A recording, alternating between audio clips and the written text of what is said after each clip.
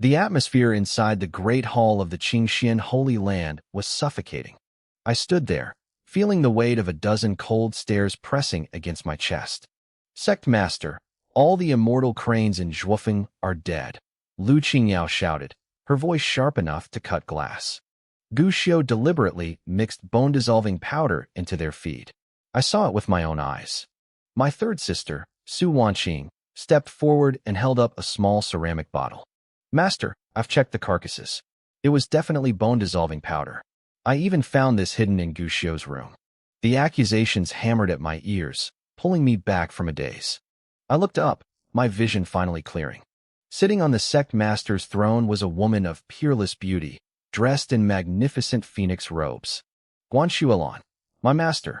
She looked down at me, her face a mask of stern authority. Gu Xiu, she said, her voice freezing the air. Tell me, is what they say true? I didn't answer immediately. My mind was reeling. Just a moment ago, I had been arguing my innocence, but then everything had blurred. I had entered a trance, a dream that felt like it lasted 10,000 years. In that vision, I saw my entire life play out from the perspective of a bystander. I saw my past, my present, and the miserable end that awaited me. Gu Xiu, the evidence is right here, Lu Qingyao barked. Stop trying to play dumb. You're just bitter because the sect made you feed spirit beasts, aren't you? You did this to vent your pathetic frustration. She turned to Guanshuolan, her lip curling in disgust. Master, I told you before, Gu Xiu doesn't deserve to stay at Zhuofeng. He's not even fit to feed the animals. Su Wanqing sighed, shaking her head with a look of pity that felt like a slap. 500 years ago, you were an upright man. I never thought you'd fall this low. If you didn't want to feed the beasts, you should have just said so. Why resort to such extreme measures? She paused, her eyes narrowing. I thought you only lost your cultivation and your foundation over the last 5 centuries. I didn't realize you had lost your heart as well. These were my sisters. Lu Qingyao was a world-renowned beast tamer, and Su Wanqing was the chief alchemist of the Holy Land. And the woman on the throne was the one who had raised me. They all looked at me with the exact same expression, pure, unadulterated loathing. They didn't see a hero who had sacrificed 500 years in a forbidden zone to save this sect. They saw a piece of trash that needed to be thrown out before it stained the floor. I thought back to the vision I just had. In that 10,000-year dream, I learned the truth. The cranes weren't poisoned by me. Su Wanqing had done it, and Lu Qingyao had helped her. Their goal was simple. They wanted to kick me out of my residence at Zhuofeng. They wanted that prime location to build a spirit beast garden for their new favorite, the youngest disciple, Jiang's son.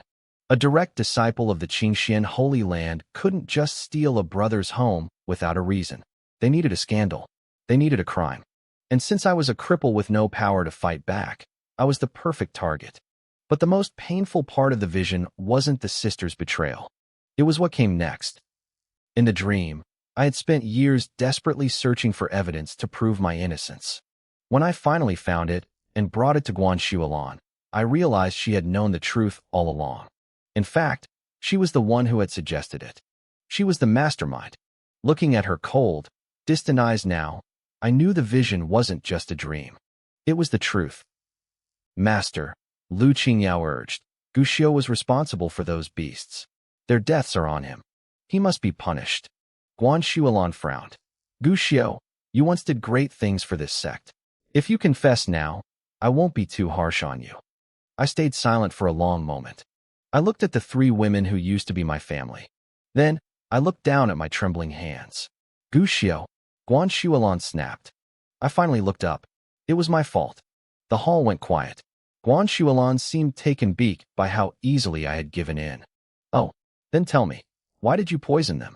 I didn't poison them, I said calmly. Are you playing games with me? She growled. No, I replied, my voice flat. I was in charge of feeding them. They are dead under my watch. Therefore, I am at fault. I accept the responsibility. Guanshuolan's face turned red with anger. She felt like I was mocking her. You stubborn fool. Since you refuse to truly repent, you will be punished. 7 days in the water dungeon. And you are to move out of Zhuofeng immediately. You are never to step foot near the spirit beasts again. I saw the flash of relief and triumph on my sisters' faces. I didn't say a word. I just turned around and walked out of the hall. There was no sense of injustice in my heart. There wasn't even anger anymore. I just felt a deep, hollow sense of irony. I was an orphan, picked up by the previous sect master and handed over to Guanshualan to be raised. Those early years were the happiest of my life. I was a prodigy, the chosen successor, pampered by my master and 7 older sisters. I was the hope of the sect. Then, 500 years ago, the Fuyuan Forbidden Zone opened. The Qingxian sect was on the verge of collapse and needed someone to enter the zone, endure 5 centuries of torture, and claim the providence hidden within. I stepped forward. I sacrificed myself for them. For 500 years, I suffered unspeakable agony. I fought, I bled, and I held on by my fingernails just to bring that power back to my home. I succeeded. Because of me, Qingxian rose from a dying third-rate sect to a top-tier holy land. But the price was my life. My meridians were shattered. My foundation was destroyed. My soul was cracked. Every breath I took was a battle against constant, stabbing pain. I thought it was worth it. I thought I was coming home to the people I loved. But 500 years is a long time. The world had moved on. The sect had become powerful. My sisters had become legends in their own right. And when I finally crawled back, there were no cheers. No gratitude. The first thing they told me when I returned was that I was a useless cripple. And today, I realized they didn't just think I was useless. They wanted me gone. My cultivation was gone. My foundation was shattered. I had no hope of ever practicing martial arts again. The sect elders didn't waste any time. They gave my position as the holy son to someone else. His name was Jiang Sun, my junior brother. He wasn't the strongest yet, but his talent was undeniable. They said he had the same potential I once had. They called him the second Lin Yuan, the one who would lead the Qingxian Holy Land to new heights. You can stay here and live out your days in peace, they told me. Don't worry. The sect will provide for you until the end. Those words hurt, not because of their pity, but because I realized I could no longer serve the home I loved. I didn't know then that I had become the sect's greatest burden. At first, they were polite. Then, they became indifferent. Eventually, I was just an eyesore, a useless man everyone loathed. But the vision I had just seen, that glimpse into the future, was even more pathetic. Even in my broken state, I would eventually sacrifice my life for the sect. And for what? Not a single person mourned me. While I died, the entire sect was cheering for Jiang Sun's latest breakthrough. Not one tear fell for me. They only regretted it when Jiang Sun finally showed his true colors. He turned on them, and the Qingxian Holy Land fell into ruin. By then, it was too late. If that vision was truly the future, then my life was a tragedy. I shook my head, clearing my thoughts.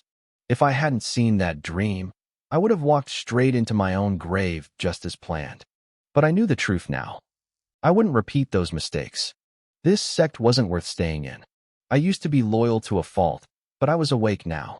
If my past life was lived for them, this life would be for myself. I needed to leave. But before I walked away from Qingxian forever, I had to reclaim 2 things. 2 treasures that belonged to me. I sprinted toward my quarters. Along the way, I passed several disciples. They all looked right through me, acting as if I didn't exist. By rank, I was their martial uncle, but these Foundation establishment disciples weren't about to show respect to a crippled mortal who had lost the favor of the sect master. I didn't care. I only cared about my treasures. According to my vision, one of them was supposed to be stolen today. I had to get there first. I finally reached my residence, the Zhuofeng house, panting for breath. My heart sank. Even though I ran, someone was already standing at my door, and he was holding my prize. The man turned to face me. He wore a look of deep concern. "Senior brother, are you all right? I heard Master punished you. I was so worried. I had to come see you." He wore elegant green robes and had a face like polished jade. Even though his cultivation wasn't peak yet, he carried a natural aura of destiny. This was Jiang Sun, my kind junior brother. It was hard to believe this innocent-looking boy was the monster from my vision, the one who would trick the entire sect and eventually sacrifice all my sisters and our master to achieve his goals. But I knew it was real. Every bit of bad luck I'd had since returning, every ounce of pain from my midnight soul wounds, had been his doing. He had been plotting against me before I even stepped foot back in the sect. Why are you bothering with him, junior brother? A sharp voice cut in. It was Lu Qingyao, my seventh sister.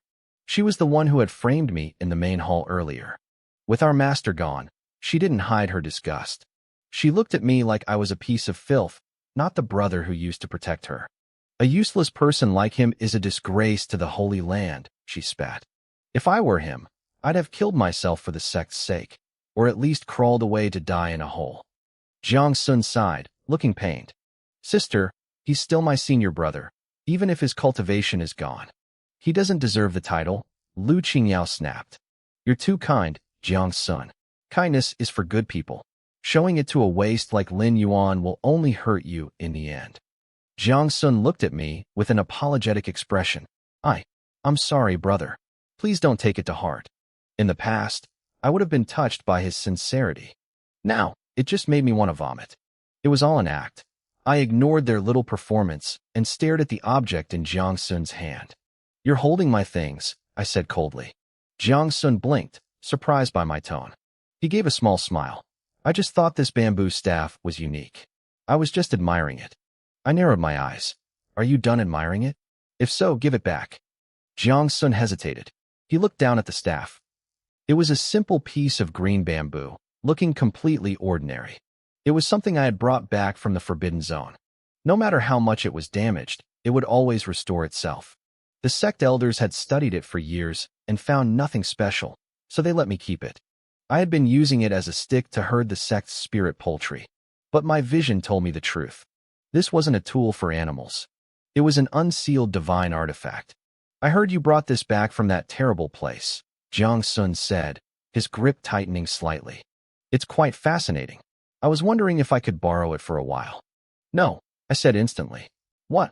I don't like people touching my things, I said, stepping forward. I've used that staff for a long time. I'm attached to it. Jiang Sun didn't move. He looked at Lu Qingyao, his eyes pleading for help. Lu Qingyao didn't let him down. She immediately started cursing at me. Guxiao, it's just a broken bamboo stick. The fact that junior brother even likes it is a blessing for this trash. Don't be so ungrateful. Whether it's a broken stick or a good one, it belongs to me, I replied calmly. I raised an eyebrow, ignoring her entirely. Instead, I fixed my gaze deep into Jiang Sun's eyes. If I choose to give it to you, you can take it. But if I don't give it, you cannot snatch it. As I spoke, a wave of terrifying killing intent erupted from my eyes. My cultivation was gone, yes, but I had spent 500 years in the Forbidden Zone. Every single day of those 5 centuries had been defined by slaughter. That instinct was carved into my very bones. It would never disappear. Even someone like Jiang Sun, who was blessed by fate and talent, was momentarily dazed by the sheer weight of my gaze. While he was distracted, I reached out and snatched the bamboo staff back. Guxiao, what are you doing?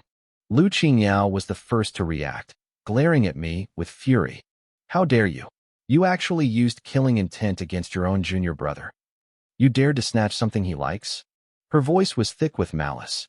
As she spoke, she released the crushing pressure of a golden core cultivator without holding back, intending to swallow me whole. Unfortunately for her, I wasn't afraid of anyone's killing intent. And as for her pressure, to be honest, even though my cultivation was ruined, the mere aura of a golden core stage meant nothing to me. Facing the enraged Lu Qingyao, I simply gripped the green bamboo staff tightly. My expression remained peaceful as I looked her straight in the eye. This is mine. Yours, she hissed. Don't you know that the entire sect must do everything to satisfy junior brother's needs? He is our future. If you withhold resources from him, are you trying to ruin our sect's greatest genius? She was trying to label me a traitor to the sect. I frowned at the sheer absurdity of it. Even so, I didn't budge. I won't give this bamboo staff to anyone. And I certainly won't give it to him. Aren't you afraid to die? Lu Qingyao asked, her voice dripping with hatred. I stood tall, neither humble nor arrogant. Do you actually dare to kill me? You. Before Lu Qingyao could say another word, Jiang Sun stepped in to play the peacemaker. Sister, forget it. I was just curious about the staff. I never intended to force brother to give it up. Since he likes it so much, I don't want it anymore. Please, Let's not damage our bond over this. His words gave Lu Qingyao a way out. She knew she didn't actually dare to kill me. Killing a fellow disciple was a major taboo, and despite everything, I was still a hero who had sacrificed for the Qingxian sect. Treating me poorly was one thing, but if she actually executed me on the spot, the sect's reputation would be ruined forever. Gu Xiao, look at yourself. Then look at Jiang Sun. The difference is night and day. Lu Qingyao ground her teeth and cursed. Then she turned to Jiang Sun. Don't worry, junior brother. I'm going to find Master right now. With her orders, he won't just give up that broken stick. He won't dare stop you even if you want this entire bamboo forest. Jiang Sun acted hesitant. Sister, your kindness is enough, but really, I don't need the stick. What do you mean you don't need it? Lu Qingyao snapped. Some people have no manners. I need to teach him how to follow the rules. With that, she summoned a cloud and flew off, clearly heading to Guanshuolan to demand an order. Jiang Sun didn't waste time either. He pulled out a flying sword and tossed a parting comment my way. I'm so sorry, brother. Truly. I'll go try to talk sister out of it. Please don't take it to heart. He chased after her. As soon as they were gone, I couldn't help but marvel at the performance. Truly impressive. His acting was top tier. If I hadn't been watching him closely, noticing the flicker of contempt and hatred hidden deep in his eyes, I might have actually believed he was a decent person. I turned my attention back to the green bamboo staff. In the vision of the future I had seen, this staff possessed a terrifying power, the ability to strike down the heavens themselves. It was supposed to be my greatest opportunity, but in that timeline, I had foolishly given it to Jiang Sun. Now, it was back in my hands where it belonged. But now wasn't the time to study it. I hurried into my house and spotted an ancient book sitting on my desk. I grabbed it and tucked it into my robes. This was my second great treasure from the Forbidden Zone. Just like the staff, I had handed it over to the sect the moment I returned. And just like the staff, they had studied it, found nothing, and tossed it back to me like trash. With both items secured, I sat down and picked up a brush. I wrote slowly, pausing after every word. It took me the time of a single cup of tea to finish the last stroke. Right then, a powerful pressure descended upon the house. Guan Shuolan's cold voice echoed from outside. Gu Xiao, do you know your crimes? In the past, those words would have sent me into a panic. I would have been terrified of her disapproval. But this time, I felt nothing. I calmly picked up the paper and walked out of my shack. Guan Shuolan stood at the gate, her brow furrowed in a deep scowl. Jiang Sun and Lu Qingyao stood behind her. Jiang Sun still wore that sickeningly apologetic mask, while Lu Qingyao looked at me with smug derision. Her eyes said it all. Asterisk see? This is what happens when you cross me. Asterisk. I wasn't angry. Instead, I thought about the miserable end Lu Qingyao faced in my vision. I almost wanted to laugh. Karma really was a circle. Gu Xiao, you're still smiling. Lu Qingyao barked. My smile clearly made her uncomfortable. She turned to Guan Shuolan. Master, look at him. He's just jealous of junior brother. He's a petty, envious person. He must be punished. Jealous? I found that even funnier. In the 3 years since I returned from the Forbidden Zone, I hadn't felt a shred of jealousy. I had tried to help Jiang Sun selflessly, and now, because I wouldn't give him a broken stick, I was suddenly consumed by envy. I didn't argue. I just looked at Guan Shuolan. I wanted to see how my master would handle this. She was the one who had raised me, after all. To say I had no expectations left would be a lie. But my hope was misplaced. Gu Xiao, as the senior brother, you should be supporting your junior, Guan Shuolan said, her voice heavy with disappointment. Instead, you let jealousy drive you to cause this trouble. I am truly disappointed in you. Disappointed. She was disappointed in me. A smile broke across my face, a mix of bitterness and pure, soaring relief. Good. Very good, Gu Xiao. Lu Qingyao screamed. Master is questioning you, and you have the nerve to laugh? Master, he's mocking you. You have to punish him. Guan Shuolan frowned. Gu Xiao, why are you laughing?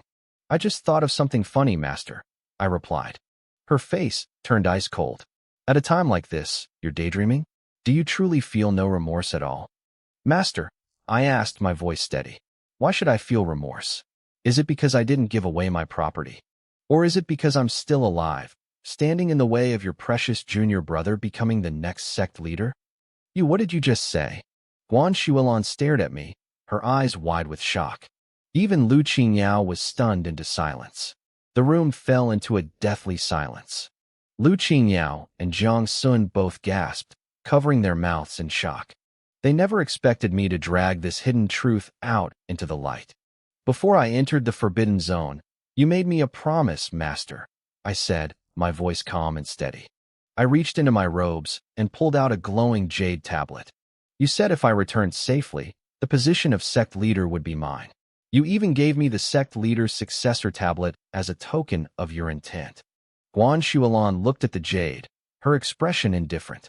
At the time, you truly had the bearing of a future leader. But now, look at your situation. I'm a cripple, isn't that it? I asked with a faint smile.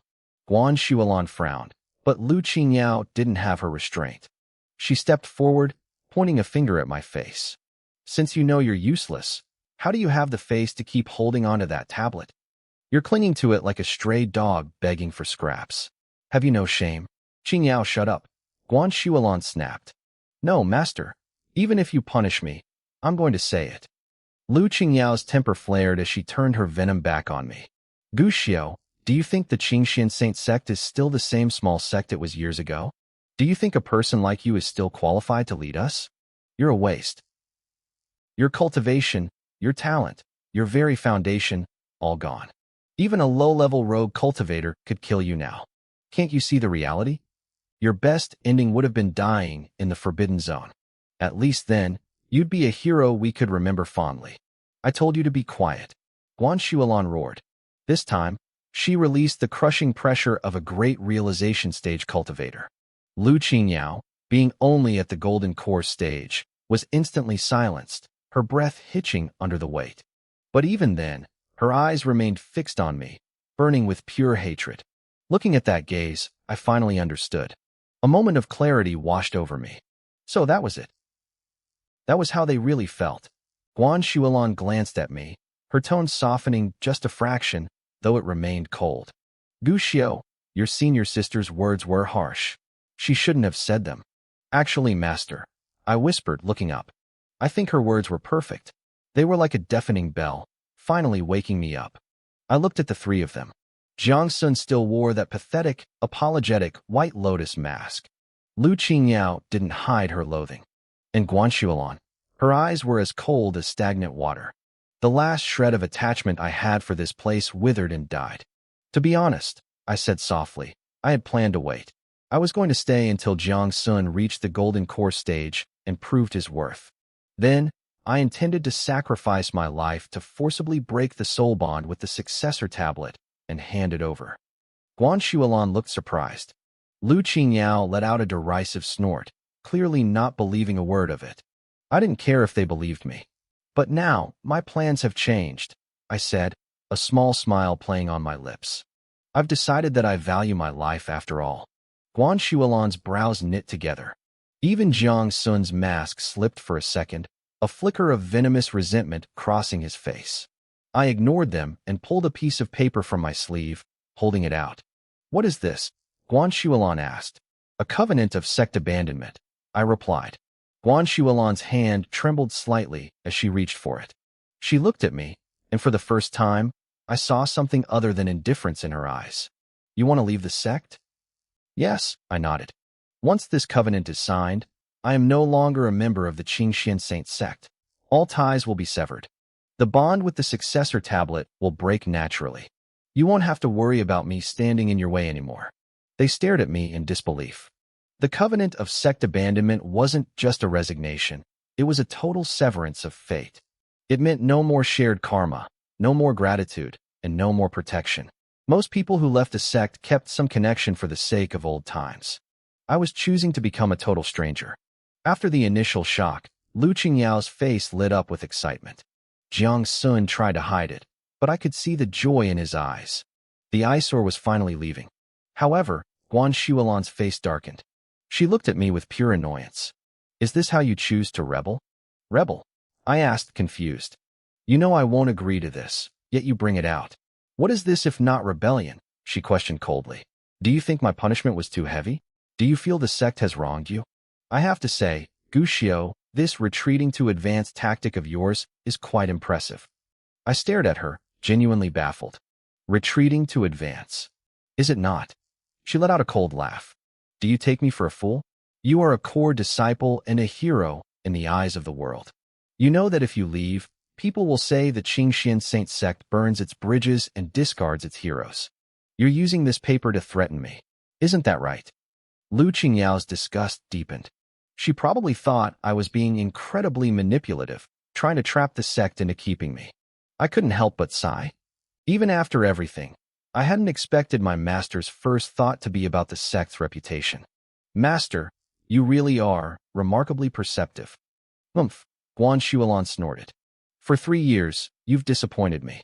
I held on to a sliver of hope for you, but your jealousy runs deeper than I thought. Fine, you won't go to the water dungeon. Go to the cliff of reflection instead. Stay there for 3 years and think about what you've done today. I didn't move. What now? She snapped. I wish to leave the Qingxian Saint sect, I repeated. I ask for your permission, sect leader Guan. Her eyes turned electric with rage. You still dare to threaten me? She unleashed her full pressure. The weight was agonizing. My knees buckled, and I nearly hit the floor, but I forced myself to stay upright. I bowed slowly, every bone in my body screaming. I ask for your permission, sect leader Guan. Do you think I won't break you? She roared. The pressure intensified. I heard my bones creaking, a dull thud in my chest. I coughed up a mouthful of blood. She huffed in anger, and the force hit me like a physical hammer. My hair tie snapped, and my white hair fell around my shoulders like a waterfall. I stumbled back half a step, but I kept my back straight as a spear. I wiped the blood from my chin and spoke again, my voice loud and clear. I ask for your permission, sect leader Guan. Kill intent flared in her eyes. But eventually, she let out a harsh, bitter laugh. Fine. Good. You are very good, Gushio. The pressure vanished. I slumped forward, coughing up more blood, my body feeling like it was held together by threads. But I didn't care about the pain. I watched as Guan Shuolan snatched the paper. She channeled her energy into her finger and began to sign her name in glowing script. She reached the very last stroke. Guan Shuolan stared at me, her face a mask of icy indifference. If you think I'm someone you can manipulate or threaten, you're dead wrong, she said, her voice dropping to a dangerous low. I'll ask you one last time. Do you truly wish to abandon the sect? There was no reason to hesitate. In the visions I'd seen, this sect was nothing but a cage, a demon's den that would drain every drop of my blood and soul. I didn't blink. I asked for your permission, sect leader Guan. I shouted. For a split second, she wavered. But when she saw the absolute lack of regret in my eyes, she hardened her heart. She snapped her fingers and made the final stroke on the parchment. The paper wasn't just paper anymore. As soon as her signature was complete, a blinding golden light erupted from the contract. It drifted up into the sky above the Qingxian Saint sect, triggering the laws of heaven and earth. I felt a sharp, pulling sensation deep in my soul. Something was being ripped away from me. It was the sect's luck, the spiritual connection I had held for centuries. As that connection severed, the sect leader's jade token flew out of my hand and zipped back to Guan Shuolan. To the other disciples watching, I was losing the greatest fortune in the world. But to me, it felt like a heavy chain had finally snapped. The tiger returns to the deep mountains. The dragon dives back into the ocean. The wind had arrived, the tide was high, and my path was finally clear. Thank you for your permission, sect leader Guan, I said, bowing one last time. According to the rules, those who leave must return all treasures and abolish their cultivation. I returned every artifact 3 years ago. As for my cultivation, it's already gone. We owe each other nothing. I turned around and walked away without looking back. Behind me, Lu Qingyao and Jiang Sun finally snapped out of their shock. Lu Qingyao looked thrilled, her eyes glowing as she watched me leave. Jiang Sun acted the part of the worried brother, looking conflicted. Master, Jiang Sun stammered. Brother Gu is just confused. We should. Do not mention his name again, Guan Shuolan interrupted, her voice cutting like a blade. He thought he could threaten me. I will show him that I am beholden to no one. Spread the word. From this day forward, Guxiu has no connection to the Qingxian Saint sect. No disciple is allowed to help him in any way. I want to see how he survives a single day without our protection. Her voice was loud enough to echo all the way to the mountain gate. I heard every word. I simply smiled, took one last look at the grand entrance of the sect, and turned my eyes to the horizon. I hoped this goodbye was forever. Whatever hardships lay ahead, I would simply walk over them. But as I stepped past the boundary, something shifted in the spirit world. Deep inside the sect's inquiry pavilion, a beautiful woman in black robes suddenly gasped. Blood sprayed from her lips, staining the floor. Her face turned deathly pale. This was Nian Zhaoxi, the eldest senior sister and the master of the inquiry pavilion. She was a master of divination, someone even Guan Xuelan treated with utmost respect. "How is this possible?" she whispered, her voice trembling. "The sect's luck? 500 years of prosperity. Why did it just vanish?" She scrambled to find her divination coins. She threw 6 bronze coins onto the table, but halfway through the ritual, they exploded into gray ash. Her heart hammered against her ribs. She grabbed a sacred tortoise shell, but before she could even begin the chant, the shell caved in as if hit by an invisible fist. Nian Zhaoxi gritted her teeth, refusing to stop. She pulled out a Starlogic chessboard, her most precious life-bonded tool. The moment it appeared, a crack slammed through the center, splitting it perfectly in half. The backlash hit her hard. She coughed up more blood, her internal organs screaming in pain. But she had to know. She pulled out an ancient bronze mirror, risking her very life force to see the truth. The mirror didn't break. Instead, an image flickered to life. It showed a figure in white robes with long, snow-white hair. He was walking away, radiating a sense of profound loneliness and transcendence. Suddenly, the figure in the mirror seemed to feel her gaze. He turned his head and looked back. That single glance was enough. The bronze mirror shattered into 1,000 pieces. Nian Zhaoxi collapsed, falling into a deep, forced coma. "Sister, eldest sister, please wake up." Nian Zhaoxi opened her eyes to see her third junior sister, Su Wanqing, hovering over her with a panicked expression. "Sister, divination is against the natural order," Su Wanqing cried. "If you hadn't stopped, you would have drained your entire lifespan. What could possibly be worth such a risk?" Nian Zhaoxi hesitated. The vision was too terrifying to speak aloud. If she told her sister what she saw, the heavens might strike them both down. She forced herself to sit up, her movements frantic. "I need to see him," Nian Zhaoxi gasped. "There's no time." "See who? I'll find them for you," Su Wanqing promised. "My junior brother. Where is he?" Su Wanqing sighed. "Junior brother Jiang Sun has already entered the sword pavilion to practice. You won't be able to see him right now." Nian Zhaoxi frowned. "Not Jiang Sun. I mean Guxiu." Su Wanqing's face soured. "Guxiu? He's not our brother anymore. He was jealous of Jiang Sun and tried to threaten Master with leaving the sect. Master didn't take the bait and signed his release. He's gone." Nian Zhaoxi stopped breathing. The timing matched perfectly. The moment Guxiu left was the exact moment the sect's luck evaporated. "Where is he now?" Nian Zhaoxi demanded, grabbing her sister's arm. "Which way did he go?" Su Wanqing looked confused by the desperation in her sister's eyes. "He used a formal exit contract, so we can't track him. Besides, why does it matter? He has no cultivation. He's just a mortal now." I knew he couldn't have gone far. A man with no cultivation and no money had very few options. The most logical destination was Qingxian City at the base of the mountain. I didn't even wait for my sister to finish her sentence. I blurred into motion, flying out of the pavilion of heavenly inquiry like a streak of light. I had to find Guxiu. I didn't care why the forbidden person from my vision looked like him, or why the sect's luck had vanished the moment he stepped out the gate. All I knew was that it was all connected to him. I had to find him and bring him back, no matter what. But I was destined to fail. Guxiu wasn't a fool. He didn't follow the common path toward the city. Instead, the moment he left the sect gates, he turned in the opposite direction. He headed straight into the Tianqi Mountains, a place crawling with vicious beasts and deadly terrain. To anyone else, this was a suicide mission. But Guxiu had spent years training in these mountains 5 centuries ago. He knew every ridge and every ravine. While the hearts of people changed over 500 years, the wild mountains remained the same.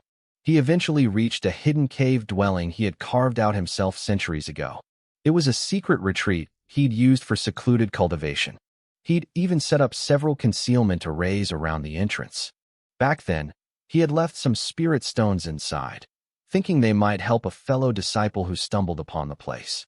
He didn't expect that 500 years later, the stones would still be there, untouched by anyone except a few nests of snakes and insects. He cleared out the pests, placed the spirit stones into the array to power the concealment, and did a quick cleaning. It was a safe house once more. As he waited for his food to cook over a small campfire, he pulled out 2 items: a green bamboo rod and a nameless ancient book. These were the only things he had brought out from the Forbidden Land. For years, he hadn't known how to use them, and even the sect elders had dismissed them as junk after failing to unlock their secrets. But the vision had changed everything. In those flashes of the future, Gushio had seen the true power of these treasures. First was the bamboo rod. It was a legendary tool that could fish from the heavens once every 10 days. However, it required a specific technique and spiritual energy to activate. Since his cultivation was gone, he set it aside for now. Then, he picked up the nameless book. He opened the first page and read the familiar lines about the nature of heaven, earth, and the soul. He had memorized these words over the last 3 years, but they had always felt like riddles.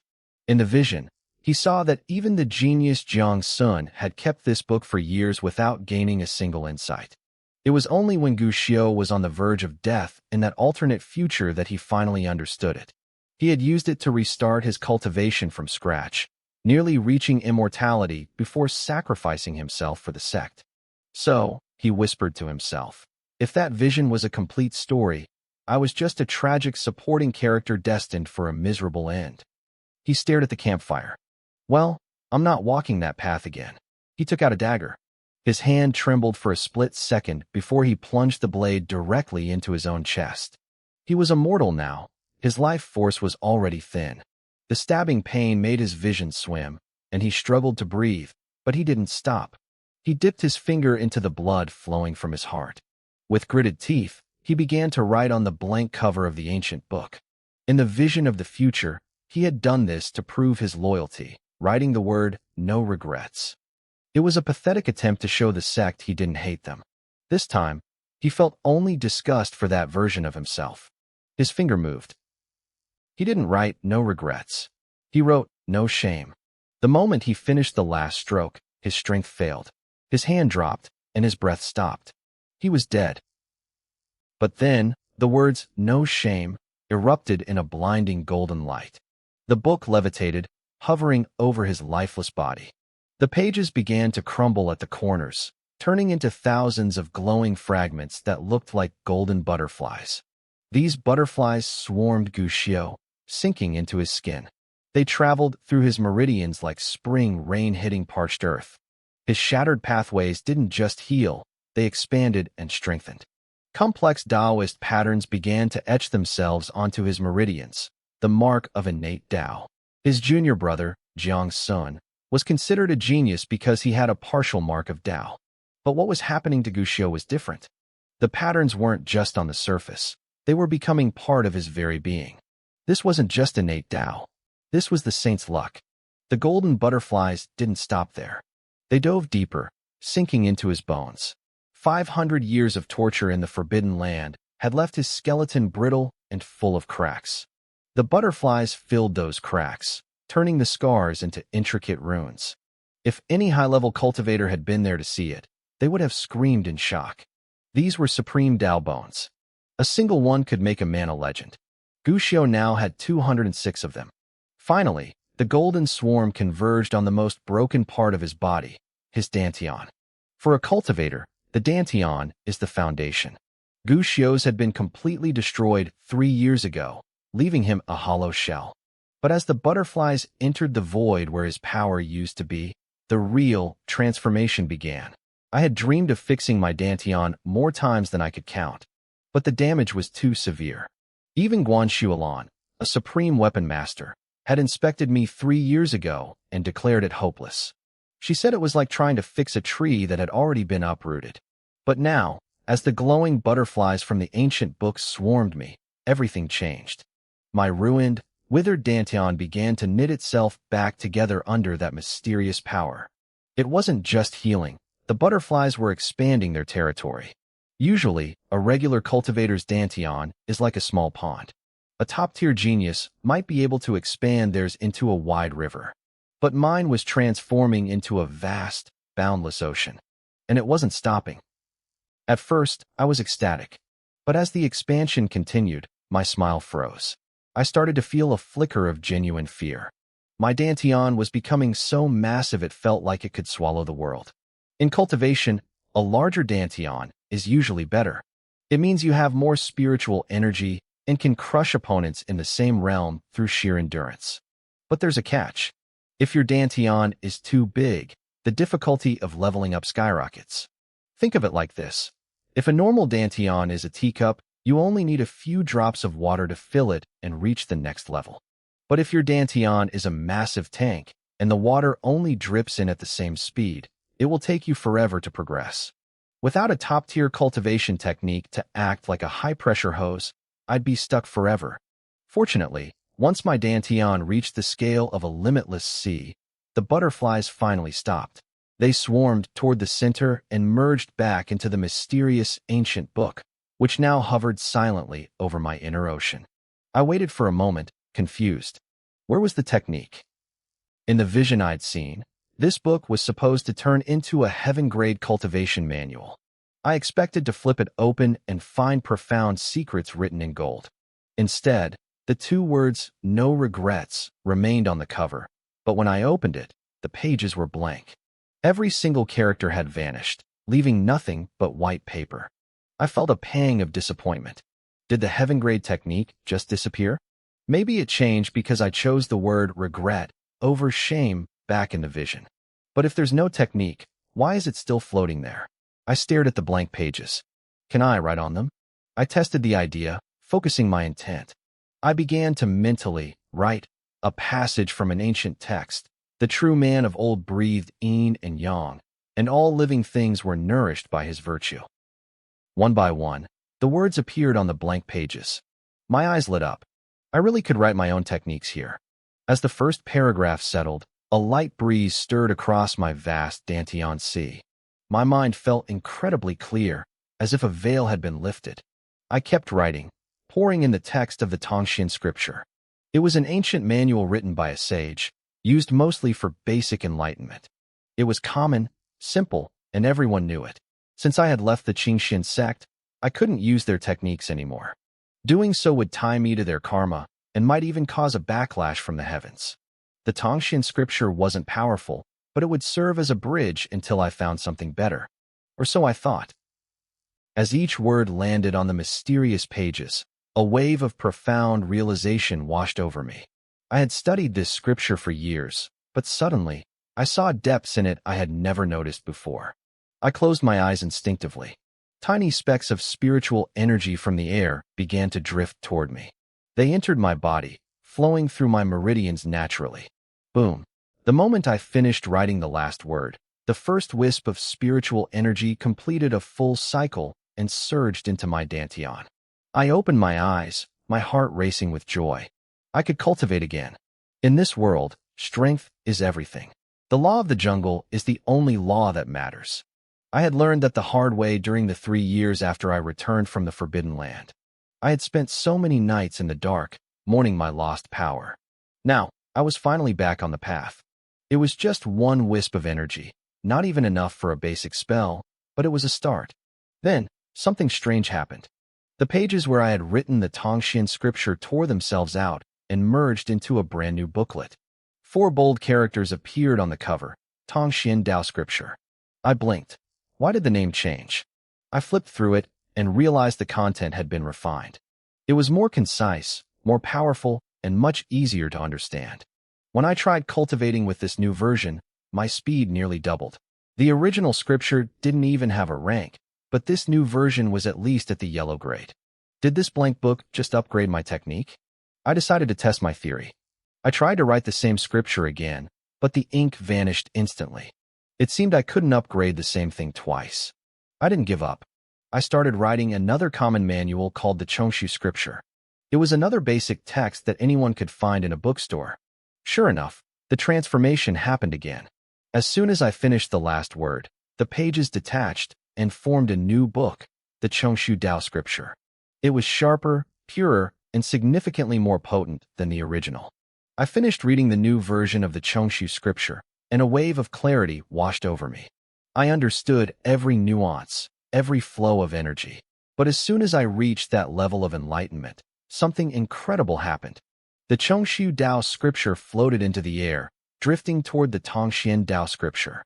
They touched, glowed, and merged into a single, brand-new book, the Xuanxu scripture. I stared at it, my eyes wide. I could merge techniques? Creating a cultivation manual usually took centuries of profound understanding and trial and error. One wrong step meant internal damage or death. Merging two existing techniques was even harder. It required a perfect mastery of both. Yet, this nameless booklet did it for me in seconds. A wild thought struck me. If I could keep merging, could I eventually create the ultimate technique? I checked the nameless booklet. The pages I had used were back, blank and ready for more. I didn't hesitate. I pulled out a copy of the Huangting scripture, another common manual known by almost every cultivator. I wrote it down, and just like before, it transformed into the Huangting Dao scripture. This time, it didn't merge immediately. I realized I had to actually comprehend the new version first. I flipped through the pages. With my new clarity, it took only a single reading to master it. A golden light flashed from the pages. I quickly did the same for the Xuanxu scripture. It was more complex, but I grasped its core within minutes. Another flash of gold. The two books collided and fused. When the light faded, I held the Xianting Su scripture. I checked its power and nearly dropped the book. This was a mystery-grade technique. To put that in perspective, the Qingxian art, the very technique the Qingxian Saint sect gave to its elite inner disciples, was only mystery-grade. I had just created something equal to a sect's foundation using 3 basic manuals found in street-side bookstores. If I found stronger base materials, what could I create? Could I merge sword arts? Or movement techniques? I wanted to try, but I hit a wall. Every sword art I knew came from the Qingxian sect. Since I had signed that soul contract to sever ties, using their secret arts would trigger a heavenly backlash. I had to wait. For now, I needed to reach the 3rd level of qi refining. I looked at the green bamboo pole leaning against the wall. It was a powerful tool, but it required a specific technique that I couldn't activate until I had more spiritual energy. I closed my eyes and began to cultivate. While I was buried in my work, the atmosphere in the Qingxian Saint sect's main hall was suffocating. Guan Shuolan sat on her throne, her face dark. Still no word on Gu Xiao? No, sect leader, a deacon replied, head bowed. We checked Qingxian City. He hasn't been there in 5 days. What about the neighboring cities? Suashir City and Dayton City have been cleared. There's no trace of him. Guan Shuolan slammed her hand on the armrest. He's a mortal with no cultivation. Where could he possibly go? The hall fell silent. No one dared to answer. How is Zhaoxi? Guan Shuolan asked, her voice tight. Peak Master Su sent word, the deacon stammered. The eldest senior sister suffered a backlash from the heavens, but she was treated in time. She's still unconscious, but out of danger. However what? Even in her coma, she keeps calling out for junior brother Gu Xiao. Guan Shuolan's expression soured. It had been 5 days since I signed those papers. For the first 2 days, she hadn't cared. She had even forbidden anyone from helping me, convinced that I was just throwing a tantrum to get attention. She thought that once I tasted the harsh reality of the world as a cripple, I'd crawl back and beg for forgiveness. But then Nian Zhaoxi had collapsed. She had nearly died trying to divine my location, her soul scorched by the heavens. That was when Guan Shuolan realized I was truly gone. She figured she had punished me enough and was ready to allow me back, only to realize she couldn't find me. For the first time in 500 years, Guan Shuolan felt like she was losing control. It was a sickening feeling. Where is Qin Moran? Guan Shuolan demanded. Bring her here. Qin Moran was the 5th disciple, a master of talismans. She arrived shortly after, dressed in a simple gray and white robe, looking as elegant as a painting. She bowed perfectly. Master, you summoned me?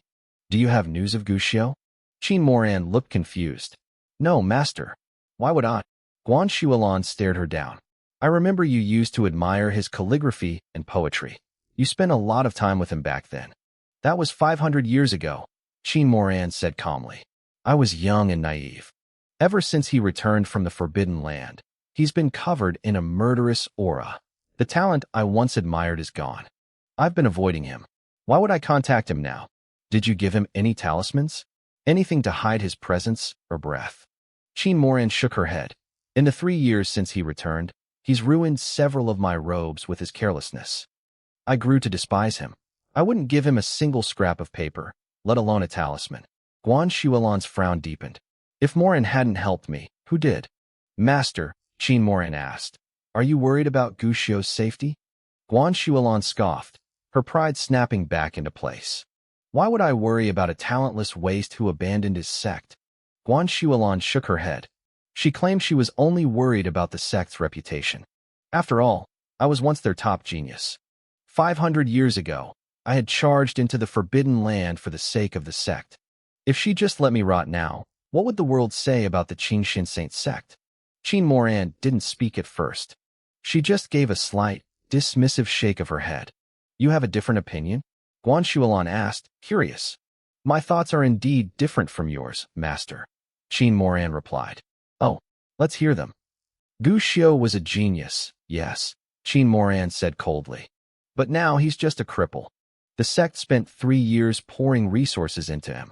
We've already fulfilled our moral obligations. As for him entering the Forbidden Land 500 years ago, she paused, her voice dripping with skepticism. Forgive my bluntness, but even though it's claimed he secured the fortune source for us, no one actually knows what that is. If you ask me, the sect has flourished for the last 5 centuries because of your leadership and the hard work of us sisters. I've never seen this so-called fortune source. Calling Guxiao a hero seems a bit premature. Guan Shuolan hesitated. The seed of doubt was planted. In fact, ever since I returned, this topic had been whispered about more than once. So, what are you suggesting? Guan Shuolan asked. Qin Moran fell silent for a moment, her eyes turning cold. Let the past stay in the past. Sever the ties completely. We shouldn't meet again. Isn't that a bit too heartless? Guan Shuolan asked, though her voice lacked conviction. Qin Moran shook her head again. Guxiao's talent is gone. He has no hope of ever cultivating again. That means he and we belong to 2 different worlds. Letting him leave to live or die on his own is the proper end for a mortal. Besides, you said it yourself. He tried to threaten the sect with the 7 sects covenant. If he wants to leave, let him. The sect owes him nothing. There's no need to trouble ourselves. She paused, a small, arrogant smirk playing on her lips. Actually, I think it won't be long before Guxiao comes crawling back, begging for mercy. Guan Shuolan raised an eyebrow. You think so? He grew up in the Qingxian Saint sect, Qin Moran analyzed. He has no family and no friends outside. He's a cripple with very little life left in him. The fact that the sect was willing to keep him was a massive favor. His departure is nothing but an act of overestimating himself. He'll soon taste the bitterness of the real world. When he can't take it anymore, he'll find a way to beg for the sect's forgiveness. Qin Moran was a woman who had read every sacred text. She had always been the sect's strategist. Hearing her put it this way made Guan Shuolan feel much better. She decided I was just looking for trouble. If he really can't survive out there and begs to return, Guan Shuolan said with a flash of resentment, I'll make sure he pays for his arrogance. Pass down my orders. From today, recall all search parties. Don't waste another ounce of the sect's strength on that man. The coldness in her voice made Elder Chun, the logistics elder, hesitate. Guan Shuolan frowned. Is there something else, Elder Chun? Elder Chun opened his mouth to speak, but he ultimately shook his head. I obey, sect leader. He was just a minor elder in charge of inner disciple resources. His words carried no weight. He had a different perspective, but he didn't have the status to voice it. As he walked out of the main hall, he glanced toward Zhuofeng, the peak where I used to live. He sighed softly. He had a feeling that this time, I wasn't coming back. Guxiao. Back at Dan Peak, a sharp cry rang out. Nian Zhaoxi, who had been unconscious for days, sat up in bed, drenched in cold sweat. Senior sister, you're finally awake. Su Wanqing, the third sister, rushed over. She grabbed Nian Zhaoxi's wrist to check her pulse. After a moment, she relaxed. Thank goodness. You're weak, but the internal damage has healed. You won't have any lasting issues. But you must rest. Do not try to perform any more divinations for the next few days. Nian Zhaoxi ignored the advice. Her eyes were wide with panic. Where is Guxiao? Is he back? Su Wanqing gave a helpless, bitter smile. Sister, why are you still worried about him? He's been gone for half a month already. The sect leader has already ordered us to stop looking. Why do you still care? What? How long was I out? Nian Zhaoxi's face went pale. 13 days. That long. Nian Zhaoxi was horrified. Her expression turned icy. Why did they stop searching? I told you all, we have to find him. We have to bring him back. Well, Su Wanqing stuttered. Forget it. I'll go see Master myself. Nian Zhaoxi threw off her covers and rushed toward the main peak. Guan Shuolan was busy with sect business when her eldest disciple burst in. A warm smile touched the sect leader's face. Zhaoxi, you're awake. How are you feeling? Thank you for your concern, Master.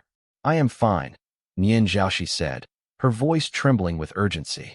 Master, I need to know why the sect stopped looking for Guxiao. The moment my name was mentioned, Guan Shuolan's smile vanished. He's had his time. Once he suffers enough, he'll come back on his own. There's no point in looking. But what if he doesn't come back? Nian Zhaoxi pressed. If he doesn't, then isn't that for the best? Guan Shuolan replied coldly. Having him here was just a burden. He was a drain on our resources. Nian Zhaoxi stood frozen. She looked at her master as if she were seeing a stranger. As a diviner, Nian Zhaoxi was destined for a lonely life. She rarely went out and rarely interacted even with her own sisters to avoid entangling her fate with theirs. She had heard that the others didn't treat me well, but she thought it was just minor friction. She never imagined her master could be this heartless. Master, that's Guxiao you're talking about, Nian Zhaoxi whispered. 500 years ago we... Do not mention the past, Guan Shuolan interrupted sharply. The path of cultivation looks at the present and the future. Dwelling on what's gone will only trap you. It's useless for your cultivation. Nian Zhaoxi felt like she'd been struck by lightning. She looked at the woman who had been her master for 5 centuries. The face hadn't changed, but the soul felt unrecognizable. Useless for cultivation, Nian Zhaoxi repeated, her voice hollow. What a wonderful excuse. Zhaoxi, Guan Shuolan said, her voice softening slightly but remaining firm. 500 years ago, you weren't even that close to him. There is no deep karma between you. I don't know why you're suddenly so obsessed, but people must move forward. If someone stops, they will eventually be left behind. I'm not being cruel. This is just how the world works. Seeing that Nian Zhaoxi still didn't understand, Guan Shuolan sighed. I am the sect leader. I have to consider the whole sect, not just my personal feelings. Guxiao's cultivation was destroyed. Every month, he consumed a massive amount of resources just to stay alive. Many disciples were already complaining. Now that he's gone, from the sect's perspective, it's actually a good thing. It was the truth. After I returned from the Forbidden Land, my body was shattered and my Tao foundation was ruined. The pain was constant. I needed expensive spiritual herbs just to survive. The other sisters had complained about it behind my back, and Nian Zhaoxi had heard the rumors, but she never thought much of it. Now, seeing her master use my suffering as a justification to discard me, Nian Zhaoxi felt a surge of rage. But he is a disciple of this sect, she shouted, finding her courage. He is your personal disciple. He went into that forbidden land for us.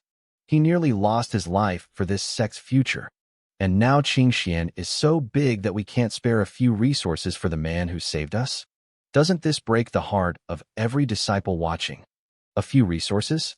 Guan Shuolan's eyes narrowed. Do you have any idea how much he cost us every month? Elder Chun, tell her. Elder Chun hesitated. He looked at the sect leader, then glanced at Nian Zhaoxi, his head hanging low. He looked like he wanted to disappear into the floorboards. Speak the truth, Guan Shuolan commanded, her voice cold and impatient. Chen shifted his weight, his voice barely a whisper. Guxiao's monthly allowance was 10 low-grade spiritual stones. Guan Shuolan started to nod, ready to justify herself. Did you hear that? Guxiao consumed 10. She stopped abruptly, her eyes widening as the number finally registered. Wait, what did you say? How much?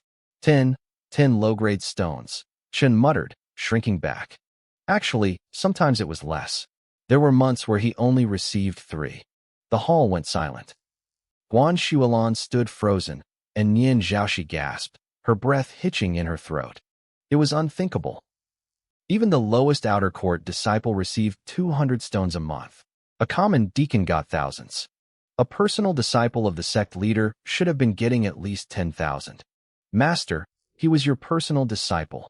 Nian Zhaoxi cried out, her voice trembling with disbelief. How is this possible? She turned her sharp gaze back to Elder Chun, demanding an answer. The elder just stared at his feet, stuttering, unable to find his words. Why are you looking at me? Guan Shuilan snapped, her brow furrowing. Gu Xiu was powerless, but he was still a personal disciple. Did you people embezzle his funds? Elder Chin dropped to his knees instantly, his forehead hitting the floor. I would never. I wouldn't dare, even if I had the heart for it. Please, sect leader, look into it yourself. Then explain it. Guan Shuilan shouted. Why was it so low? It was you, Chin stammered. You set the amount, sect leader. Guan Shuilan flinched, as if she'd been struck. Nian Zhaoxi's eyes narrowed, filled with a growing, cold fury. Nonsense, Guan Shuilan roared. When did I ever? She stopped. As a high-level cultivator, her memory was perfect. She tried to deny it, but as the memories bubbled up, the words died in her throat. Elder Chun, desperate to clear his name, kept talking. 2 years ago, Gu Xiu accidentally damaged some spiritual stones. You ordered his allowance to be cut in half as punishment. Even if it was cut in half, how could it be 10 stones? Nian Zhaoxi pressed. Chen glanced at Guan Shuilan again, then sighed. 3 years ago, when Gu Xiu first returned from the Forbidden Land, the new deacons didn't recognize him. They saw him sweeping the main hall every day and realized he had no cultivation.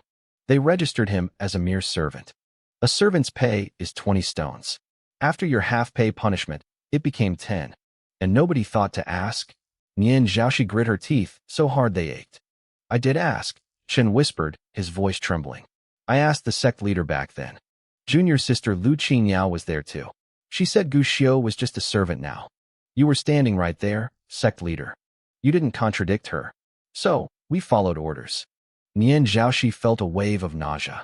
She looked at her master, then turned back to the elder. And after that, did nobody realize who he was for 3 whole years? We knew, Chen said. But once a salary is set, only the sect leader can change it. When I brought it up again, the sect leader said, she said he was just a useless person. There was no need to waste resources. She said it was good enough and not to bother changing it. Nian Zhaoxi couldn't hold back anymore. The respect she had for her master was crumbling into ash. I thought he was getting the standard inner court rate, Guan Shuilan stammered, her eyes darting away. How was I supposed to know they treated him like a servant? Besides, he's immortal now. The sect provides his food and shelter.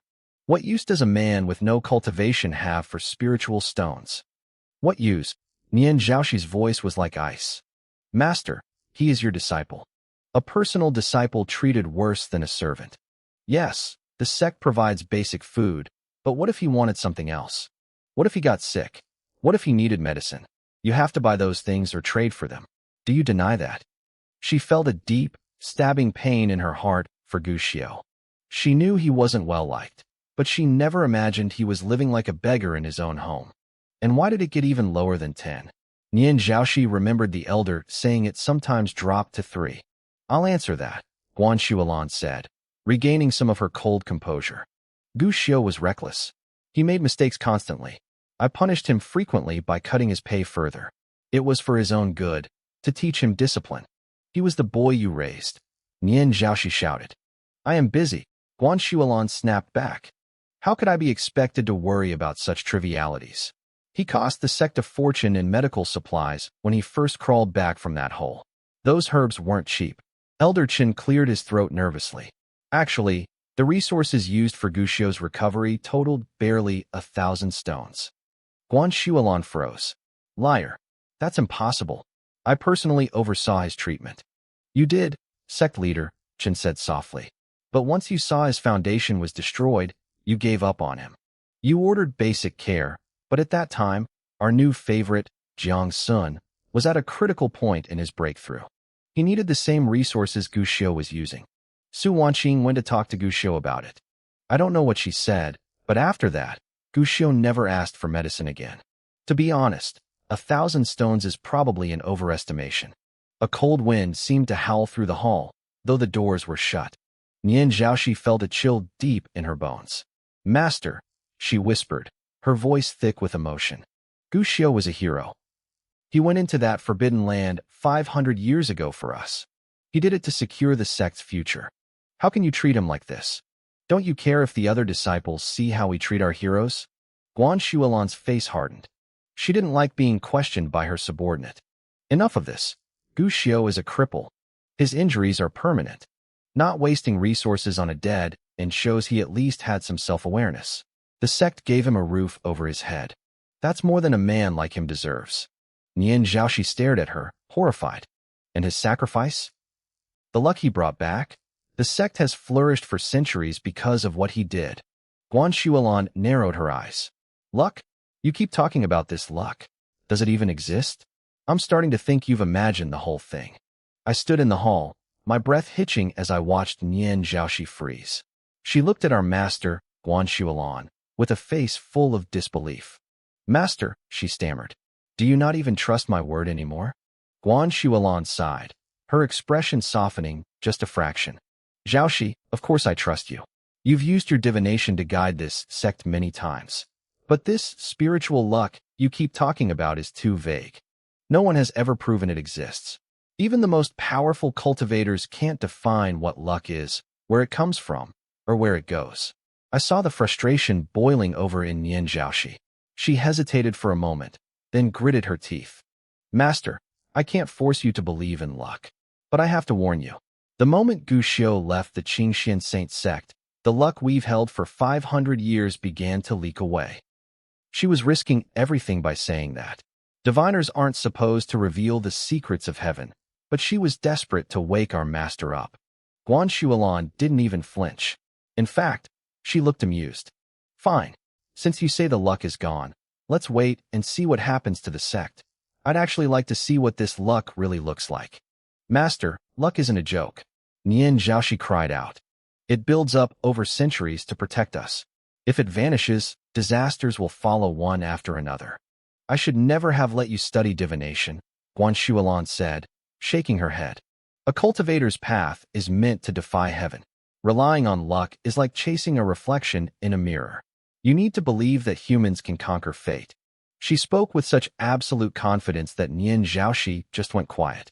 She realized there was no point in arguing anymore. She bowed her head and whispered, I'll take my leave.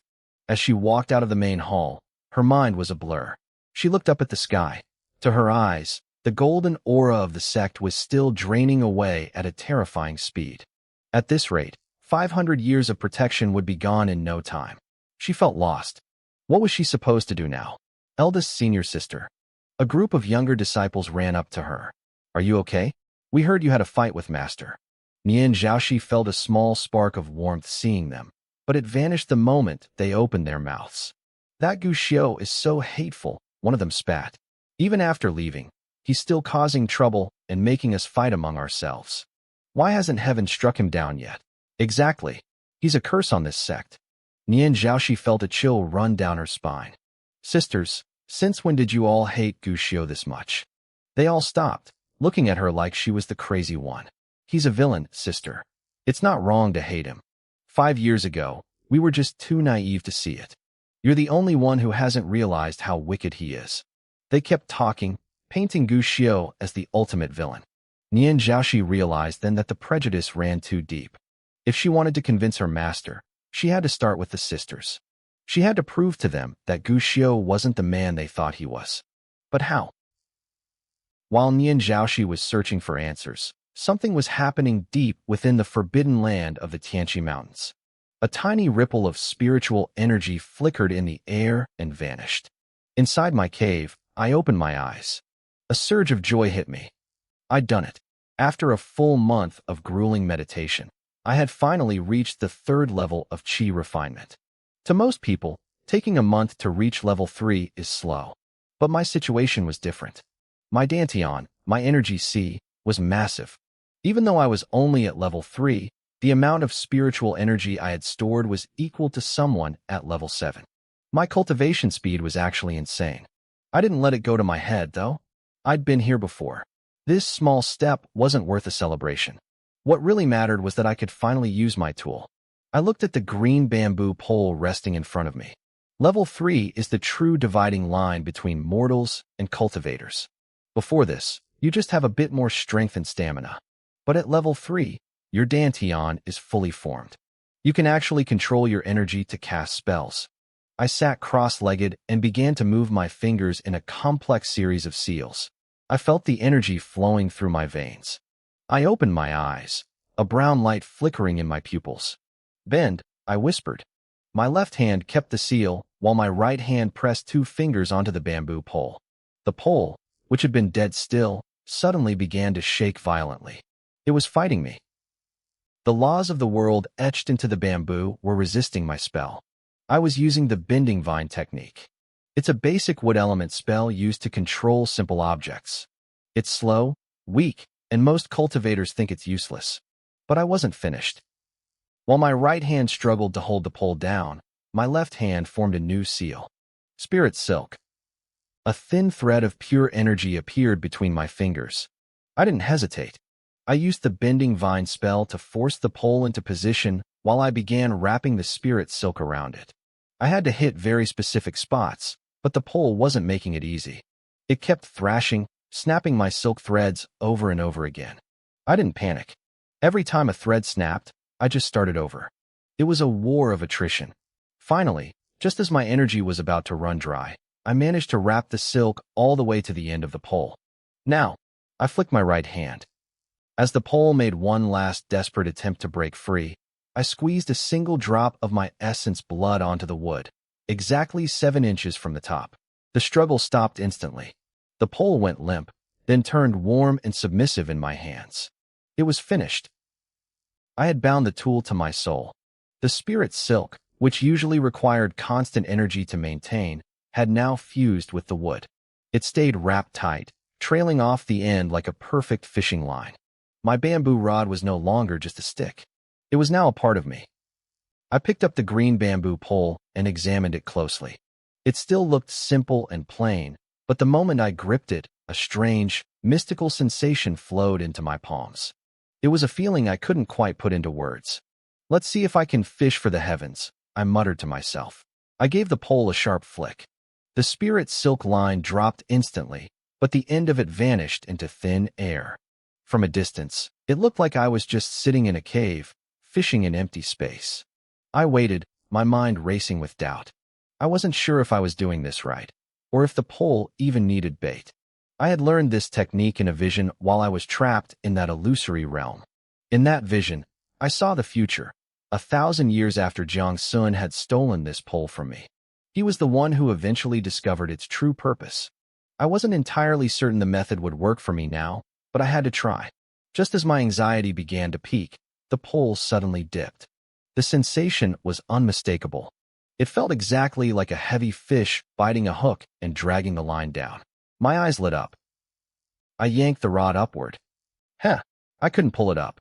A massive force surged from the other end of the line, thrashing wildly like a giant beast struggling to escape.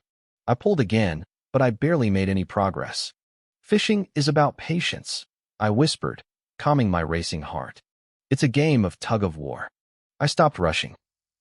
When the fish lunged, I gave the line some slack. When it tired out and relaxed, I pulled back with everything I had. We went back and forth like this for half an hour. The struggle was exhausting, but I could feel the strength on the other side fading. Finally, after one last desperate thrash from the depths, I saw my opening. Now, I heaved the rod up with a violent burst of strength. For a split second, I heard a roar, a sound so ancient and powerful it felt like a god screaming from the dawn of time. But as the end of the line broke the surface of the void, the sound vanished instantly. I looked at the end of the silk thread. There was no fish. Instead, a thick, ancient book with a deep black cover was hooked there. A cultivation manual. My heart hammered against my ribs. The blameless manual. Inside my sea of consciousness needed secret techniques and manuals to grow. I didn't hesitate. I grabbed the book and pulled it into my hands. As I read the 4 large characters on the cover, I froze. The heavenly script of talismans. Is this real? I breathed, my voice trembling. This was the legendary heavenly script. It had been lost for over 10,000 years. In the world of cultivation, the path of talismans was one of the 6 great paths. A talisman master could turn a stroke of a pen into a powerful spell. They were highly respected because their creations could be used by anyone to save lives or turn the tide of a battle. A top-tier talisman master was said to be able to seal the power of a supreme being into a tiny slip of paper. One talisman could protect a city or wipe out a kingdom.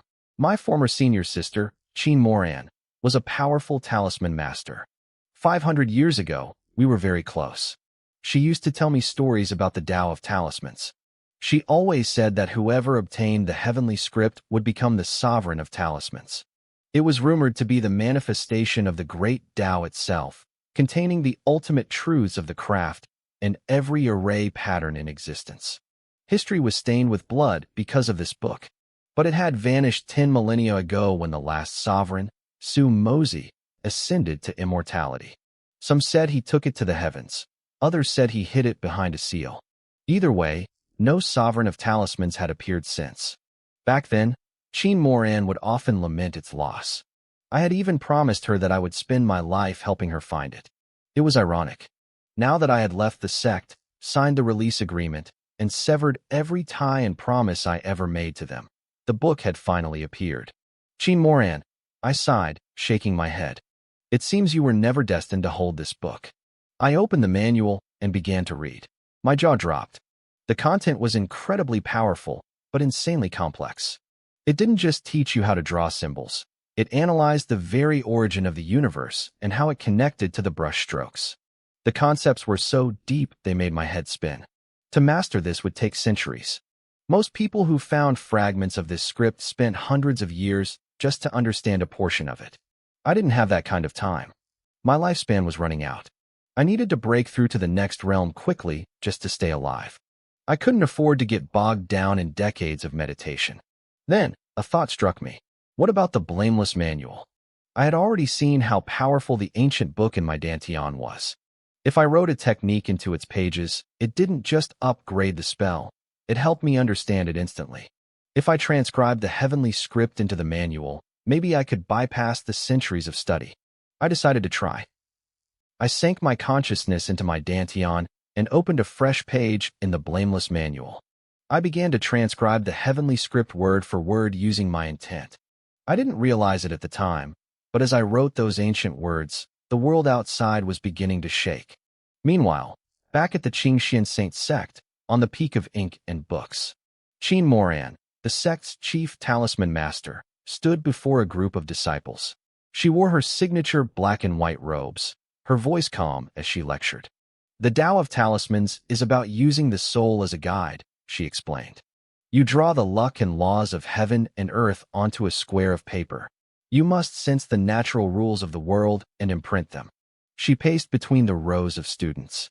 To be a talisman master, you first need mastery over calligraphy. Then, you need a strong soul. Finally, you need a deep understanding of the world's laws. As the chief teacher, she had to produce talismans for the sect and train the next generation. She leaned over to check the calligraphy the disciples were practicing. After just a few moments, she shook her head in disappointment. These students were terrible. Their handwriting was messy, lacking any flow or rhythm. They didn't even have the basic stroke luck required for the simplest spells. Thinking back, she murmured to herself, the only person I've ever seen with truly beautiful calligraphy was Gu Xiao. She blinked, startled by her own thoughts. Why was she thinking about him? A talentless waste who had been kicked out of the sect should have been forgotten long ago. It must be because eldest sister keeps mentioning him lately, she thought, hardening her heart. I need to find a way to help her cut those ties. She needs to let go. Chin Moran cleared her mind and returned to her lecture. unaware that the very treasure she had spent her life dreaming of was currently being mastered by the man she had just dismissed as a waste. I started instructing the disciples, moving on to the actual practice of crafting their first talismans. As I watched them, my frustration grew. My face must have looked terrible. Out of all these students, not a single one could produce a complete, functional talisman. Even 500 years ago, when Gushio first started learning, he wasn't this pathetic. I shook my head, forcing myself to stop thinking about him. I pulled out my 7-color glazed pen. I needed to show them how it was done. Watch closely, I told them. The most important part of talisman making is your perception of Tao luck. With every stroke, you must use your soul power to draw the luck of heaven and earth into the paper. I began to write as I spoke. I knew I was gifted. In the path of talismans, my talent was considered transcendent. As my pen moved, the Tao luck of the world responded instantly. It shimmered in the air, slowly being pulled into the paper. The disciples gasped. They were amazed by how fluid my movements were. They started whispering about how I was a once-in-a-thousand-year genius. I just shook my head internally. This path required a calm mind. If your thoughts were cluttered, you'd never achieve anything. I finished the final stroke. The talisman was complete. The rules of the world surged. The Tao luck I had gathered began to merge with the paper. This was the moment of completion, a process I had repeated thousands of times. I waited for the final glow. But then, something went wrong. Just as the luck was about to settle, it began to tremble violently. I watched in shock as the energy tore itself away from my talisman. It didn't dissipate. It just turned, facing a specific direction. I was baffled. What was happening? It wasn't just my gathered energy, either. New strands of Tao luck began to emerge from the void, one after another. These were forces of the natural laws of the universe. Usually, they were invisible and required complex rituals to summon. Now, they were appearing on their own. I felt a surge of panic. This defied everything I knew. A massive amount of Tao luck flooded the area, and then they all turned toward the same distant point. They bowed. It looked like they were welcoming a long-lost, deeply respected friend. My breath hitched. My hands started to shake. This was the pilgrimage of 10,000 lucks. It was a legend. It meant the Tao luck was so eager to be written into existence that it manifested itself to show goodwill to a master. I wondered if a talisman sovereign had appeared, or if some peerless genius had just been born. My mind raced. People think talisman masters control the world's luck, but we don't. We cooperate with it.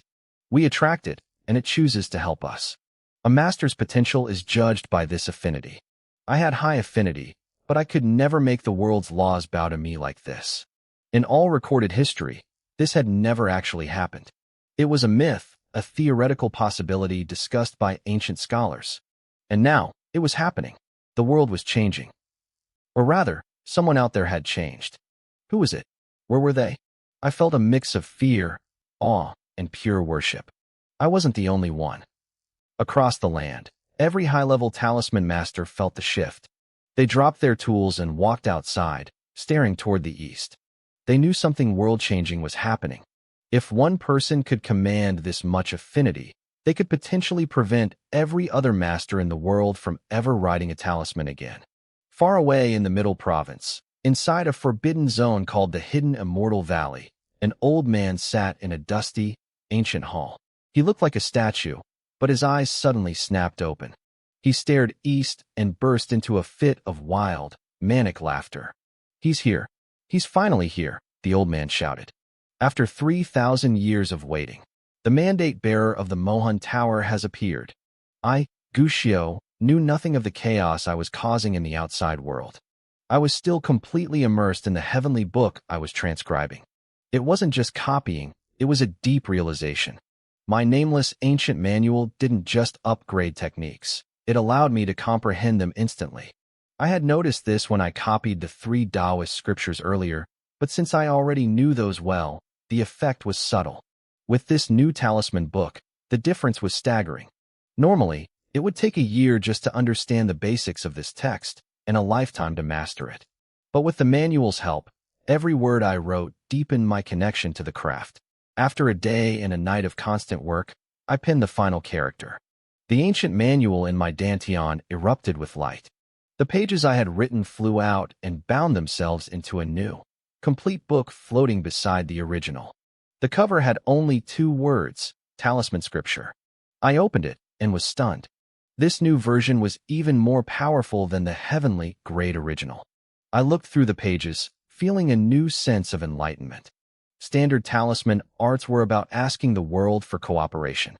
But as I read my new book, I realized I was doing something much more direct. The talisman scripture was a revelation.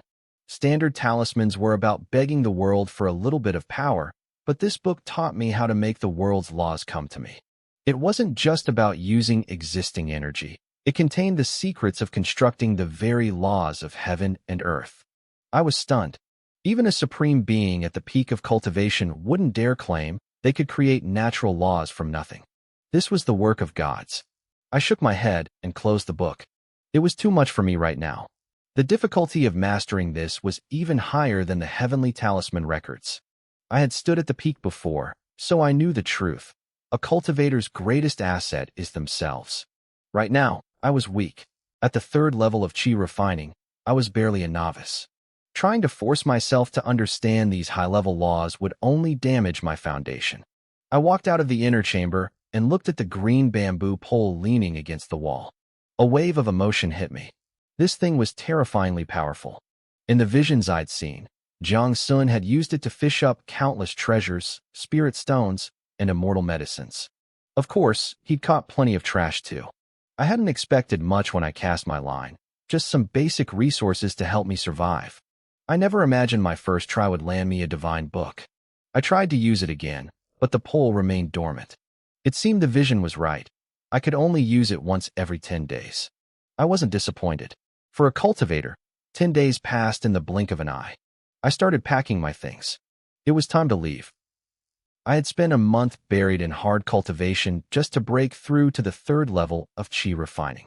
Now that I'd succeeded, I couldn't stay in this cave anymore. It was too close to the Qingxian Saint sect, and the spiritual energy here was far too thin. Cultivation is all about spiritual energy. In a place with dense energy, you get twice the result with half the effort. I had used up the last of my old spirit stones during this month. With those gone, I had no reason to linger. I carefully restored the cave to its original, abandoned state and stepped outside. But as soon as I crossed the threshold, I froze. A streak of light flashed across the sky. It was fast, but I recognized it instantly. That was my former eldest senior sister, Nian Zhaoxi. What was she doing here? I frowned, ducking back into the shadows.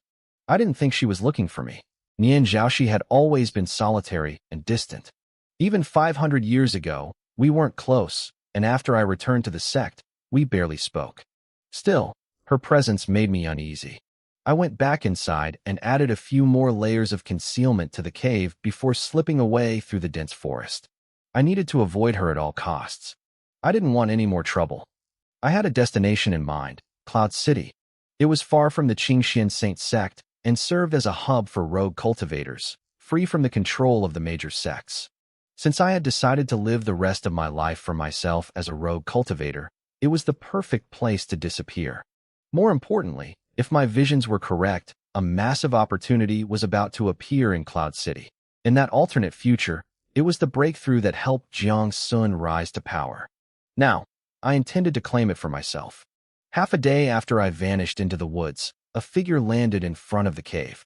It was Nian Zhaoxi. She had been searching for me for an entire month. Most of that time had been spent in a coma, her body racked by the backlash of her failed divinations. Even now, she looked pale and frail, but her eyes lit up when she saw the cave entrance. The traces of a formation. My divination wasn't wrong, she whispered, her voice trembling. He didn't go to the city. He came here. She took a deep breath, standing outside the entrance. She didn't rush in. Instead, she called out softly, "Junior brother?" Silence. "Junior brother, it's me. It's your eldest senior sister, Nian Zhaoxi." Still, there was no response.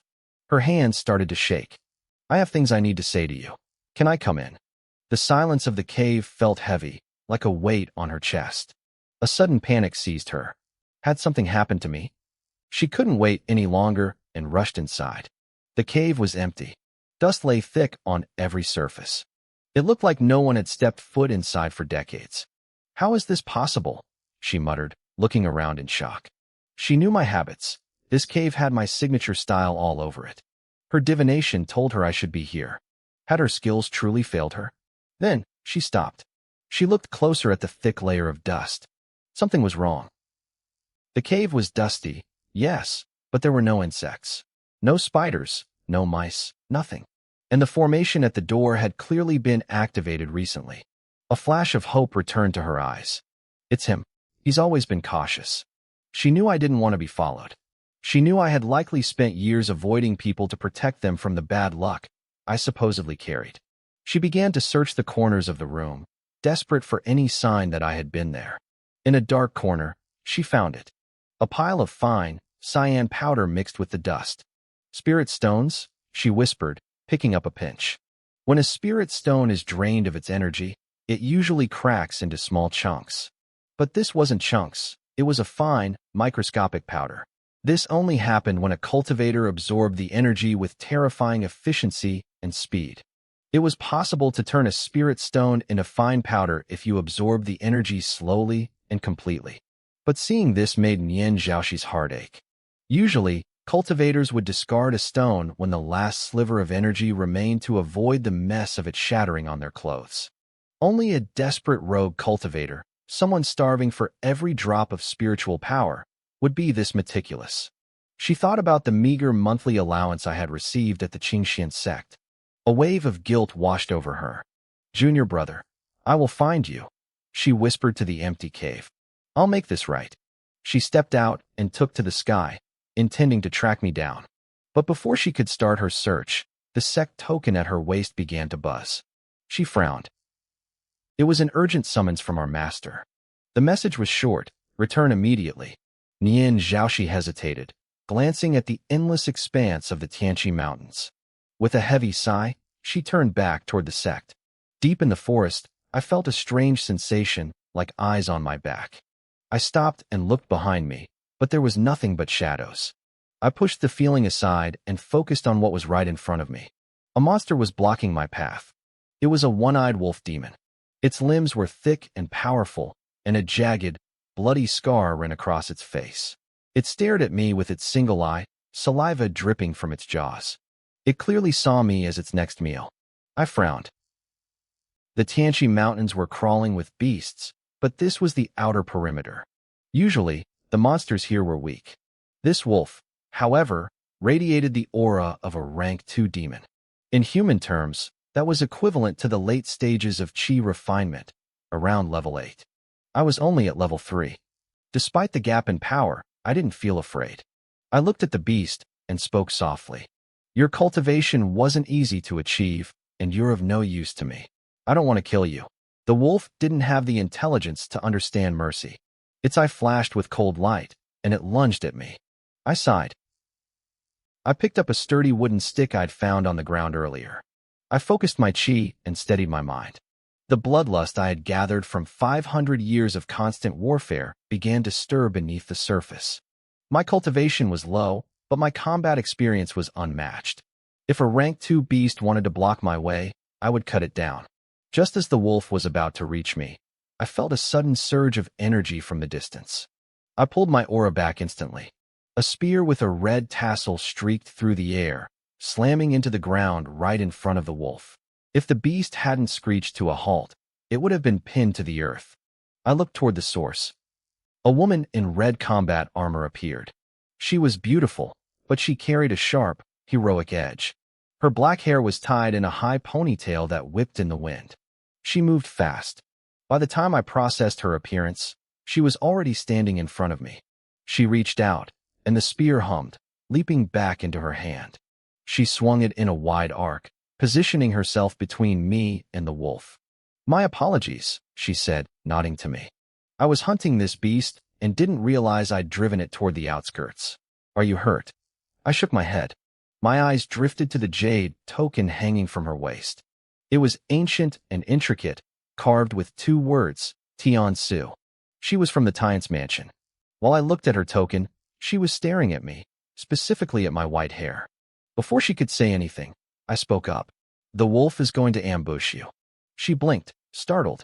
She turned just in time to see the wolf, which had been acting cautious, suddenly release a sharp wind blade. It was a desperate, full-power strike. She braced herself, raising her spear to block it. She couldn't dodge because she thought I was still standing right behind her. She took the hit, the impact vibrating through her arms. But when she looked back, I was already standing several feet away, safely out of the wind blade's path. She looked confused. Was it a coincidence? It's going to run, I warned again. She snapped her head back toward the wolf. Sure enough, seeing its ambush fail, the beast turned tail and bolted. You think you can escape twice? She hissed. She threw her spear. In a flash of red, she intercepted the beast. 3 moves. That was all it took. Under her fierce assault, the wolf collapsed, dead before it hit the ground. She turned around, likely expecting me to be impressed by her skills. Instead, she saw my back. I was already walking away, disinterested. What a strange person, Yihonglin muttered.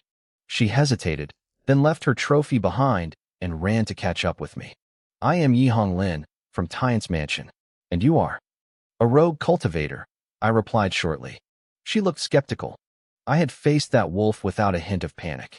I didn't act like any rogue cultivator she had ever met. But she didn't push it. The wolf attacked because of me, she said. As an apology, its carcass is yours. I was surprised by the offer, but I shook my head. I appreciate the gesture, but the beast is useless to me. You killed it. It belongs to you. But if there's nothing else, I'll be going, I said. She stepped back instinctively to let me pass. I gave her a small nod and continued down the path. She watched me go, her eyes narrowing. She could sense my cultivation was only at level 3, but my temperament was unusual. I didn't care what she thought. Once I was sure she was no longer watching, I picked up my pace. I traveled for several hours, weaving through the trees until I was certain I wasn't being followed. It wasn't that I didn't trust the reputation of the Tyant's mansion. It was simply a matter of survival. In the wilderness, the most dangerous things aren't the monsters. It's the people. To survive as a rogue, you have to be cautious. You can't trust anyone, especially when you aren't strong enough to defend yourself. I checked my direction and kept moving. Yunxiao City was still a long way off. Back at the Qingxian Saint sect, Nian Zhaoxi was racing against time. She had rushed back to the sect as fast as her cultivation allowed, her heart heavy with the secret of our fading luck. Master, she said, catching her breath as she entered the main hall. Why did you call me back so urgently? Is there an emergency? Guan Shualon looked at her with genuine concern. Zhaoxi, you're finally back. You've been away for so many days. I was starting to worry something had happened to you.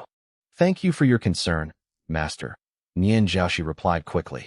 She was itching to leave again to track me down in the Tianqi Mountains. But please, tell me what's wrong.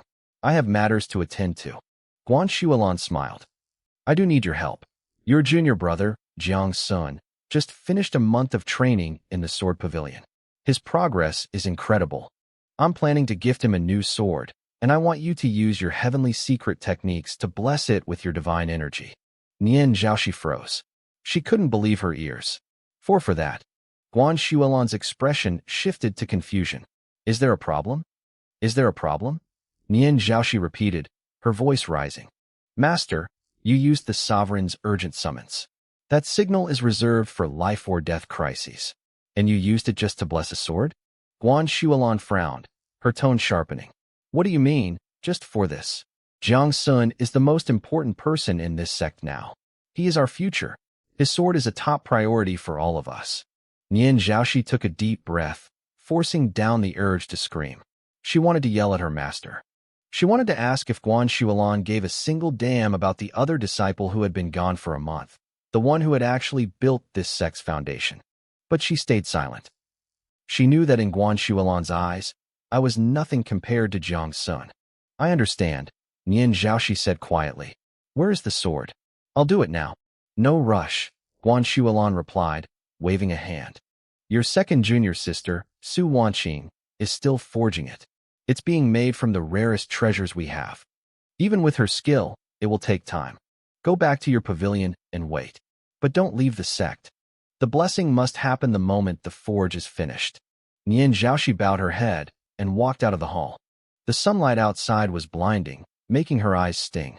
She felt a wave of guilt wash over her. She told herself she wasn't choosing the sect over me. She was just trying to avoid making Guan Shuolan hate me even more. Wait for me, junior brother, she whispered to the wind. Once this is done, I'll find you. As she walked, she overheard two inner disciples gossiping nearby. Did you hear? They're tearing down the house on Zhua Peak. Nian Zhaoxi stopped dead in her tracks. Zhua Peak. That was my home. Chill. Don't call him senior uncle anymore, the other disciple whispered. He left the sect. Use his name, Guxiao. But yeah, it's a shame. He was a good man.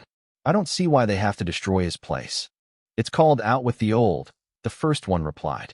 Besides, it wasn't our choice. Nian Zhaoxi didn't wait to hear more. She blurred across the path, appearing instantly in front of the two terrified disciples.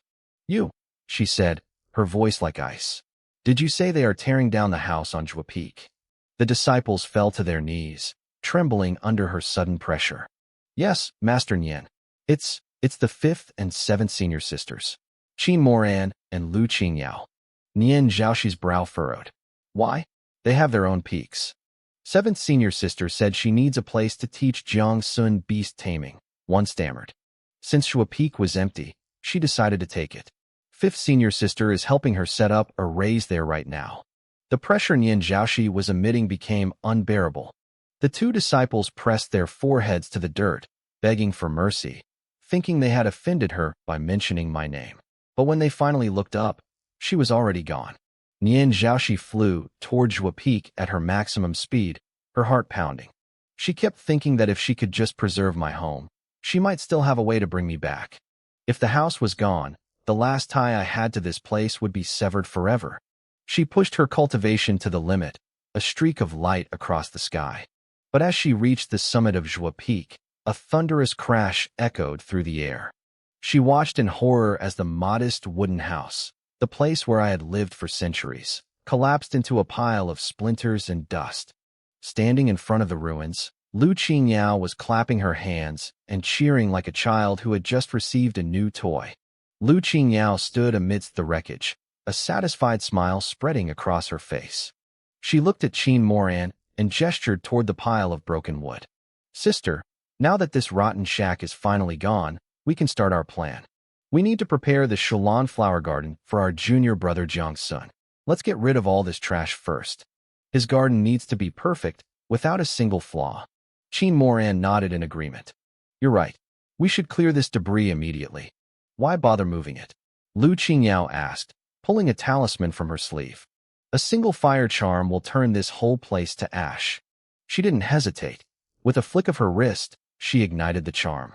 A stream of merciless heavenly fire surged toward the ruins of the house, where I had spent the last 500 years.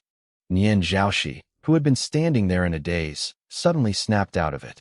She threw herself in front of the ruins, screaming for them to stop. The sudden movement startled both of them. Qin Moran gasped, frantically redirecting the flames toward a patch of empty dirt nearby. The ground scorched black, missing Nian Zhaoxi by inches. Sister, why did you jump out like that? Qin Moran cried out, her heart racing. We almost hit you, Lu Qingyao added, her voice trembling slightly. They both started to apologize, but their voices trailed off when they saw the look on Nian Zhaoxi's face. She looked like she wanted to kill someone. Her eyes were ice cold, filled with a silent fury that made them take a step back. What do you think you are doing? Nian Zhaoxi asked, her voice dangerously low. The two girls blinked, confused. We were just clearing the peak. Do you not know that Zhua Peak belongs to Guxiao? Nian Zhaoxi demanded. Do you not know that this house was his home? Qin Moran was the first to find her voice. Sister, Guxiao signed the 7 sects' spiritual covenant. He's not part of the Qingxian Saint sect anymore. Exactly, Lu Qingyao chimed in. He's gone. He can't expect to keep occupying a whole peak now that he's a stranger. Nian Zhaoxi's expression darkened. That covenant was a misunderstanding with Master. He will come back. When he does, where do you expect him to live? Lu Qingyao scoffed, muttering under her breath. Even if he's thick-skinned enough to crawl back, He can just live in the outer sect quarters like the rest of the nobodies. What did you say? Nian Zhaoxi couldn't believe her ears. Qin Moran stepped forward to explain. Sister, you've been in seclusion, so you might not know. Master already gave the order. If Gu Xiu tries to return, he is to be treated as a common outer disciple. He thought he could threaten the sect with that covenant, but he was dreaming. He doesn't even have the right to enter the inner sect anymore. Nian Zhaoxi stood there, paralyzed by their words. She knew our master, Guan Xuelan, was stubborn and harsh, but she couldn't understand her sisters. These were the same people I had cared for centuries. Moran, Nian Zhaoxi said, her voice trembling. Didn't you used to follow Gu Xiu everywhere, begging him to help you practice your calligraphy? And Qingyao, you used to cling to him every time Master scolded you. You even asked him to exhaust the strength of spirit beasts so you could capture them easily. When did you both become so heartless? The two girls just frowned, looking annoyed. Sister, that was 500 years ago, Qin Moran said dismissively. Why are you even bringing that up? We were young and naive back then, Lu Qingyao added. We didn't see Gu Xiu's true colors. We were tricked by his act. How can you still be fooled? Nian Zhaoxi felt like she was talking to strangers. She spent most of her time in the divination pavilion and knew there was friction, but she never imagined their hatred ran this deep. Sister, you stay locked away too much, Qin Moran said, her tone patronizing. Gu Xiu isn't the same person he was centuries ago. He's done so many horrible things since he lost his powers, Lu Qingyao said, counting them on her fingers. He got my new spirit beast killed.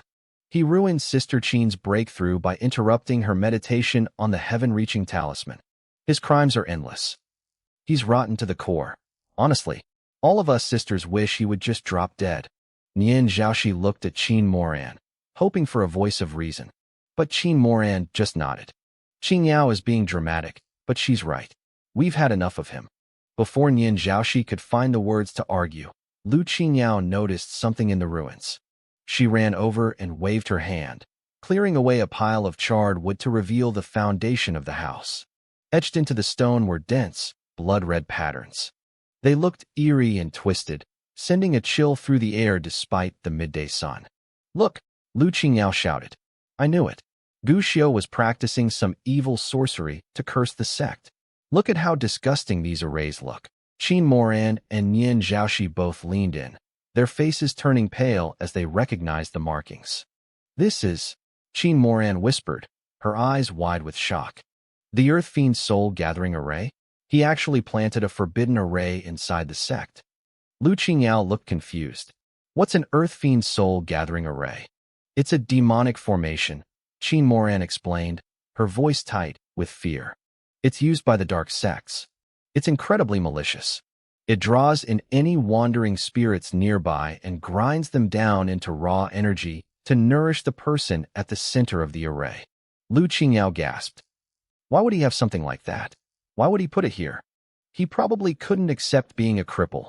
Qin Moran spat, her disgust growing. He wanted to use the souls of our ancestors to force his way back into cultivation. Qin Moran's face was dark, cold as ice. She couldn't believe a disciple of our Qingxian saint sect would actually learn demonic arrays. Lu Qingyao was even more furious. She paced around the ruins, her voice trembling with rage. She pointed out that this was the heart of the sect. Was Gu Xiu trying to capture the souls of his own fellow disciples? Did he really plan to turn us all into his personal nourishment? Qin Moran didn't answer her. Instead, she turned to Nian Zhaoxi. She told the eldest senior sister that even if there was no proof before, the evidence was staring us in the face now. She said there was no need for more words. Setting up such a vicious array inside the sect made his intentions crystal clear. Nian Zhaoxi stood there, her brow furrowed in silence. Her intuition told her this couldn't be right. She didn't believe Gu Xiu would ever truly harm the sect. But how could she explain the array? She remembered the spirit stone powder she had seen in his cave dwelling. It was very likely that Gu Xiu had already regained his cultivation. But why? Guan Xuelan had insisted he was a cripple with no hope. Why did he suddenly have power again, and why was this array right here? Part of her wondered if he really had turned to demonic cultivation. But she shook her head. She didn't believe it. She had known Gu Xiu for a long time. Even though they weren't incredibly close, she always had a good impression of her junior brother. She had performed divinations on him more than once. While she couldn't be sure of everything, his fate chart always showed he was someone who respected his teachers and honored the way. A person with that kind of soul wouldn't do something like this. Qin Moran and Lu Qingyao felt helpless seeing her so stubborn. They told her the array explained everything. They claimed they knew exactly who Gu Xiu was now. Nian Zhaoxi looked at Qin Moran and asked if she was really sure. She asked if Qin Moran could truly identify a massive formation just by looking at one small corner of it. Qin Moran hesitated. She admitted she knew a bit about arrays and that many of them shared similar patterns. But Nian Zhaoxi pressed her, calling her reckless for judging the whole thing based on a fragment. Qin Moran couldn't argue with that logic, but she still felt it was obvious. To her, even this small piece clearly dealt with souls and spirits. Putting something like that here was wrong no matter how you looked at it.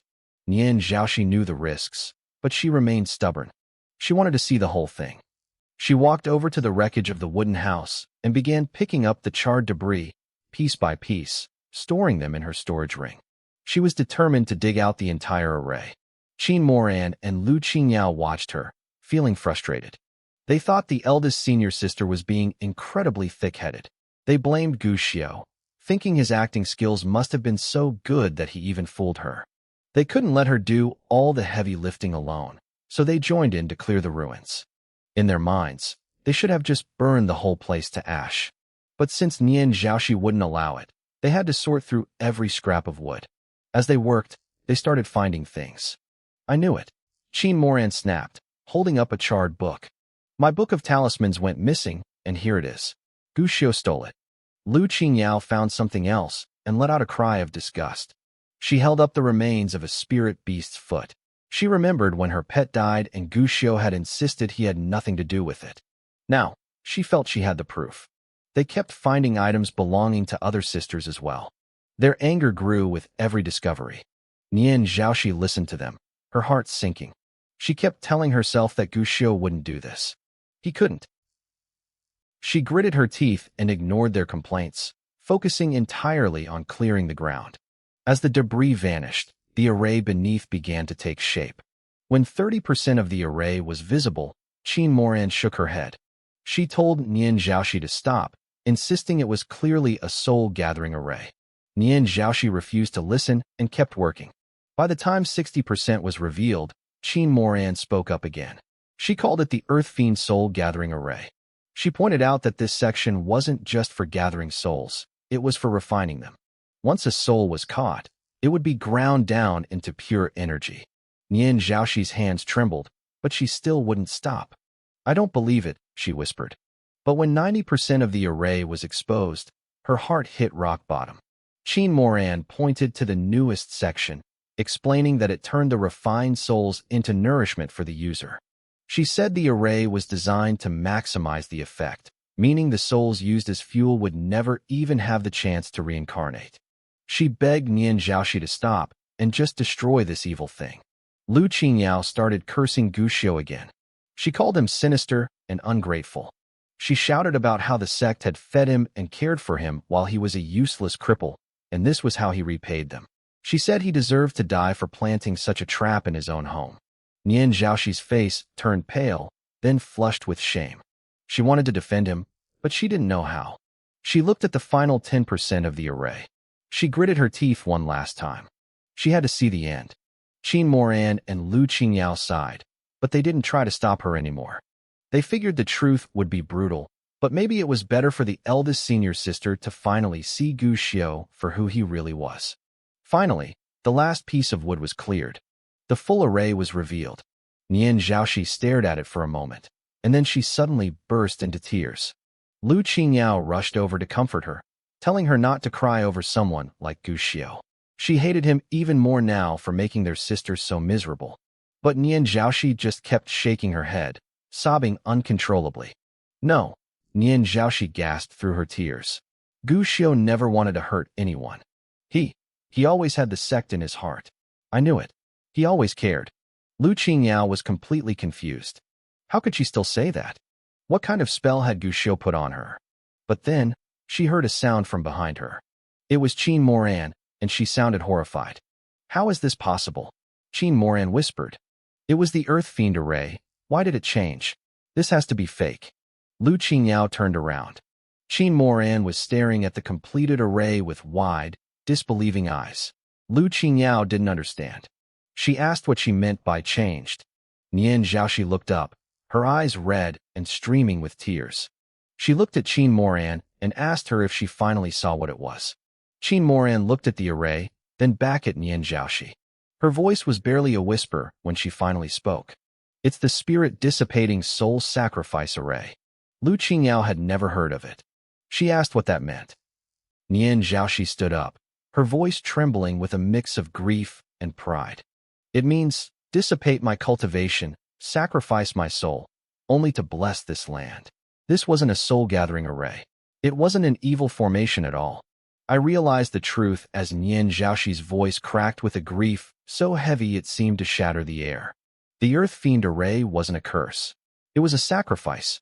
I had designed it to consume my own soul, to dissolve my very existence after death, so I could bless the sect's land one last time. I had planned to give up my cycle of reincarnation, to scatter my spirit into nothingness, just to keep their home thriving. Nian Zhaoxi broke down, sobbing uncontrollably as the weight of my devotion crushed her. Lu Qingyao stood there, frozen and pale. She couldn't wrap her head around it. How could someone she despised so much have such a terrifying level of selflessness? She didn't want to believe I was capable of that. Meanwhile, I was miles away, hiding in a cold mountain cave. My face was deathly pale. My body was drenched in sweat, and my breath came in ragged gasps. The soul wound was acting up again. 500 years of fighting in the Forbidden Lands had left my spirit scarred in ways that medicine couldn't touch. Over the last 3 years, these attacks would hit me like a physical hammer, leaving me weak and trembling. The mysterious ancient book that had turned into a butterfly earlier had healed my physical wounds, but my soul was still fractured. I leaned against the damp stone wall, waiting for the agony to pass. I felt a bitter irony in my chest. Back at the sect, these attacks happened every 3 or 5 days because of Jiang Sun. That little brat had tampered with my living quarters, ensuring my soul never had a chance to rest. I hadn't forgotten that debt. Once the pain subsided, I changed into fresh clothes. I needed to move. I had to reach Yinshao City to claim the opportunity waiting for me there. I had been traveling along the edge of the forest for 5 days now. If I kept up this pace, I'd reach the city in a month. But as I pushed through a dense thicket, I stopped. The ground ahead was a mess. Trees were snapped like toothpicks, rocks were pulverized, and the air still hummed with leftover spiritual energy. There was blood on the leaves and fresh footprints everywhere. I knelt down, examining the tracks. A powerful cultivator had been ambushed here. They had been poisoned, but they managed to break the circle and flee. As a rogue cultivator, getting caught in someone else's blood feud was a death sentence. I didn't hesitate. I turned around, choosing a longer, more difficult path to bypass the danger entirely. In this world, curiosity killed more than just cats. But trouble has a way of finding you, even when you're running the other way. A light breeze carried the metallic scent of blood to my nose. I frowned and prepared to change direction again when a voice stopped me. It was weak, but I recognized it. Wait, help me. I looked toward a patch of thick shrubs. There she was. Yi Hongling, the goddess of war I had met days ago. She was in a bad way. Sweat beaded on her forehead, her face was white as a sheet, and her internal energy was a chaotic mess. You found me, she whispered, looking up at me. Friend, can you help me? No, I said flatly. She blinked, stunned. Why? I'm just a normal rogue cultivator, I replied. I don't know you, I don't want to know you, and I definitely don't want the disaster that's following you. I spoke with total honesty, leaving her speechless. She let out a forced, tired laugh. You're a rogue. You must need resources. If you help me, I'll pay you. I thought about it for a second, then shook my head again. Still no. Why now? You're way stronger than me, I pointed out. If you can't handle the people chasing you, what am I supposed to do? I'm not throwing my life away. I turned to walk away. I could feel her eyes on my back, filled with disappointment and a growing sense of doom. She probably thought I was a coward. She wasn't entirely wrong. I was a pragmatist. But then I stopped. I turned around and walked back to her. Her eyes lit up with sudden hope, but I kept my expression cold. "What are you giving me?" I asked.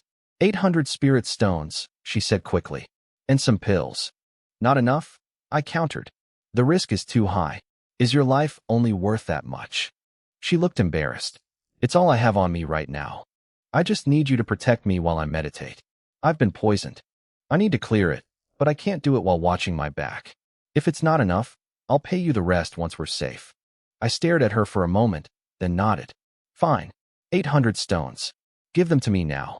She stared at me, completely baffled. When she first saw me, she probably thought I looked like some elegant, otherworldly master with my white hair and calm demeanor. Now, she realized I was just a greedy opportunist. She grumbled under her breath, but tossed a storage ring to me anyway. I checked the ring. 800 stones and 2 bottles of basic recovery pills. "I thought you didn't want to get involved," she said, her voice dripping with sarcasm. "What changed your mind?" "I'm already involved," I said, looking back the way I came. "The people chasing you are already here." Her face went pale. "I either have to fight my way out or keep moving forward," I explained. "Either way, they'll find my tracks. Since I can't shake the trouble, I might as well get paid for it." She stared at me, realizing I wasn't helping out of the goodness of my heart. I was just making the best of a bad situation. I was literally plucking feathers off a passing duck. "Can you walk?" I asked, ignoring her judging look. "If you can move." "Now." She nodded, and we started darting through the trees. It must have looked insane to her. I kept stopping, changing directions for no apparent reason, and looping us in circles for 2 straight hours. "What are we doing?" she finally whispered, unable to take the suspense. I didn't look at her. My eyes were locked on the shadows between the trees. "The people chasing you are close," I whispered. "We have to be careful." Yi Hongling looked around, her eyes darting through the dense forest. She looked confused. To her, the woods were silent and empty. She couldn't feel a single breath or a trace of spiritual energy from anyone else. She had no idea how I knew. Truthfully, I couldn't sense their physical presence either. But I had my own methods. Ever since I gained insights from the heavenly script talisman, I had developed a natural affinity for the world's spiritual luck. It was meant for crafting talismans, but I had learned to use it to sense danger. It was the only reason I had survived 5 days in this forest alone. I led her through the brush until midnight. Then I came to a dead stop. "We're surrounded," I said. "Unless we fight our way out, we aren't leaving." "How much time do we have?" Yi Hongling asked, her voice trembling slightly. I closed my eyes, feeling the flow of the world around us. "At this rate, 2 hours. That's when we'll run into them." She took a deep breath, clutching her side. "I need to heal. I have to get this poison out of my system." I nodded and led her to a hidden cave I had spotted earlier. It was cramped and damp, but it offered cover. "Stay here." She didn't argue. She sat down, swallowed her pills, and began the grueling process of forcing the toxin from her veins. I sat across from her, pulling 2 spirit stones from my ring. I held them in my palms, slowly absorbing their energy. My cultivation had improved slightly over the last few days, and I didn't plan on stopping now. The cave fell into a heavy, suffocating silence. Less than 2 hours later, we both snapped our eyes open at the same time. We shared a look, then turned toward the cave entrance. They were here.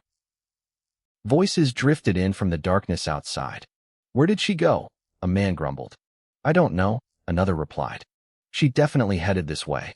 There are tracks from another person, too. They're nearby. Search every inch." Yi Hongling's face darkened. She had underestimated the poison. Even after 2 hours of meditation, it was still clinging to her like a curse. She couldn't move freely yet. A presence approached the cave. Yi Hongling held her breath, her hand white-knuckled around her spear. She looked at me, but I didn't move. I just sat there with a wooden stick resting across my lap, my face a mask of stone. The footsteps grew louder. Just as the person reached the mouth of the cave, they stopped. Then, they turned and walked away. Yi Hongling let out a long, shaky breath. She looked at me again, amazed by my composure. I was just a 3rd-level chi refiner, yet I looked as steady as a mountain. "Can you still fight at full strength?" I asked suddenly. If I ignore the consequences, I can manage 2 full power strikes, she whispered. I thought about it for a second. 2. I only need 1. What? She asked, confused. The man had just walked away. Why was I asking this now? I stood up and walked toward the cave entrance. My footsteps were silent. I didn't step outside. I just stood in the shadows, gripping my wooden stick. The moonlight hit my white hair, making me look like some ancient, lonely ghost. I remember your name is Yahello, right? I said. Yes. She stammered. When I call your name, strike exactly where I point. Don't hesitate. At you? She asked, horrified. Just do as I say. Do you understand? She hesitated, but there was something in my voice that demanded obedience. Despite my low cultivation, she found herself trusting me. I understand. I turned my gaze toward the forest outside and raised my voice. Since the 3 of you are already here, why don't you just come in? Yahello gasped. She realized then that the man who walked away hadn't missed us. He had sensed something was wrong and went to get his friends to avoid a fair fight. So there really is someone else, a voice sneered from the darkness. 3 figures stepped into the moonlight. Hiding with that bitch, eh? You've got some guts, kid. A 3rd-level chi refiner hiding for this long? Impressive. Too bad you saw her face. Now you have to die. Yahello couldn't see them, but she felt their power. 1 at the peak of chi refining, and 2 at the 7th level. It was an overwhelming disadvantage. I didn't blink. I didn't even look afraid. Who wants to come in first? I asked calmly. Or would you rather all come at once? My voice was flat, showing no emotion. That seemed to throw them off. They knew Yahello was dangerous, even poisoned. They didn't want to be the first one through the door. Finally, one of the 7th-level cultivators lost his patience. I heard his footsteps, slow, cautious, deliberate. Yahello gripped her spear, waiting for the shadow to cross the threshold so she could strike. The shadow grew longer on the cave floor. He was close. Very close. The man didn't rush in immediately. He lingered at the entrance for a few seconds, scouting the darkness. Then, he suddenly accelerated, charging into the cave with a burst of speed. Yahello tensed up, her knuckles white as she prepared to strike. But before she could move, there was a heavy thud. The man collapsed face first onto the stone floor. His momentum carried him forward, his body rolling twice before coming to a dead stop. Yahello gasped. The man was dead. A clean, jagged hole had been punched straight through his heart. His life force was gone in an instant. She looked up at me. I was still standing by the cave entrance, holding my wooden stick. I hadn't moved an inch. If it weren't for the fresh blood dripping from the end of the stick, she might have doubted I had done anything at all. She hadn't seen my movement. She hadn't even felt a flicker of spiritual energy. This man was a 7th-level chi refiner, a late-stage cultivator. I was supposed to be a nobody at the 3rd level. By all logic, he should have crushed me instantly. Instead, he was a corpse. Outside, the other 2 realized something was wrong. Their breathing grew ragged. The woman is definitely in there, one hissed. She must have used the last of her strength. You go next. She can't possibly have another strike left in her. Go in and finish her. The second 7th-level cultivator stepped forward. He was much slower this time, moving with extreme caution. Yahello focused all her attention on me. She wanted to see how I did it. As the cultivator reached the threshold, he mimicked his partner, suddenly lunging forward to catch us off guard. Yahello held her breath, waiting for me to move. Yahello. Now, I shouted. She didn't understand why I was calling her name, but she trusted my timing. She hurled her spear with everything she had left. As the weapon left her hand, she realized the trap. The 7th-level cultivator was just a distraction. The leader, the one at the peak of chi refining, had used his companion as a shield to sneak in at the same time. But I had already stepped back. The moment the spear arrived, the peak-level cultivator had just crossed the threshold. It looked like he was diving straight into the tip of her spear. There was a sickening squelch. The spear pinned the leader to the cave wall. His eyes were wide with shock and terror, but he was dead before he could even scream. Yahello stared in disbelief. The calculation was perfect. The timing was impossible. She turned to look for me, but I was gone. I had already slipped out of the cave. A few seconds later, I walked back in, my stick dripping with even more blood. The 3rd man, the one who was supposed to be the distraction, was dead outside. I didn't say a word. I just walked over to the bodies and started stripping their storage bags. Yi Hongling watched me, her mind reeling. I had killed a 7th-level cultivator in total silence. No struggle, no noise, just efficient slaughter. To her, a genius from the Tian's mansion, winning against stronger opponents was possible, but doing it this easily was unheard of. Don't just stand there, I said, pocketing the loot. That was just one group. If we want to break through the perimeter, we have to move now. She snapped out of it and forced her weak body to stand, retrieving her spear. As we left the cave, she saw the third body. Just like the first, he had a single hole through his heart. It felt surreal. Since when were cultivators this easy to kill? She looked at me differently now. There was a new weight to her gaze. But when she caught me looking back, I instinctively pulled the storage bags closer to my chest. Let's get one thing straight, I said. You killed the leader, but I set the trap. I'm taking at least half of the loot from these bags. Yi Hongling gave a tired, faint smile. It's fine. I don't want the bags. You can have everything. I grinned. The Tian's mansion really is wealthy. I won't be polite then. I tucked all 3 bags away without hesitation. She sighed, looking defeated. Can you just not talk?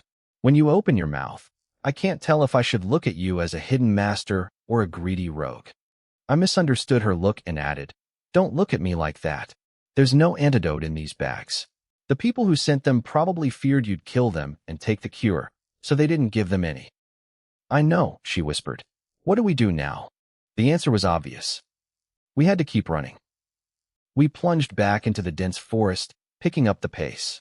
As we moved, Yi Hongling noticed something else strange about me. I barely used any spiritual energy. Every bit I did use was calculated to the absolute minimum required for the task. Not a single drop was wasted. In the world of cultivation, this was called microcontrol. It was a level of mastery that only those with immense experience and absolute authority over their own power could achieve. Thinking back to the cave, I hadn't lacked energy. I had just controlled it so perfectly that there was no leakage for her to sense.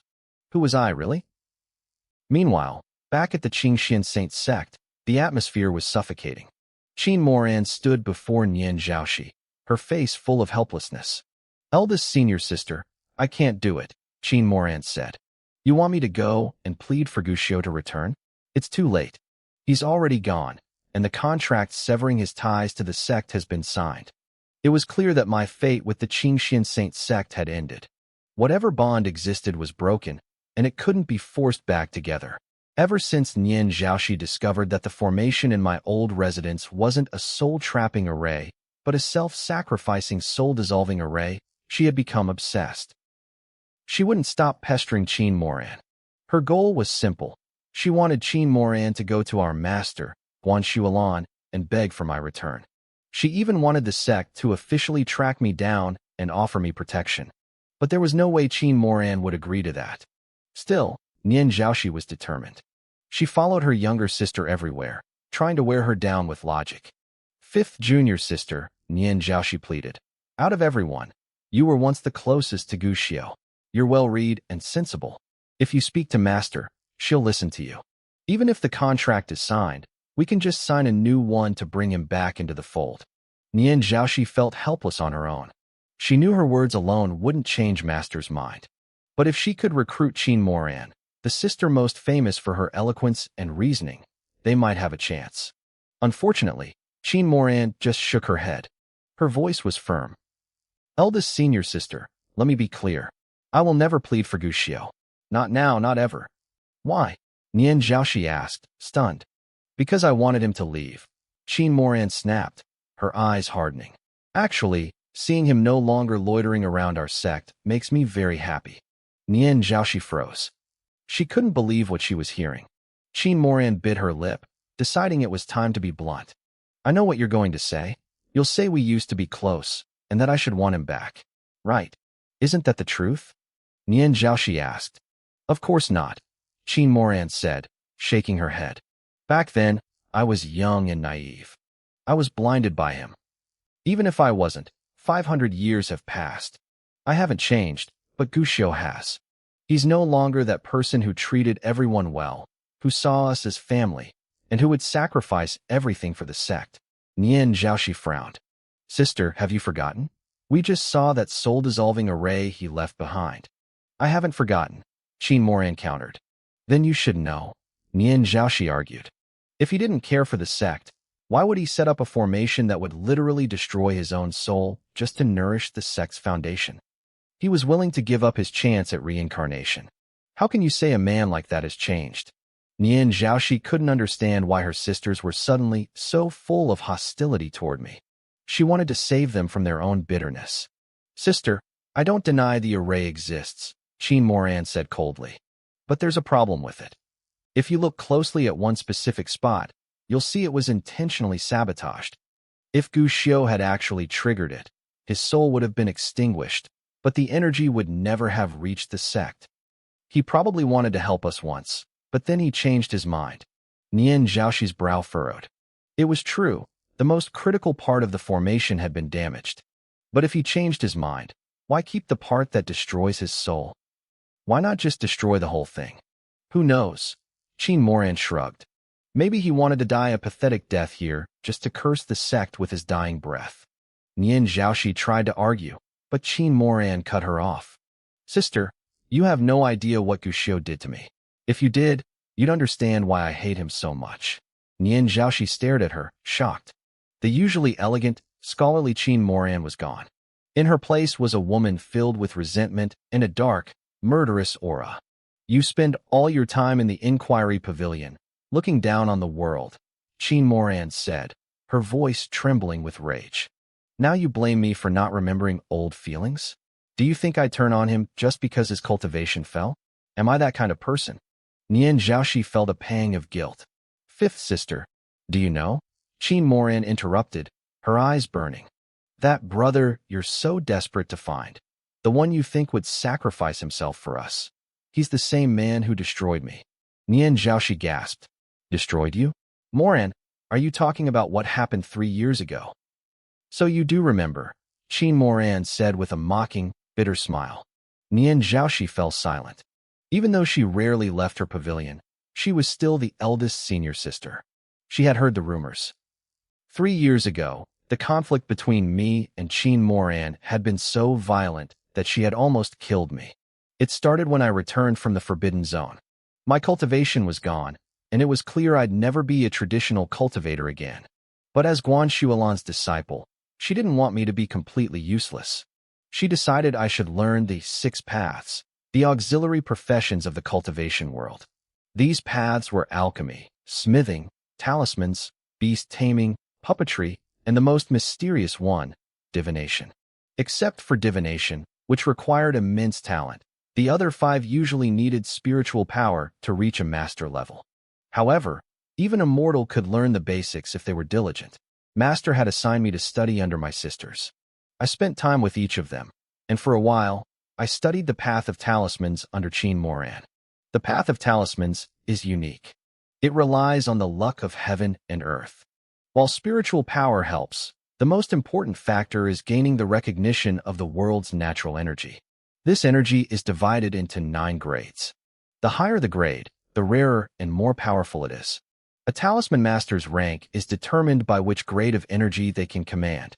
To progress, you have to constantly seek the approval of higher tiers of luck. To advance as a talisman master, you have to draw specific charms to unlock the next rank. Qin Moran was already a powerful rank 6 master. In the world of talismans, that made her a pillar of the community, someone capable of founding her own sect.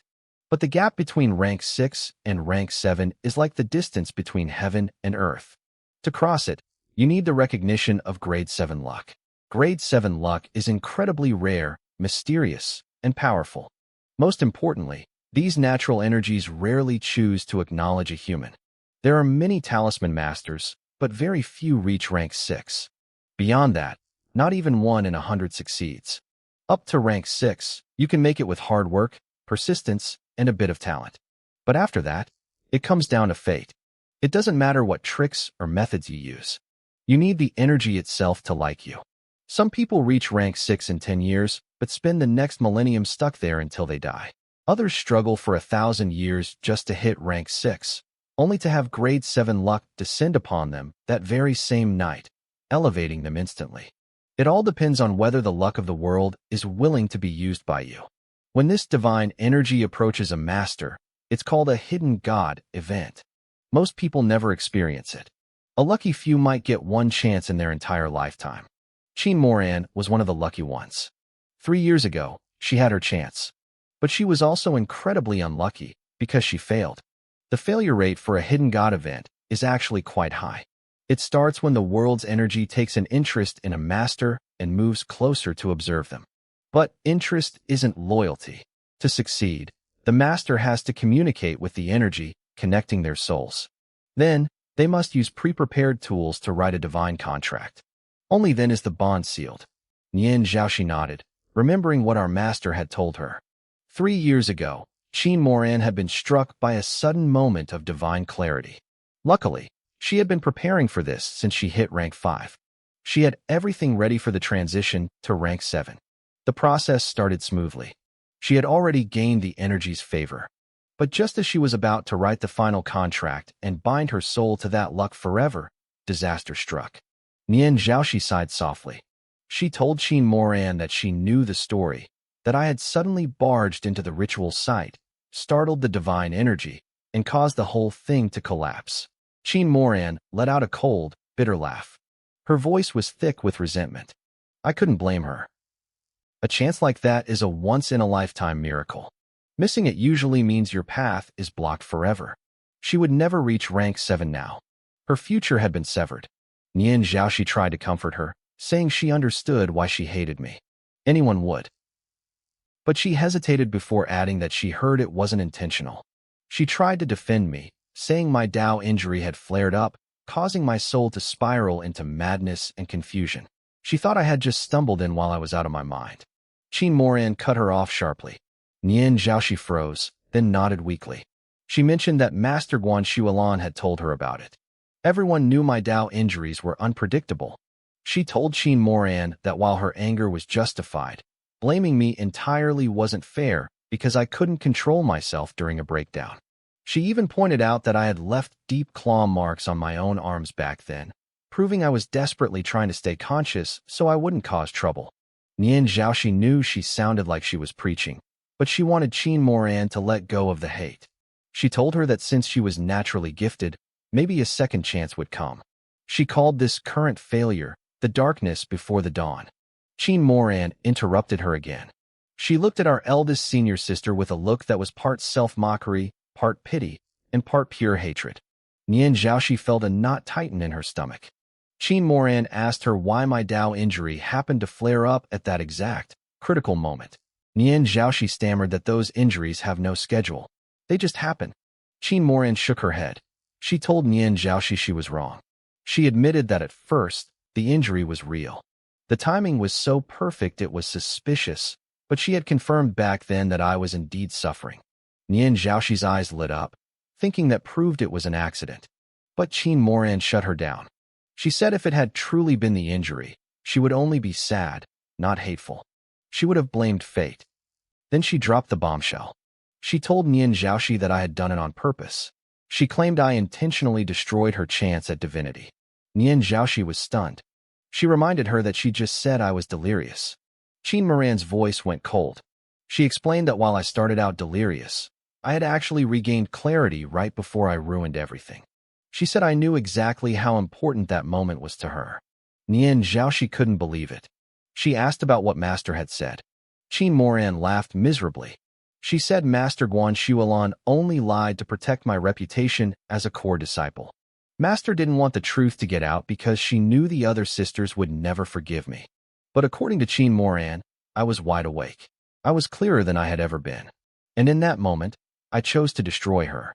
She looked away, her voice trembling with a final, dark vow. I had ruined her path. I had broken her future. She never wanted to see my face again for as long as she lived. She only let me leave the sect alive today because of the friendship we shared 500 years ago. But from now on, we were nothing. I will hate you for the rest of my life. I curse you through every cycle of reincarnation. May you fall forever, and may you never find a place to rest in death. I snapped my eyes open. I was in a dark mountain cave, my chest heaving as I sat upright. I wiped my forehead, only to find my hand drenched in cold sweat. Another dream about the people from the Qingxian Saint sect. I let out a long, heavy sigh. My heart was racing, refusing to settle down. I whispered into the darkness, mostly to convince myself. In this life, I owe no one. The only person I've ever let down is myself. As the words left my lips, the turmoil in my chest finally began to fade. My mind grew quiet, but the memories lingered. I couldn't help but think of Qin Moran. 500 years ago, she was the one who loved to recite poetry with me and copy ancient texts by my side. Then, I thought of the way she had treated me over the last 3 years. I shook my head and spoke to the empty cave. I destroyed your chance at divinity, but I only did it to save your life. Our path together has ended. From now on, we owe each other nothing. With that final thought, my heart turned to stone. The last traces of emotion vanished. Even the memory of Qin Moran no longer stirred a single ripple in my soul. Footsteps approached. A moment later, Yi Hongling walked back into the cave, gripping her red eagle spear. She looked energized, her face flushed with excitement. We did it, she announced. We've completely lost them. 5 days had passed since the night of the 3 kills. For 5 days, we had been running and hiding through the dense forest. We had run into a few enemy scouts along the way, but we managed to slip past them every time. The poison in Yi Hongling's system had fully cleared by the 3rd day. The enemy must have realized they lost their edge because the pursuit had dropped off significantly over the last 48 hours. Today, we hadn't seen a single soul. Yi Hongling had just finished scouting the perimeter. She was certain no one was following us. She let out a massive sigh of relief, her bright smile returning. Then she looked at me. As usual, I was as calm as still water. It was like nothing in this world could move me. She seemed to be getting used to my coldness, though. Instead of being discouraged, she pulled out a few cleaned wild rabbits. Savior, I caught these for us, she said. Let's have a real meal today to celebrate. I'll show you my cooking skills. We had spent the last 5 days eating scraps and sleeping on the ground. We were lucky to have full bellies, let alone good food. I didn't refuse her, but I didn't relax either.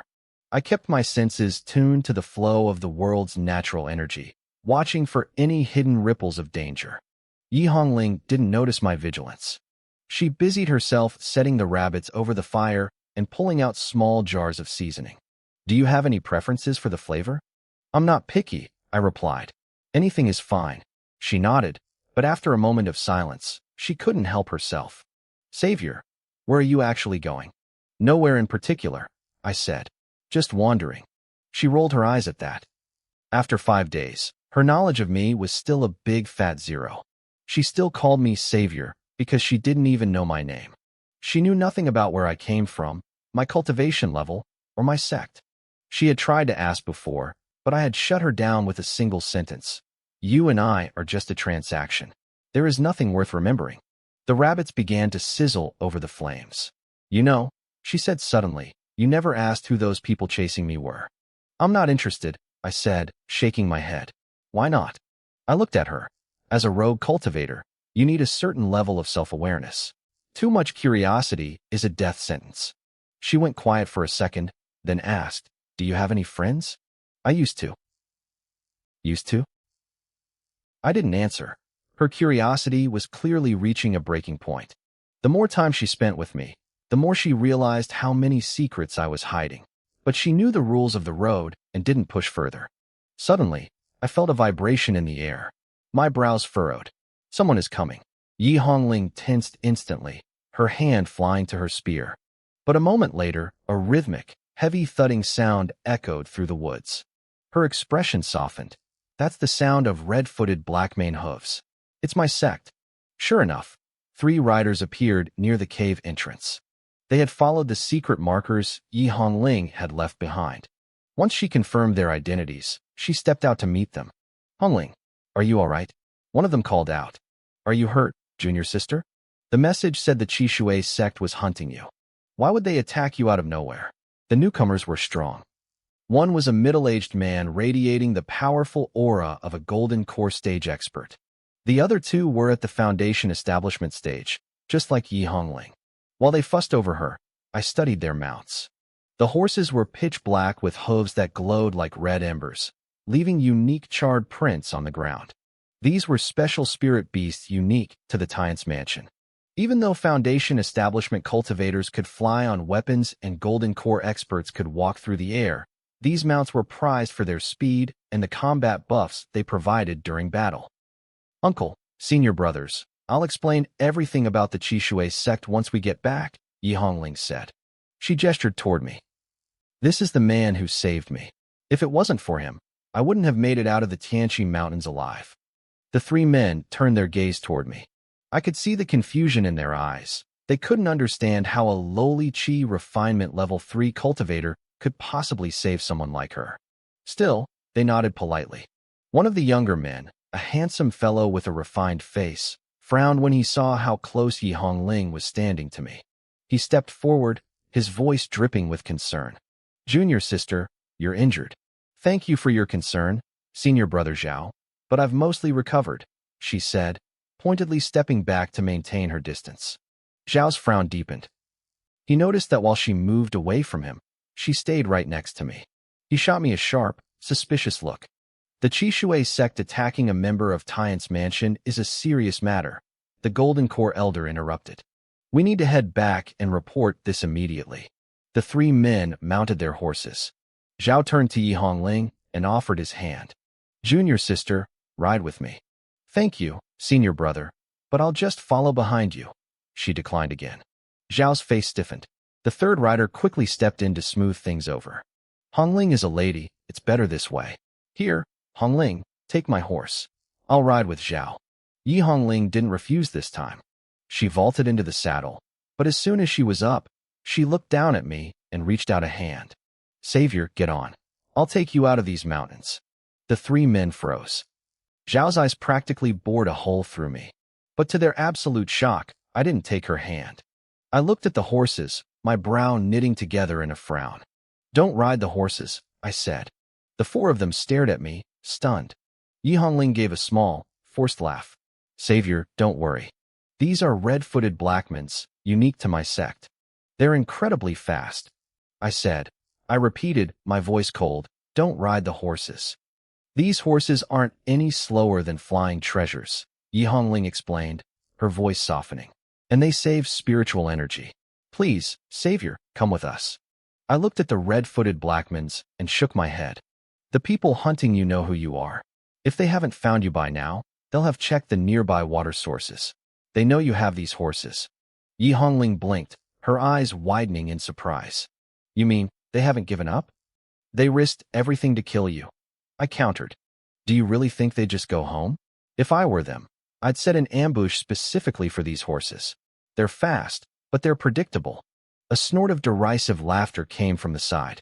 Senior brother Zhao was looking at me like I was an idiot. Do you think we're just low-level apprentices? We aren't children. The other two men chuckled along with him. They saw a man with a low cultivation level giving advice to a Golden Core elder and 3 Foundation establishment cultivators. To them, I was just a fly buzzing in their ears. Yi Hongling looked at me, curiosity flickering in her gaze, waiting for me to argue my point. But I didn't. I wasn't there to win a debate. In that case, I said calmly, this is where we part ways. They all froze. They expected me to beg to stay with them for protection. Instead, I was walking away. Savior.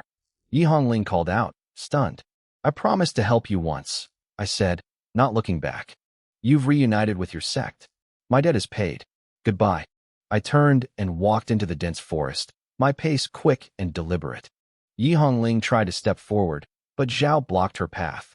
Junior sister, the Chishui sect matter is urgent, he urged. We have to go. He's right, the others chimed in. The man is paranoid. He'll only be a burden if he's this jumpy. Yi Hongling hesitated, watching my retreating back. Finally, she shouted, thank you for saving me. If you ever need help, find me at Tyrant's mansion. I will do whatever I can. I heard the thunder of hooves as they sped off in the opposite direction. Once I was sure they were gone, I immediately changed course. Being a rogue cultivator meant one thing, survival. 500 years ago, I might have stayed to argue. I might have fought Zhao just to prove a point. Now, I didn't care about being right. I cared about being alive. I warned her because she wasn't a bad person, but I wasn't going to die for her pride. The sun was dipping below the horizon, painting the sky in bloody hues. I found a secluded cave and ducked inside, sealing the entrance. It was time. I pulled out the green bamboo pole. 10 days had passed since I last used it. Every 10 days, I could cast a line into the unknown. I need resources, I whispered to the shadows. Spirit stones, pills, cultivation manuals. I was starting from scratch. Being a rogue cultivator meant I had no sect to provide for me, no masters to guide me. If I died on the road, no one would even bury my bones. I didn't need guidance. I had been at the peak once, and the nameless ancient book in my sea of consciousness could decipher any technique. But I needed fuel. My dantian was like a vast, empty ocean. The thin spiritual energy of the world wasn't enough to fill it. I cast the line. The rod suddenly vibrated. My heart skipped a beat. This time, the pull wasn't as violent as before. It felt lighter, easier to manage. I braced my feet and hauled the line in. When the object finally broke through the void and landed in my hand, I stared at it in confusion. It wasn't a pile of stones or a glowing pill. It was a bone. A single, straight piece of bone. Did I just fish up trash? I muttered, disappointment washing over me. In the visions I'd seen of Jiang's son, he had fished up junk plenty of times. I thought my luck was better after getting that heavenly script, but apparently, the bamboo pole didn't play favorites. I was about to toss it into the corner of the cave when I stopped. My eyes narrowed. The bone was absorbing the natural Tao luck of the world. It was faint. Even a master talisman maker wouldn't have noticed it unless they were looking for it. But thanks to the heavenly script, I was hypersensitive to the flow of the world. The luck that usually clung to me was being slowly pulled toward this dull, weathered bone. I held it up to the light. It looked like a segment of a human finger, the index finger of a right hand. It looked ancient, parched, and brittle, as if it would crumble into dust if I breathed on it too hard. But as I focused my inner vision, I saw something else. Rules. I breathed. There are laws of the universe etched into this. I squeezed it. I was only at the 3rd level of chi refinement, but my grip could bend iron. The bone didn't even creak. I tried burning it with a flame spell. I tried drenching it. I tried striking it with my sharpest energy. Nothing. Not a single scratch. This wasn't just a bone. It was something that defied the very world itself. I spent the next few hours testing the bone. I tried everything, but I eventually reached a chilling conclusion. There were laws, ancient, immutable rules, wrapped around this thing. It seemed the only thing capable of affecting it was the power of time itself. No other force in this world could leave a mark on this straight piece of bone. It sent a shiver down my spine. Who did this belong to? Even after thousands, maybe tens of thousands of years, and even after the body had long since rotted away, this single fragment remained indestructible. Was the owner a god, a demon, or an ancient immortal? I had once stood at the peak of cultivation myself. I knew what powerful cultivators were capable of. But this was beyond anything a normal cultivator could achieve. Even if the great Tao shatters and the sun and moon stop turning, my will shall not perish, I whispered to myself. The sheer power radiating from this tiny object was staggering. Yet, at the same time, I felt a strange sense of pity. Even someone this magnificent, someone who could defy the laws of physics, couldn't escape the erasure of time. It was a lonely thought. Suddenly, I noticed something new. The bone was absorbing spiritual energy. It was a dead object, but when I circulated my chi to probe it, the energy vanished inside like it was being swallowed by a shadow. I frowned and pulled out a spirit stone, placing it next to the bone. Nothing happened. But the moment I actively pushed the stone's energy toward it, the bone drank it up instantly. It was like dropping a pebble into a bottomless ocean. No ripple. No sound. You're a hungry one, aren't you? I muttered. What exactly are you trying to do with all this energy? I was curious, so I pulled out more spirit stones. One by one, they turned into useless gray powder as the bone drained them dry. My heart started to ache. I was just a rogue cultivator now. Sure, I'd managed to squeeze 800 spirit stones out of Yi Hongling earlier, making me feel a bit wealthy, but I couldn't afford this. 20 stones. I watched 20 spirit stones vanish, and the bone didn't change at all. It was a literal bottomless pit. I was about to give up and put it away when I felt it, a shift in the natural Tao luck around me. My instinct screamed. Without hesitating, I bit my finger and squeezed out a drop of essence blood. Before it could hit the floor, I caught it on my fingertip. Using my finger as a brush and my blood as ink, I began to draw a seal directly onto the bone. The moment I started, the world outside the cave went mad. The wind howled, and a strange, eerie pressure rushed toward me. It felt like the universe itself was trying to stop me from finishing this seal. This was hidden interference, the world's way of protecting its secrets. A normal cultivator would have panicked or been crushed by the pressure. But I wasn't normal. I had fought for 500 years in blood-soaked secret realms. My killing intent was a physical force. I looked at the swirling shadows and let out a cold snort. That single sound echoed with such authority that the eerie forces shattered into dust. The remaining shadows trembled, hovering at the edge of the cave, terrified to come any closer. I didn't waste the opening. I accelerated my movements, pouring more blood into the strokes. Just as the shadows gathered their courage to strike again, I finished the last line. A complete, glowing talisman sat on the bone. I didn't stop there. My hands blurred through a series of madras seals. Reveal! I shouted. I slammed my palm onto the bone. The blood-red talisman erupted in a blinding light and sank deep into the marrow. The wind died instantly. The rain stopped. The blood on the bone vanished, leaving only an occasional flicker of light beneath the surface. I felt it then, a tether, a soul link. I had used that sudden surge of Tao luck to force a connection. This specific technique was called the link. It allowed a person to know the heart, inhabit the body, and control the soul of an object. Usually, people used it to tame high-level artifacts, but I had used it to force this bone to recognize me as its master. Now that the link was established, the secrets of the bone laid bare before me. When I realized what it was, a grin spread across my face. This wasn't just trash. This was a weapon of mass destruction. Inside the bone, a fragment of the original owner's will still lived. The reason it was swallowing so much spiritual energy was to feed that will. It was storing the power, hiding it away, waiting until it reached a threshold where it could be unleashed. I could see that many people over the centuries had tried to do what I was doing. They had poured energy into it, but because they couldn't see the will inside, they eventually gave up after wasting too many stones. But I had the link. I didn't just see the energy. I now had the authority to trigger that ancient will. I didn't dare test it. Even the dormant energy inside felt terrifyingly potent. If I unleashed it, the explosion of power would be world-shaking. The only downside was that it was a one-shot deal. Once I used the stored energy, I'd have to refill it from scratch. You really are a gold-swallowing beast, I sighed. Based on my math, even if I fed it all 700 of my remaining stones, I wouldn't match what was already stored inside. Still, I was beaming. Spirit stones can be earned back, but a life-saving trump card like this? That was priceless. While I was busy dealing with my new treasure, Yi Hongling and her 3 companions were moving quickly through the forest. The others were focused on the path, but Yi Hongling kept glancing back, her brow furrowed with worry.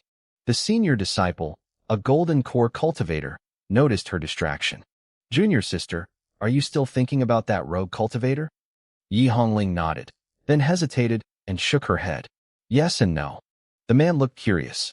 Oh, that Taoist brother's cultivation is low, but his ability to read a situation is incredible, she explained. If he wants to hide, I'm sure he'll be fine. I'm just wondering, should we listen to his warning? Maybe we shouldn't ride the red-footed crows. The other 3 stopped in their tracks. They looked at each other and burst out laughing.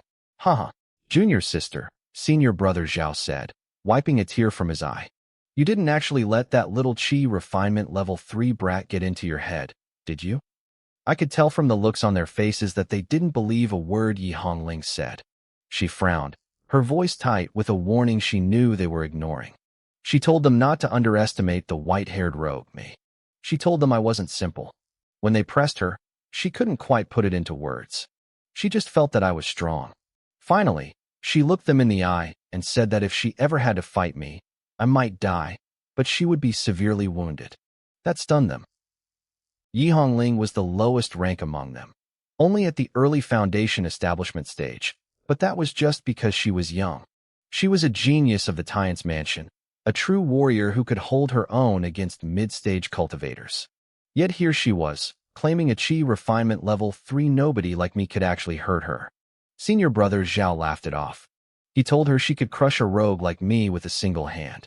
He warned her about losing her invincible Dao heart over a weakling. They all thought she was exaggerating my power to justify why she had been so polite to me. Yi Hongling just shook her head. She didn't even believe her own gut feeling, but the sensation of danger I gave off was real. I wasn't what I appeared to be. Zhao tried to reassure her. He told her my warnings were nonsense. Their red-footed crows were unique spirit beasts, bred and trained only by their sect. They were loyal, powerful, and immune to simple tricks. Besides, they had a golden core master leading them. The Qishui sect wouldn't dare attack a group that strong unless they were suicidal. Even Yi Hongling couldn't argue with that logic. They had the numbers, the power, and the mounts. They felt untouchable. They rode hard for an entire day. By the time night fell, they reached a small stream to rest. They were disciplined. They didn't let their mounts eat anything from the wild, feeding them only from their own storage rings. They planned to rest for an hour and then push through the night to leave the Tianqi Mountains by dawn. A cool breeze drifted through the trees. Zhao looked at Yi Hongling and teased her again, asking if she still believed my prophecies. He didn't like how much she thought of me. He wanted to tear down whatever respect she had for a lowly rogue. Before he could finish his sentence, the Golden Core Senior stood up abruptly. He sensed it first. A split second later, a rain of arrows hissed through the dark. He shouted for them to form a formation, but as they stood, their faces turned pale. The air was thick with poison. They had noticed it too late. The toxin was already in their blood, dragging down their energy. The Golden Core leader managed to swat away the first wave of arrows and ordered them to mount up. They were surrounded. The Qishui sect had been waiting. A rival Golden Core cultivator stepped out of the shadows, flying through the air to intercept their leader. The two masters clashed instantly. Yi Hongling's group tried to use their mounts to break the circle, hoping the red-footed crows would help them clear the poison and charge through. But then, the mounts changed. Yi Hongling saw it in their eyes first. The crows weren't listening. They went wild, bucking and screaming in a frenzy. She was nearly thrown off, gripping the reins with everything she had. She looked over at Zhao and saw his mount go completely feral. He wasn't ready.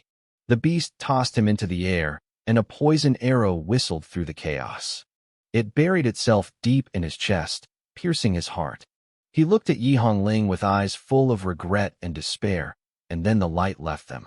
While they were fighting for their lives, I was miles away in a quiet cave. I felt a tremor in the distance, a ripple in the world's energy that signaled a massive battle. I knew people were dying. I didn't care.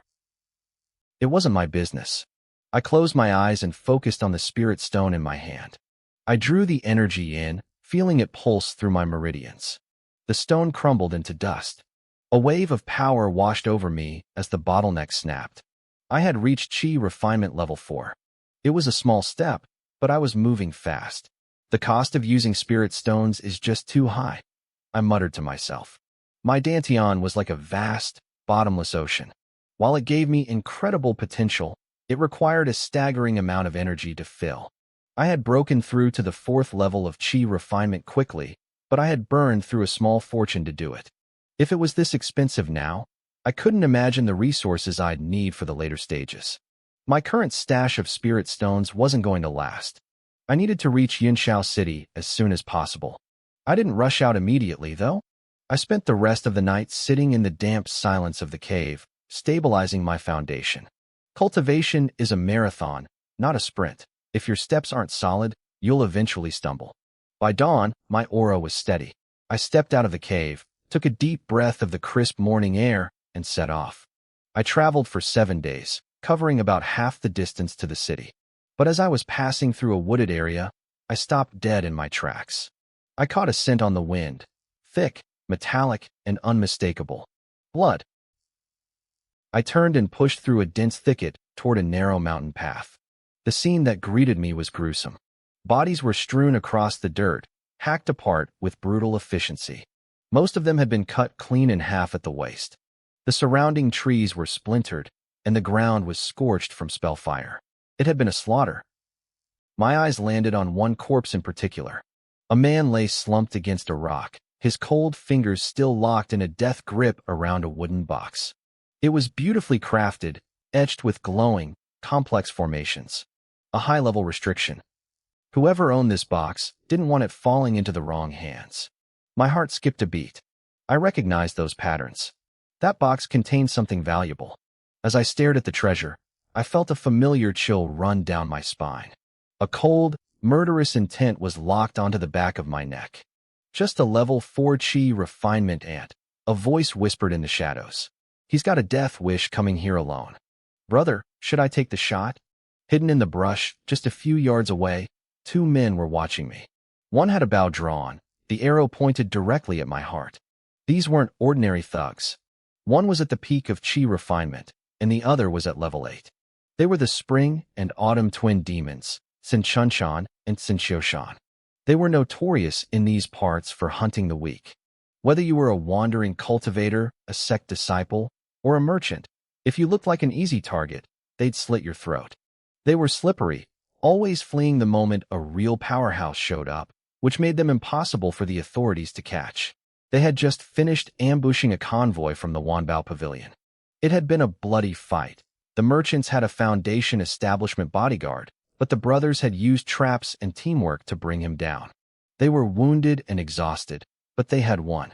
There was just one problem. The loot was locked in that Wanbao box. Without the proper technique, the box was a paperweight. If they tried to force it, the contents would be destroyed. They were debating how to break the seal when I walked into their trap. Kill him, Sinchunshan whispered, his eyes narrowing. Sinxioshan tightened his grip on the bowstring, but his brother suddenly grabbed his arm. Wait. What is it? Look at the kid, Sinchunshan pointed. He knows what he's doing. He's trying to undo the restriction. I had my back to them, acting as if I were completely oblivious to their presence. I was tracing lines in the air, murmuring to myself as the box emitted faint flickers of light. The glow of the seal was slowly, steadily fading. I'll be damned, Sinxioshan whispered. A level 4 brat who's a formation master? What are the odds? Let him work, the older brother grinned. We'll be the mantis stalking the cicada, and he'll be our little laborer. Once he opens it, we kill him and take the prize. They settled in, watching me like hawks while trying to circulate their energy to heal their wounds. But after a while, Sinxioshan started getting restless. Brother, he's too slow. What if the Wanbao Pavilion reinforcements show up? Let's just gut him and try it ourselves. Patience, Sinchunshan muttered, though his own brow was furrowed. He knew they couldn't crack that seal on their own. Another few minutes passed. The tension in the air was thick. Brother, we're running out of time. Sinxioshan hissed. Some of those merchants escaped. Help is coming. Fine. Sinchunshan growled, signaling for the kill. Sinxioshan took a breath, ready to release the arrow. But I chose that exact moment to let out a long, frustrated sigh. Just 4 layers left? I muttered, my voice just loud enough for them to hear. Damn it. If only my cultivation was higher. If I were at the late stage of chi refinement, I could snap this open in seconds. At this rate, it'll take hours. The brothers froze. They looked at each other. So, I could open it. I was just too weak to do it quickly. If only someone could lend me a bit of spiritual energy, I whispered to the empty air. Then, I stood up and dusted off my robes. Forget it. It's not meant to be. I'm getting out of here before the killers come back. I turned to walk away. The brothers panicked. If I left, their payday stayed locked in that box forever. Friend, wait. Sinchunshan didn't even think. He leaped from the shadows, landing directly in my path, his face twisted into a fake, predatory smile. My reaction was perfect.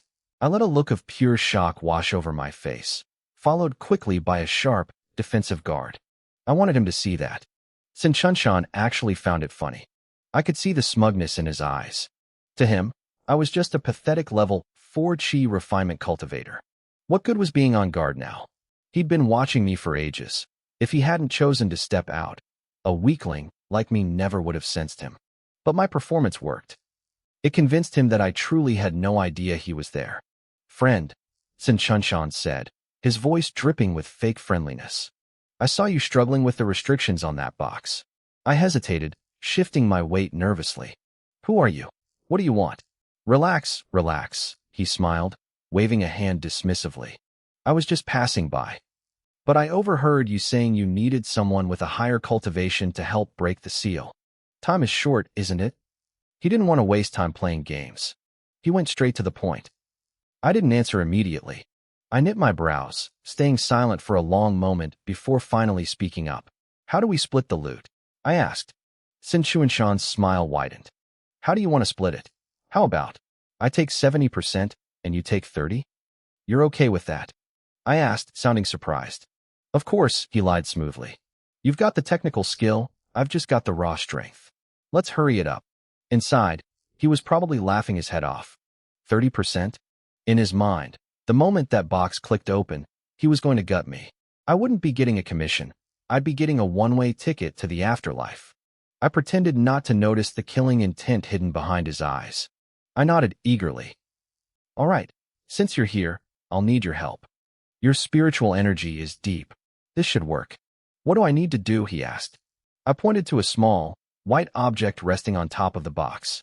It looked like a fragment of a finger bone. I don't know when I'd placed it there, but it looked like it belonged. "Just pour every ounce of your spiritual energy into this bone. Don't hold back." Sin Chunshan frowned. He had studied these Wanbao boxes before and didn't remember seeing a bone fragment involved in the seal. I kept my hands moving, tapping different spots on the box, acting busy. "It appeared automatically after I broke the first few layers," I explained casually. "It's the core of the formation." He nodded. It sounded plausible enough. Without hesitating further, he pressed his palm down and began flooding the bone with his energy. Then, his expression shifted. He looked dazed. He realized that the moment his energy hit that bone, it didn't just flow in, it was swallowed. It felt like pouring water into a bottomless abyss. Is this normal?" he stammered, looking worried. "Don't lose focus," I snapped, sounding stressed. "Give it everything you've got. I'm starting the final decryption now." He had no choice but to obey. He pushed harder, desperate to see the payday inside. But Sin Chunshan hadn't fully recovered from his earlier fight. His energy reserves were already low, and they were plummeting fast. If I hadn't actually been breaking the seals, literally snapping 2 layers right in front of his eyes, he might have suspected a trap. But the box was clicking. The light was shifting. It looked real. Still, he was hitting his limit. "Friend, is it done yet?" "Wait, not enough power," I yelled. "Don't you dare stop now or the whole thing will reset, and we lose everything." Sin Chunshan ground his teeth. He was almost running on empty. "Hold on." He reached into his storage ring, pulled out a handful of spirit stones, and began absorbing them frantically. Then he pulled out a bottle of pills and gulped them down like water. He was determined. As long as that box opened, he'd get all those resources back and more. It was an investment. He didn't notice that while he was busy chugging pills, I was staring very intently at his storage ring. Finally, his hard work paid off. Just as his energy hit rock bottom for the second time, the glowing runes on the Wanbao box flickered and died. The seal was broken. A triumphant, mocking smile spread across Sin Chuanshan's face. He looked at me, ready to end my life. But to his surprise, I turned around at the exact same moment. And I was wearing the exact same smile. Back at the Qingxian Saint sect, inside the pavilion of heaven's mystery, a copper mirror hovered in the air. Strands of worldly fate and thick spiritual mist swirled toward it. Nian Zhaoxi sat cross-legged beneath the mirror, her fingers moving in a blur of complex madras. Suddenly, she gasped. Uft! A spray of blood hit the floor. The floating mirror shattered into 1,000 pieces. Nian Zhaoxi collapsed, her strength completely drained. She was deathly pale, her vitality fading. But after only a moment of rest, she reached out and pulled another fresh copper mirror from a pile.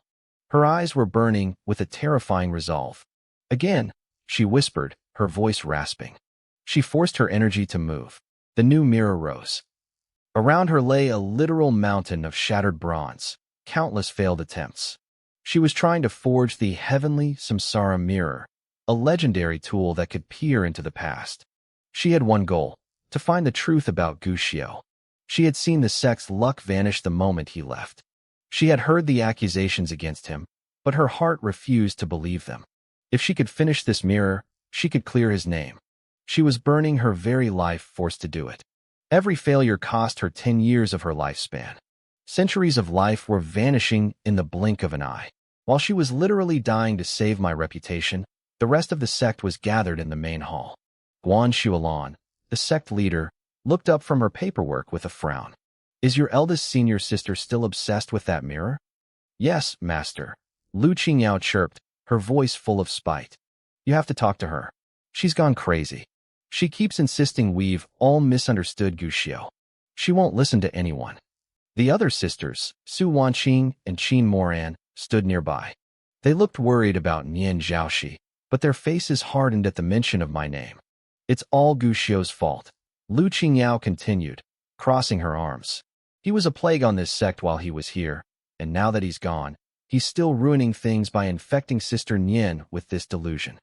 Guan Shualan's expression darkened. Where is Gushio now? The three sisters blinked, looking at each other in confusion. You mean you don't know? Guan Shualan asked, surprised. Lu Qingyao rolled her eyes. The day he left, I wanted to set off fireworks to celebrate. Why would I care where that loser went? I was busy setting up a training ground for the junior brother to practice his beast-taming arts, Lu Qingyao said, her voice dripping with indifference. I didn't have time to worry about where Gushio went. Guan Shualan turned her gaze towards Su Wanqing and Qin Moran. I've been focused on refining pills for the junior brother, Su Wanqing said, shaking her head. I haven't paid any attention to him.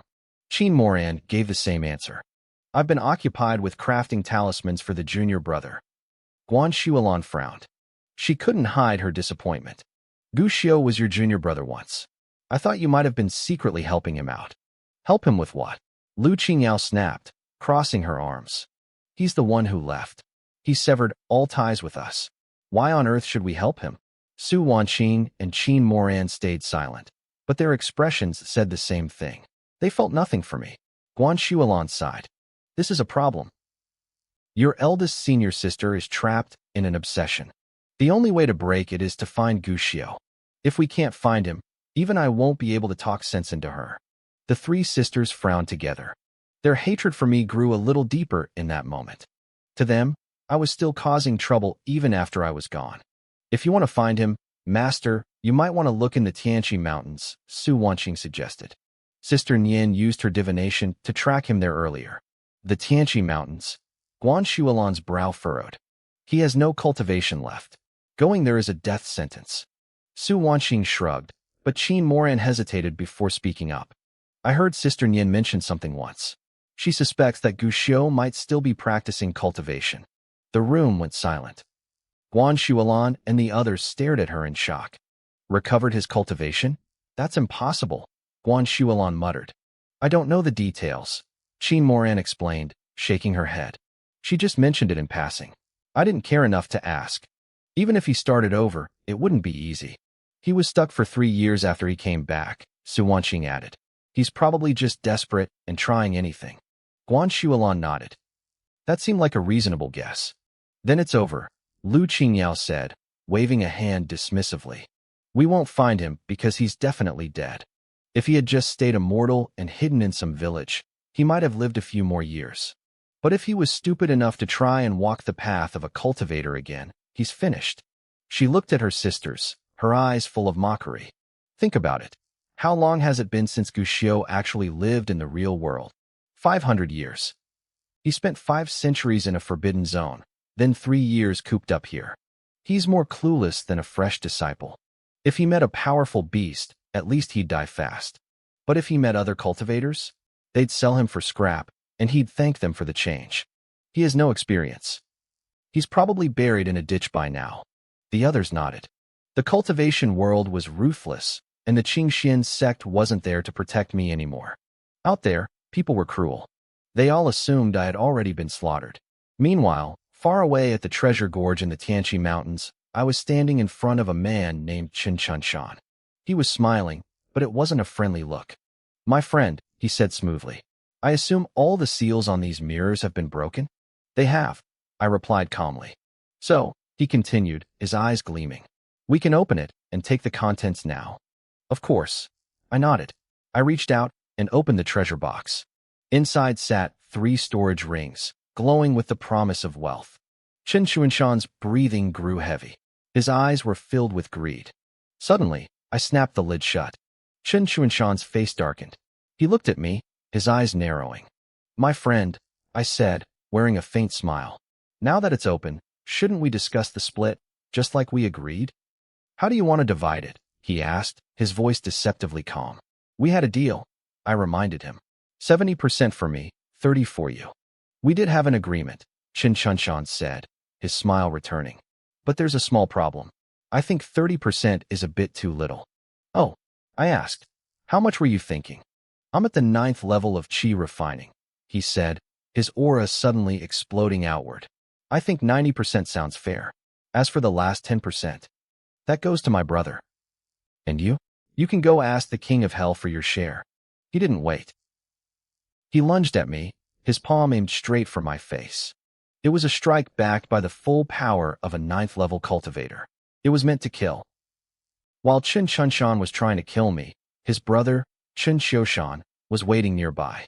He was keeping watch for anyone from the treasure pavilion who might come looking for their stolen goods. He was getting anxious. He wasn't worried about me. To him, I was just a white-haired rogue at the 4th level of chi refining. A bug his brother could crush with a single finger. Finally, he felt a surge of spiritual energy. The 9th level power of his brother.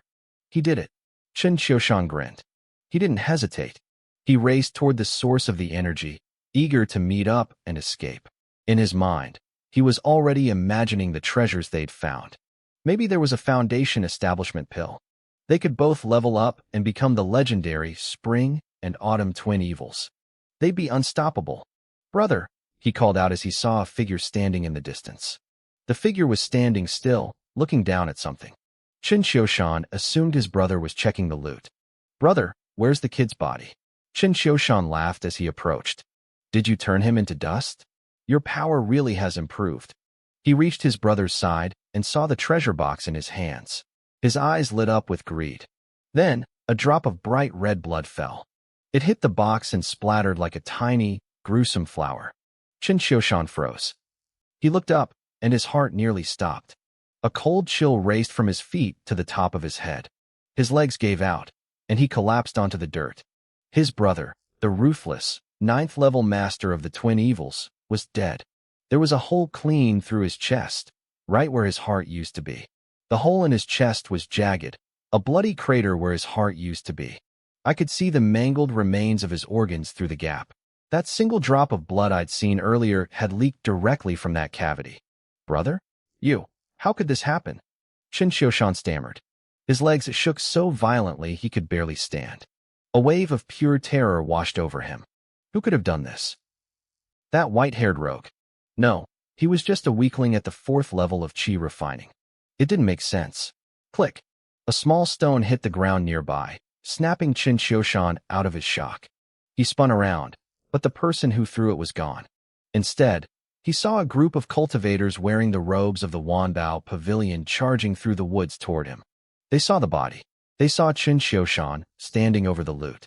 Stop right there, thief, one of them roared. You dare kill our people? You're a dead man. Chen Xiushan didn't stick around to explain. He didn't know where that stone came from, but he knew he was being framed. He turned into a streak of light, pushing his spiritual energy to the limit as he fled into the brush. Most of the Wanbao pavilion disciples chased after him, but a few stayed behind to check the cargo. Their faces darkened when they saw the broken seal on the treasure box. The 3 storage rings were gone. A massive manhunt began in the Tianqi Mountains, but I was already far away. I walked down the main mountain road, not hiding, moving toward Yunshao City with a steady pace. People might think 500 years in a forbidden zone would turn my brain to mush, or that my time in the Qingxian sect made me a naive fool. They were wrong. Before the forbidden zone, I had traveled the world. And during my 10,000-year dream, I had watched 1,000 lifetimes play out. I wasn't just some kid. I had sensed the spring and autumn twin evils from the very beginning. My affinity for the Tao allowed me to feel their presence before they even moved. Everything that happened, draining Chun Xiushan's energy, waiting for the exact moment Qin Chunshan relaxed to strike him down, and then framing the survivor, was calculated. Stop! A streak of red light shot across the sky and landed right in front of me. I stopped and tensed up. The man was standing on a flying sword, a clear sign he was a Foundation establishment cultivator. He wore the Wanbao Pavilion uniform. I kept my voice calm. Senior, is there something I can help you with? He didn't answer immediately. He swept his divine sense over me, checking my cultivation. When he saw I was only at the 4th level of Qi refining, his shoulders relaxed slightly. Have you seen a cultivator at the 8th level of Qi refining using wind-based escape techniques? He demanded. I shook my head. No, senior. He didn't waste another second. To him, a level 4 ant walking slowly on the main road couldn't possibly be involved with high-level thieves. He hopped back on his sword and vanished. Over the next hour, I was stopped several more times by Wanbao Pavilion disciples. Each time, the result was the same. They saw my weak cultivation and moved on without a second thought. The sun began to set, and I started looking for a place to camp for the night. That's when another streak of light descended. It was another Foundation establishment cultivator. I gave him the same answer I'd given the others, and he seemed ready to leave. But then he stopped. He turned back, his eyes narrowing with a sudden, cold greed. He said, you have a storage tool on you. I felt a surge of adrenaline. I slowly pointed to the tattered pouch at my waist. It's just a basic storage bag, senior. Is there a problem? Hand it over, he said, reaching out his hand. I suspect you're an accomplice of that thief, Qin Xiushan. I need to inspect your belongings. He sounded righteous, but I saw the flicker of hunger in his eyes. He didn't care about the thief. He just wanted to rob a defenseless rogue. My hand drifted to my sleeve, gripping the finger bone I had found in the forbidden zone. I had been saving it. Even against Qin Chunshan, I hadn't used it because the energy required to reset the bone's power was too expensive. But facing a Foundation establishment master, I might not have a choice. I wondered if the power hidden in that bone was enough to kill him. What's the matter? The cultivator sneered, stepping closer. Silence means guilt. You really are with him, aren't you? He raised his hand, gathering spiritual pressure to crush me. I sighed. I didn't want to waste the bone, but I wasn't going to die here. My battle experience told me I could kill a level 9 Qi refiner with a surprise attack, but a Foundation establishment cultivator was a different beast. Just as I was about to trigger the bone, I felt a new presence. I froze. Kid, I'll give you one last chance, the man growled. The bag. Now. I looked him in the eye. I'm just a weak cultivator, but I'm not a sheep for the slaughter. You're from Wanbao Pavilion. Do their rules really allow you to rob people on the road? Rules? He laughed. If you die here, who's going to tell them why? He pointed a finger at my forehead, his spiritual energy locking my body in place. He was going for a killing blow. I gripped the bone tight, ready to fire. Rinqing, stop. The shout carried a soul-shaking power. The cultivator, Rinqing, froze mid-motion. A blur of purple moved past me. A woman landed at my side, her scent light and floral. She grabbed my arm and pulled me back, putting distance between us and the greedy cultivator. Rinqing snapped out of his daze, his face turning pale when he saw who had intervened. The woman was dressed in a flowing purple gown that couldn't hide her elegant, commanding presence. The woman wore a veil that hid most of her face, but her eyes were captivating. They held a natural charm that could make a man lose his mind with just one look. But Rinqing didn't look charmed. He looked terrified. Surume, he stammered. The woman arched an eyebrow. Rinqing immediately corrected himself, his voice trembling. Manager Su. Rinqing, Surume said, her voice smooth and cold. What exactly were you doing just now? I was following orders. I was searching for Qin Xiushan, he replied, sweat beading on his forehead. And what is Qin Xiushan's cultivation level? She asked. Level 8 Qi refining, Rinqing muttered. Surume's expression turned icy. If you were looking for a level 8 cultivator, why were you attacking a fellow Taoist at level 4? Rinqing swallowed hard, his eyes darting around. I suspected. I suspected this man was. Was what? Tsurume cut him off. Are you going to tell me this level 4 cultivator is an accomplice? Or perhaps the twin evils are actually triplets, and he's the hidden third member? Renqing opened his mouth, but no words came out. He just stood there, stammering. Tsurume let out a cold snort. Renqing, you know the rules of Wanbao Pavilion. We do not rob or murder our guests. You knew the law, and you broke it anyway. As a manager, I'm issuing your punishment now. You will sever one of your fingers. The color drained from Renqing's face. What? Even I was surprised. I stared at Tsurume, wondering if she was serious. You tried to use your position to commit murder, she said calmly. Sever a finger as an apology. Do you have an objection? I do. Of course I do. Renqing shouted, his desperation showing. I admit I lost my head for a moment, but he's just a level 4 brat. I didn't even succeed. How can you demand a finger for that? In the cultivation world, losing a limb was a death sentence for your future. If you reached the soul transformation stage, you could regrow a limb. But if you lost a finger before reaching the golden core stage, it was gone forever. Even if you broke through later, that part of your body would remain broken. This punishment was brutal. It seems you still don't understand, Tsurume said, her voice dropping an octave. Wanbao Pavilion gathers treasures from all over and welcomes guests from every corner of the world. Any cultivator who does business with us is a guest. You used your power to bully a guest and tried to ruin our reputation. That is the ultimate sin. She stepped forward, and a terrifying pressure exploded from her body. Severing a finger is a light punishment. If you refuse, I'll take more than just a finger. My heart hammered against my ribs. Golden core. She was a golden core master. Renqing looked like he had been struck by lightning. He stood there, shaking, his face a mask of agony and regret. Finally, he bowed his head. I accept the punishment. He didn't wait. He formed a blade out of pure spiritual energy and hesitated for only a second before hacking it down onto his left pinky. Blood sprayed across the grass. Renqing didn't make a sound, though his face was twisted in pain. He looked at Tsurume, waiting for her approval. When she nodded, he turned and fled into the sky, not even daring to look back at me. Once he was gone, Tsurume turned to me. She bowed slightly, a gesture of genuine apology. Then, she held out a storage ring. Taoist, I am deeply sorry. My pavilion failed to manage its people, and it almost cost you your life. Please, accept this ring as a small token of our regret. I hesitated. I had heard of Wanbao Pavilion 500 years ago. They were an old, reputable merchant group with a solid name. I expected her to stop the fight, but I didn't expect her to be this strict with her own man. Thank you, Senior Su, I said, giving her a respectful nod. The reputation of Wanbao Pavilion is well-deserved, but I don't need the ring. I tried to decline, but she was persistent. Her manners were impeccable, and her tone was so sincere that it was hard to keep saying no. Eventually, I sighed and took the ring. It was actually perfect timing. I still had the 3 storage rings I'd taken from the cultivators I killed earlier hidden in my sleeve. I was worried Wanbao Pavilion might have a way to track them if I used them openly. With this new, clean ring, I could transfer everything and stay under the radar.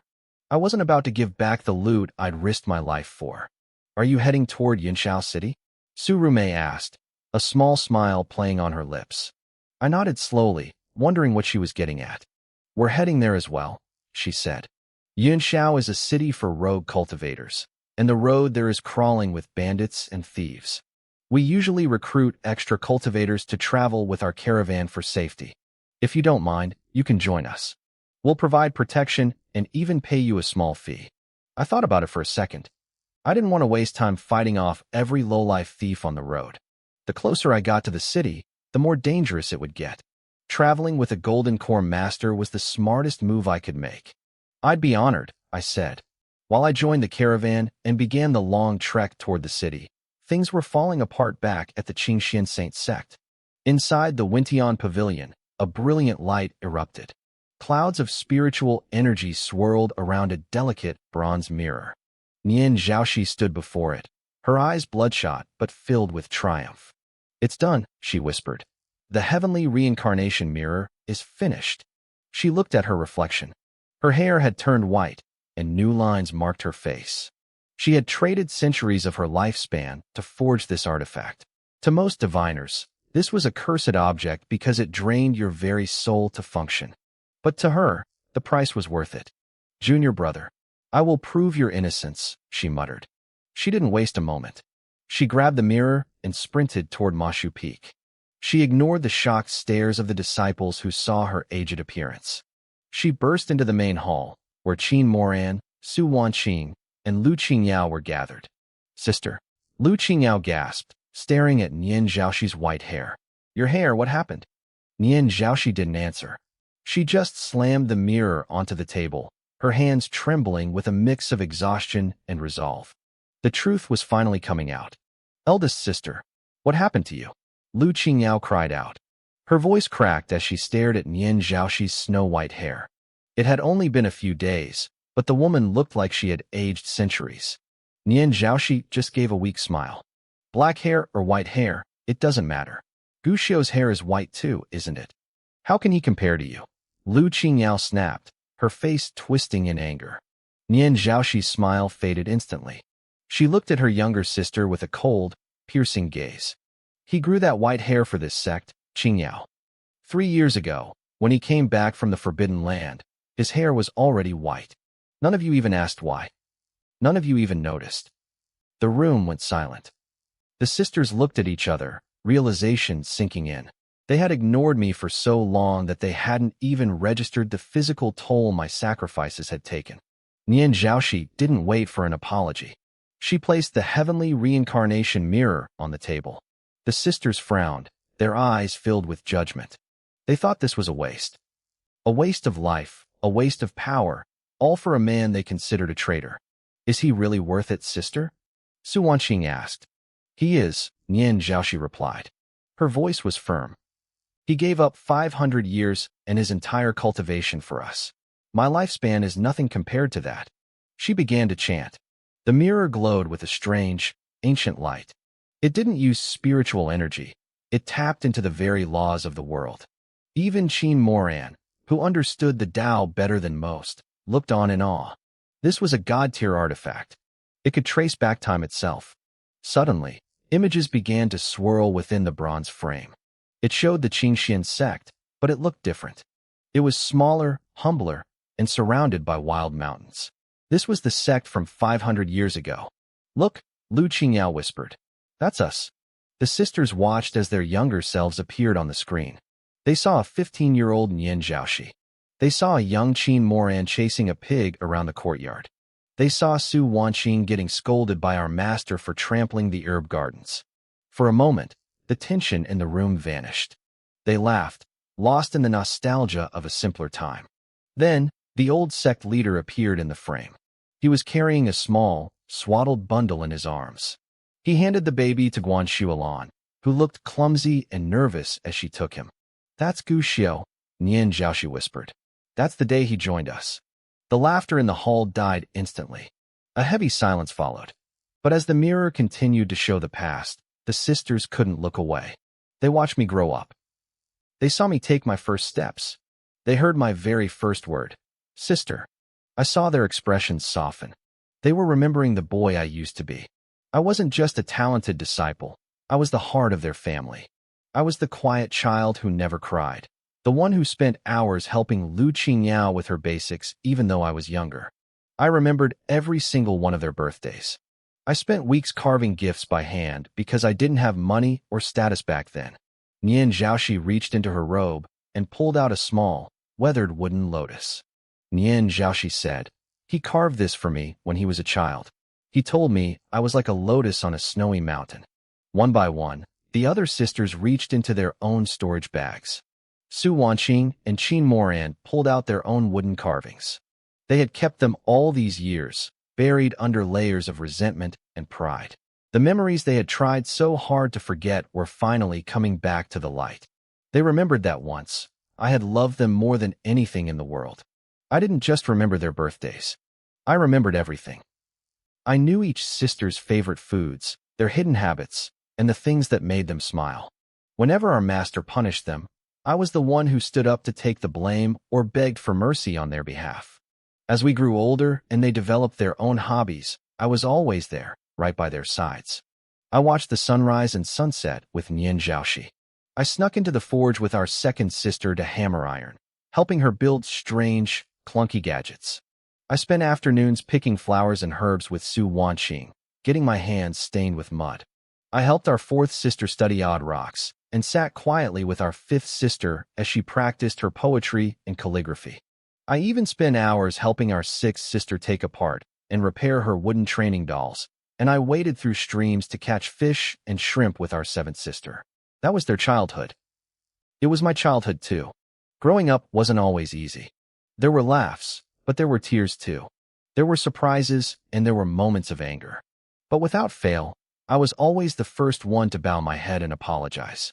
I was the one who reached out to wipe away their tears. Watching these memories flicker in the mirror, the expressions of Qin Moran and the others began to soften. Su Wanqing's eyes turned red. They were finally remembering the warmth we once shared. I could see the thought crossing their minds. Everything was so good back then. How did it change? Did Guxiu change, or did we? The jade and gold remain, but the faces have changed, Qin Moran murmured softly. She shook her head, trying to snap out of the trance. Sister, there's no need to watch this anymore. Why? Nian Zhaoxi asked, her voice trembling. People's hearts change easily, Qin Moran said, looking away. The past is just smoke. These things are fine as memories, but why bring them out now? I don't want to look back at that version of myself and feel only malice. Su Wanqing and Lu Qingyao nodded, pulling themselves back to reality. The nostalgia was beautiful, yes. The version of me from their childhood was wonderful. But to them, that person was dead. They believed 500 years in the Forbidden Land had twisted me into something unrecognizable. He was good once, Su Wanqing sighed. But 500 years in that place changed him completely. Lu Qingyao was even harsher. Maybe he was just faking it back then. Maybe he was always this way. Nian Zhaoxi felt a sharp pang in her heart. She couldn't understand why. Even now, they held such deep prejudice against me. They were using their current hatred to rewrite the past. She realized that trying to use these childhood memories to change their minds was a mistake. Their bias wasn't about who I was then. It was about who they thought I was now. She looked at the mirror one last time. In the reflection, a younger version of me was carving wood. As if sensing her gaze, the boy in the mirror looked up toward the window. His eyes were clear, innocent, and full of hope. Then he smiled. That smile broke Nian Zhaoxi. Tears streamed down her face as she compared that innocent boy to the white-haired, broken man I had become. The contrast was unbearable. With a wave of her hand, she shattered the vision of the past. Fine, she said, coughing up a spray of blood. If you all think he changed during those 500 years, let's see who really changed. She pushed her cultivation to the limit, blood trickling from the corner of her mouth as her life force drained away. The three sisters frowned, but they didn't stop her. They figured that if she saw how much I had rotted after the Forbidden Land, her obsession would finally break. The mirror shimmered, and the scene shifted. The old, slightly run-down Qingxian sect was gone, replaced by the magnificent, towering peaks of the Qingxian Saint sect. It was a place of glory, crowded with disciples and prestigious guests. Then, the seal on the Forbidden Land began to flicker. After 500 years, the gates were finally opening. Back then, the sisters had prayed for this moment every single day.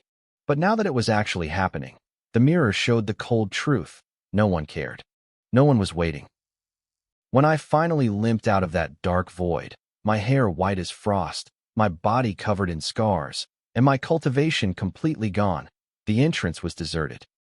I was alone. The silence in the hall became suffocating. Su Wanqing shifted uncomfortably. I remember now. I was refining a pill for our junior brother Jiang's son. It was a critical moment. I couldn't leave. I was meditating on the laws of the world, Qin Moran added, her eyes darting around. I had a sudden flash of inspiration. I couldn't let it go to waste. The pressure shifted to Lu Qingyao. She stammered for a moment before blurting out. I was with junior brother. I was worried that if I left him to go see Guxiu, he'd feel neglected. How was I supposed to know none of you went? Master, you didn't go either, did you? Nian Zhaoxi sighed, looking defeated. I was away from the sect that day. The moment I heard the news, I rushed back as fast as I could. I didn't arrive until late that night. Did you really not know that? Lu Qingyao stuck her tongue out and went quiet. Nian Zhaoxi looked at Su Wanqing and Qin Moran. Both of them lowered their heads, unable to meet her eyes. The truth was, no matter how busy they claimed to be, they all knew the gates were opening. They stayed away because they didn't know how to face me. When Guxiu first entered the Forbidden Land, I promised him I'd have a mountain of top-tier pills waiting for him when he got back, Su Wanqing admitted, her voice tight. But after Junior Brother arrived, I gave most of them to him. I didn't have anything left to give Guxiu. I felt awkward. I thought everyone else would be there, Qin Moran whispered. So what? Lu Qingyao snapped, trying to defend herself. We just didn't meet him the very second he stepped out. Is he really so petty that he'd hold a grudge over that? Besides, we all saw him that night, didn't we? We had dinner together. That counts as a welcome home feast. Su Wanqing and Qin Moran nodded quickly, clinging to that excuse. But Nian Zhaoxi only let out a bitter, hollow laugh. Is that so? She whispered. Then let's keep watching. In the mirror, the scene continued. The first person to speak to me wasn't a sister or a friend. It was a lowly servant girl sweeping the floors. Eventually, our master, Guan Shuolan, appeared. She gave my injuries a cursory glance before leading me to the main peak. She ordered a dinner to be prepared and summoned all the sisters. At the time, someone had asked Guan Shuolan how grand the feast should be. I watched the mirror, waiting to see the answer that set the tone for the rest of my life. Guan Shuolan's answer had been cold and blunt. She told everyone that since I was back. There was no need for a spectacle. She ordered the lowest specification dinner possible, just a simple gathering to mark the occasion. There were no sect elders, no high-ranking disciples, and certainly no grand feast. There was no gourmet food on the table, and even worse, there was no warmth. The atmosphere was freezing. In the reflection of the mirror, my past self sat in the seat that should have been the guest of honor. But I was a ghost in my own home. My sisters sat as far away from me as the table allowed. The only person sitting remotely close to me was the new junior brother, Jiang Sun. Even then, there was a noticeable gap between us. Watching this now, Su Wanqing, Qin Moran, and Lu Qingyao looked pale. They hadn't realized it at the time, but seeing it from the outside, the truth was undeniable. They were isolating me. It was supposed to be a welcome home banquet, but the food was bland and the wine was cheap. Everyone went out of their way to stay away from me. I looked like a lonely island in the middle of a crowded room. I tried to be enthusiastic. I reached out, trying to start conversations, trying to reconnect after 5 centuries of silence. But every time I spoke, I was shut down with 2-word answers or dismissive grunts.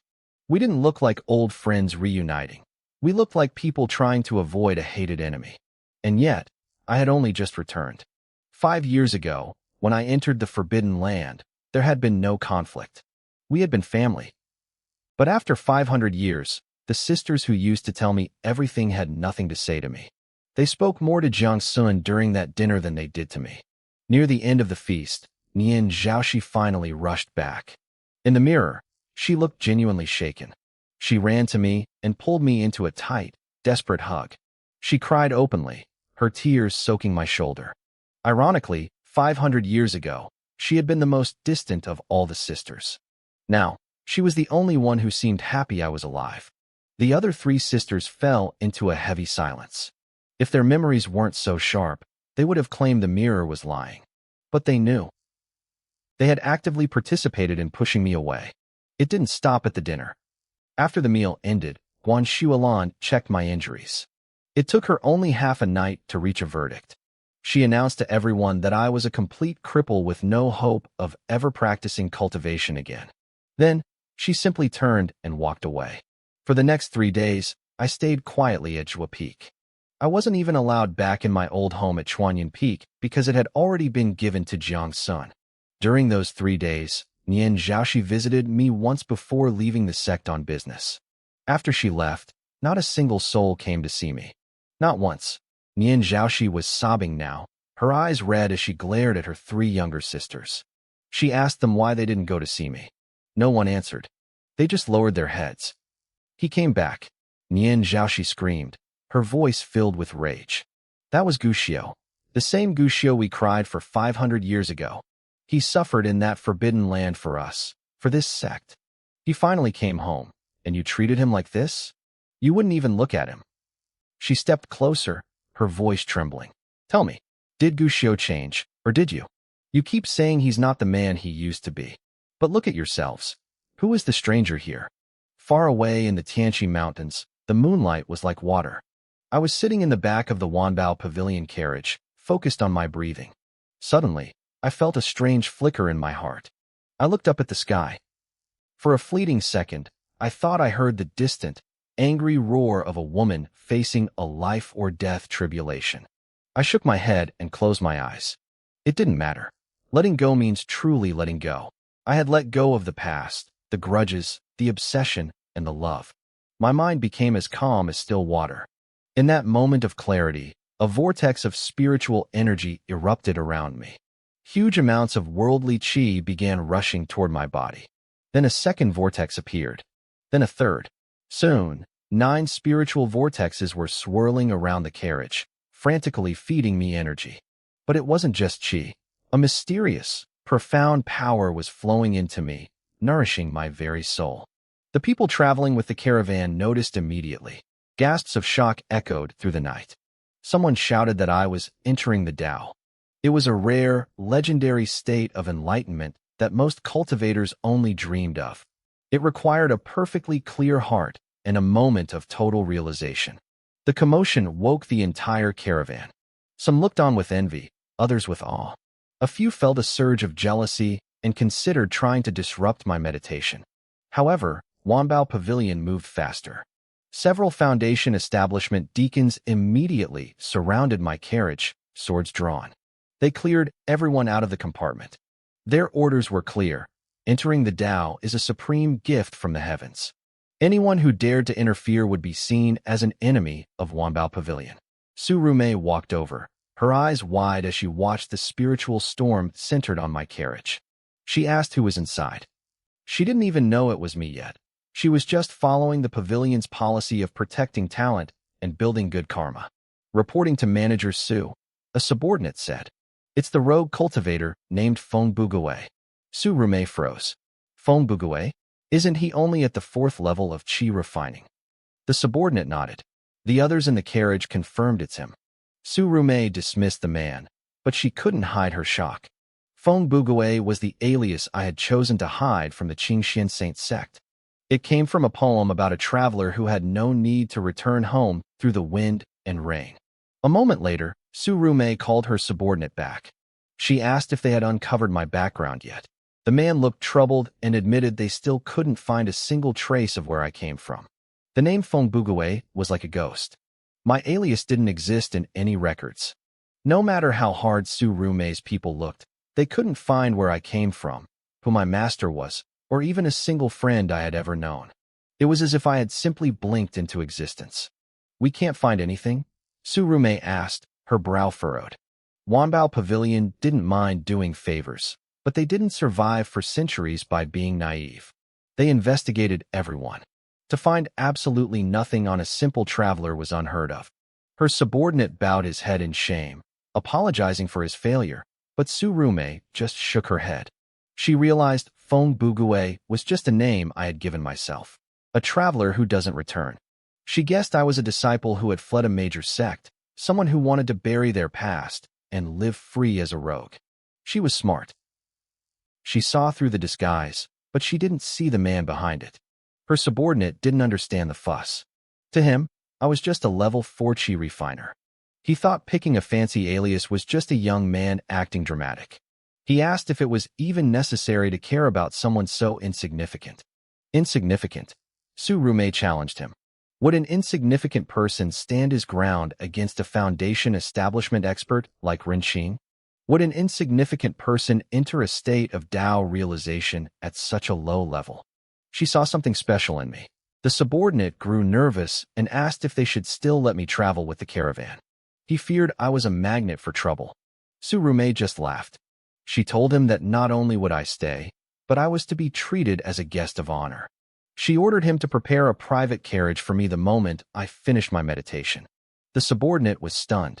Private carriages were reserved for experts at the peak of chi refining. I was only at level 4. He didn't think I had the right. Wanbao Pavilion makes friends with heroes, not cowards, Su Rume said firmly. If you don't build a bridge while a man is rising, don't expect to climb his ladder when he reaches the top. She looked back at my carriage, where the spiritual energy was still swirling violently. She asked her man if he really believed I would still be at level 4 when I finally opened my eyes. The subordinate went silent. He realized his mistake. Entering the Dao usually allowed a cultivator to break through their current bottlenecks instantly. With the amount of energy I was absorbing, the jump would be massive. Meanwhile, back at the Qingxian Saint sect, the atmosphere was suffocating. Nian Zhaoxi's questions had hit like physical blows. Qin Moran, Su Wanqing, and Lu Qingyao stood there in silence, staring at their feet. They had always told themselves that I was the one who changed. But looking at the images in the heavenly reincarnation mirror, the truth was undeniable. They were the ones who had become unrecognizable. 500 years ago, they had wept for me. They had begged the heavens for my safe return from the forbidden ground. But now that I was back, they treated me like an intruder. Say something, Nian Zhaoxi demanded. Why are you all silent now? Su Wanqing, the great alchemist, was the first to crack. She couldn't even look her eldest sister in the eye. She stammered that she only acted that way because she didn't want the new junior brother, Jiang Sun, to be sad. Nian Zhaoxi let out a sharp, bitter laugh.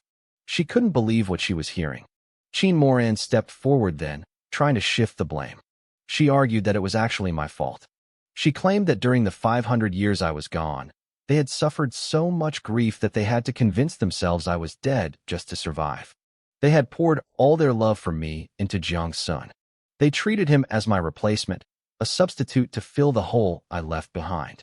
Qin Moran argued that it would be cruel to Jiang Sun if they suddenly cast him aside just because the original had returned. They didn't want him to feel like a mere shadow. So that's it. Nian Zhaoxi asked, her voice dripping with scorn. You isolated Guxiu because you didn't want Jiang Sun to feel like a substitute. You ignored everything Guxiu did for you in this sect because you were worried about a new boy's feelings? The three sisters fell silent again. Stated plainly like that, their logic sounded pathetic. They had no answer. But Lu Qingyao couldn't stand the guilt. She looked up, her eyes hardening.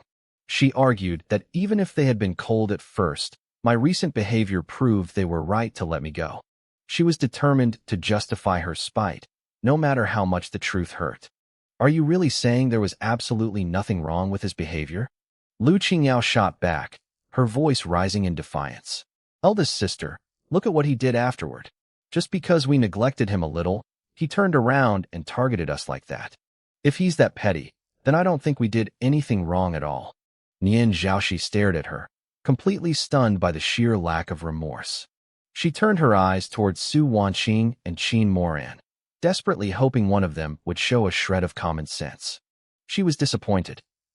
Guxiu's later actions were indeed very wrong, Su Wanqing said, shaking her head. Qin Moran went even further, nodding firmly. I've said it before.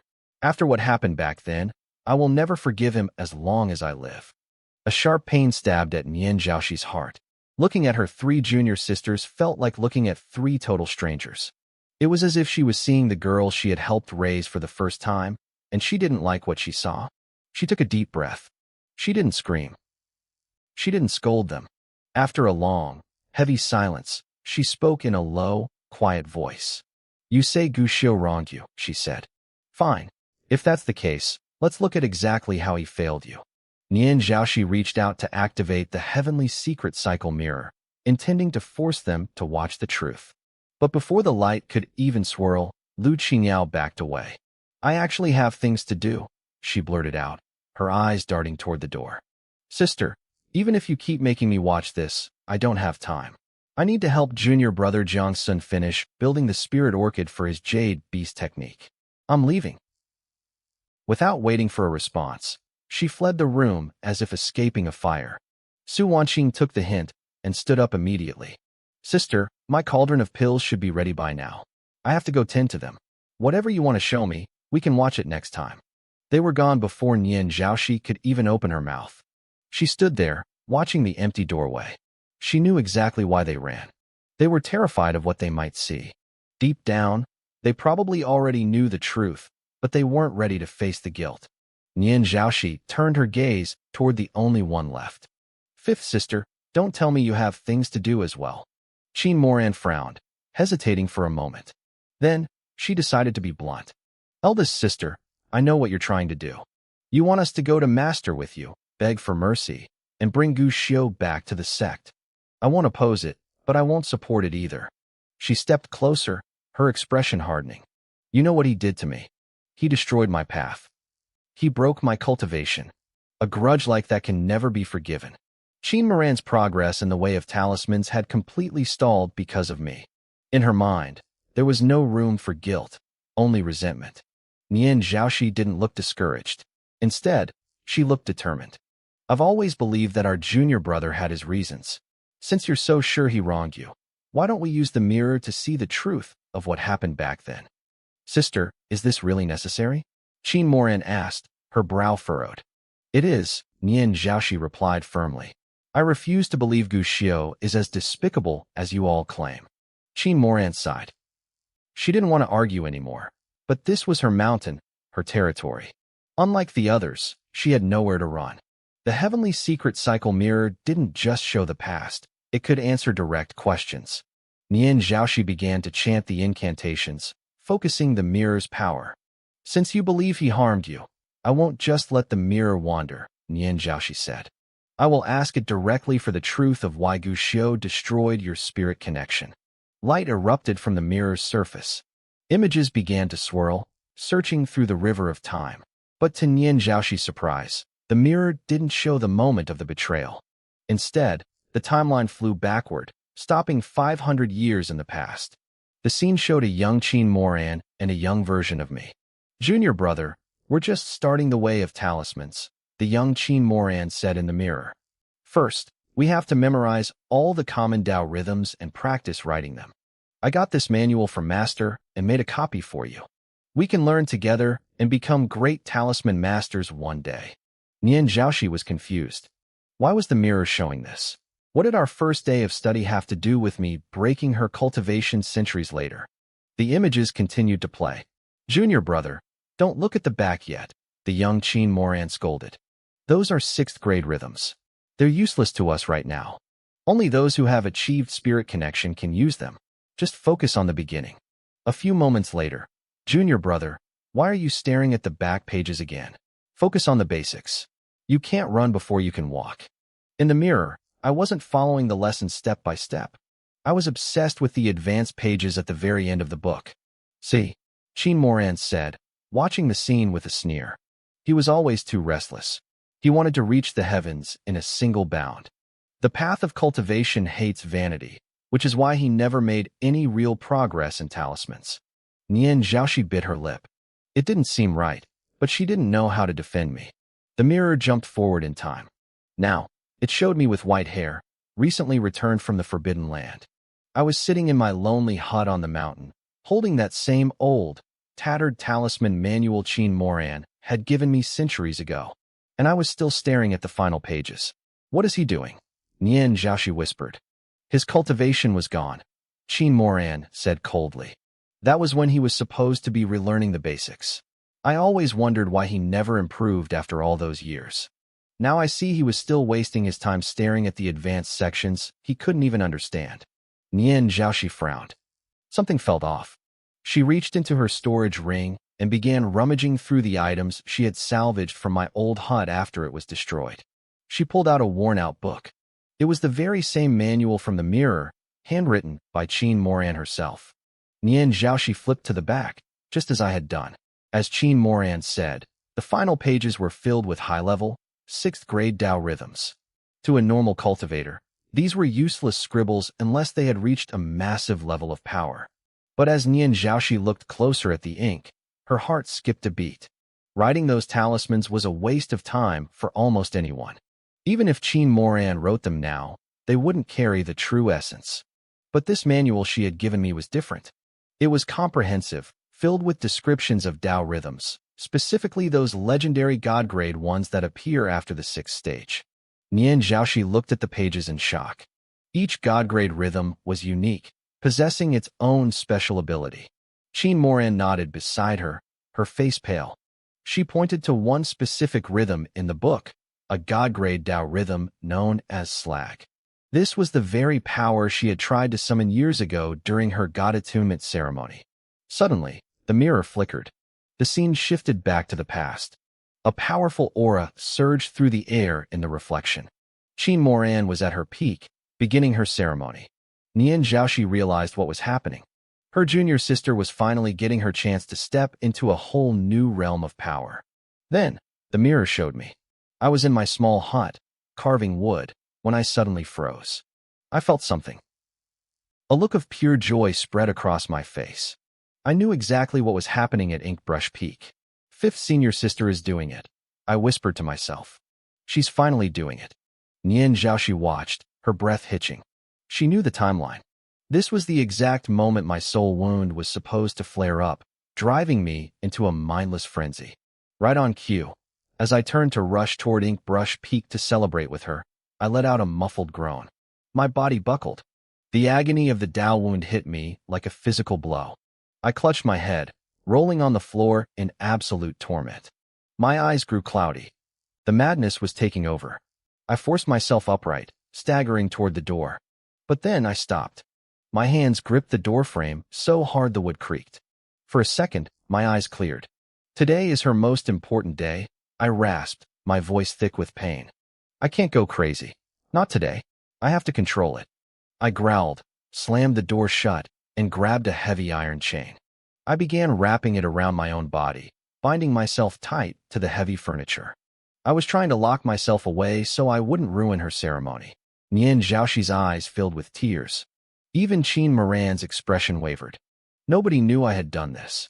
Nobody knew I had tried to chain the beast inside me to protect her. But it was futile. Just as I was about to click the final lock, the last bit of light left my eyes. The madness won. I became a mindless animal. I ripped the chains from the wall, shattered the door, and sprinted toward Inkbrush Peak, trailing broken iron behind me. I stumbled and fell, dragging my body through the dirt. Every few steps, a flash of my true self would fight back, trying to stop my feet from moving. But a mortal body couldn't fight a soul wound. I eventually reached her courtyard. Nian Zhaoxi felt a crushing sense of fate. It was like watching a tragedy that couldn't be stopped. Qin Moran's face turned cold again as the mirror showed me standing at her gate. Inside, she was deep in her trance, her brush moving rhythmically. Just as I was about to burst in and ruin everything, my hand suddenly shot up and clawed at my own chest. I didn't just scratch, I tore. Flesh and blood flew as I ripped into my own skin. I was trying to use the physical pain to snap myself out of the madness. I turned into a monster of my own making. I lunged at a stone wall, slamming my head against it repeatedly until the stone cracked and my face was covered in blood. I looked like a discarded rag doll, broken and bleeding. Nian Zhaoxi sobbed, reaching out to the mirror as if she could stop me from mutilating myself. Even Qin Moran looked shaken. The determination I showed was terrifying. It worked. The sheer agony brought me back. I gasped for air, trembling, but I didn't scream. I didn't even check my wounds. I just looked through the gap in the gate and saw her. Her eyes were closed, her brush was glowing, and the god-grade rhythm was forming. Thank God, I whispered, leaning against the wall for support. She's got it. I almost ruined it. I reached out with bloody fingers, gently pulled the courtyard door shut, and prepared to crawl away so I wouldn't disturb her. I hadn't thought about myself for a single second.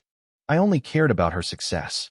Nian Zhaoxi let out a shaky breath, but Qin Moran shook her head. Do you see, sister? Qin Moran asked bitterly. He was awake. He was conscious. So why did my ceremony still fail? Nian Zhaoxi froze. She watched the mirror again. Just as I was about to leave, I stopped. I stared through the crack in the door at the talisman she was writing. My expression changed. My brow furrowed, not in madness, but in intense focus. I pushed the door back open. I walked toward her with steady, purposeful steps. I wasn't crazy. I was completely sane. Nian Zhaoxi's heart sank.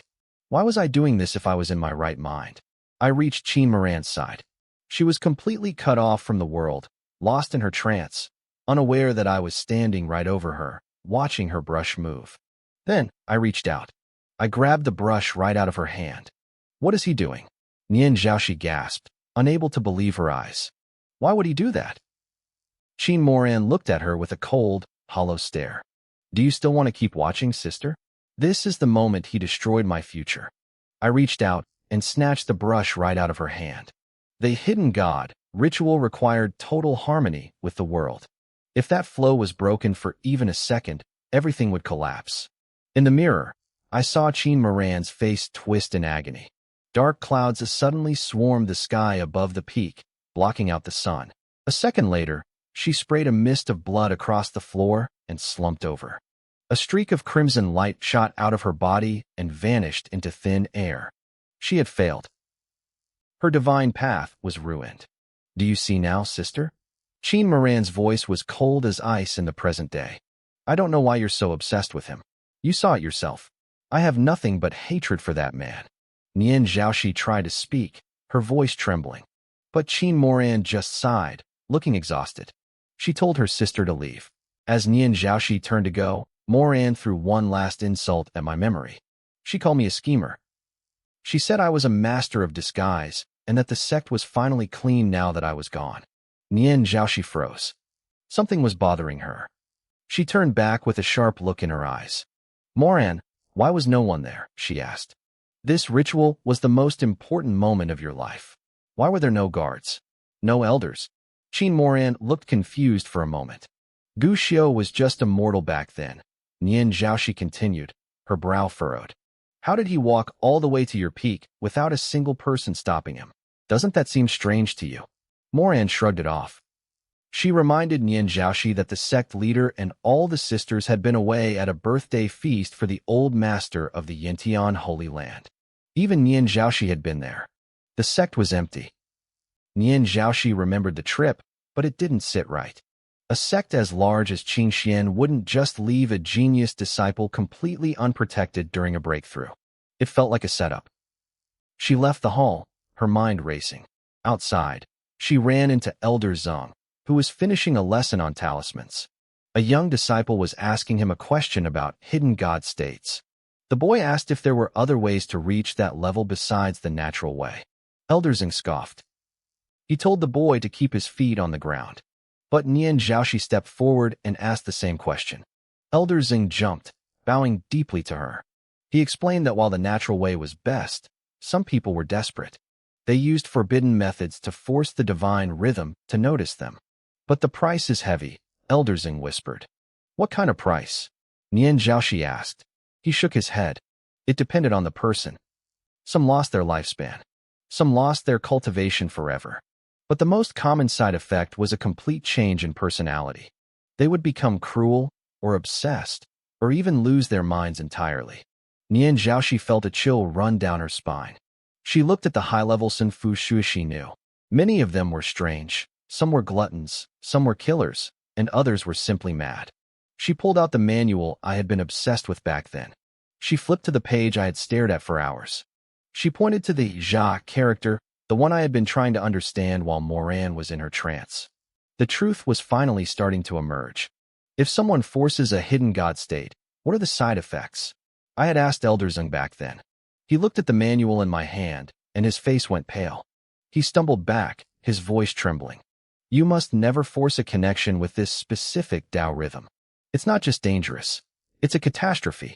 I watched as Elder Zeng explained the truth to Nian Zhaoxi. The Jia character I had been obsessed with wasn't just any symbol.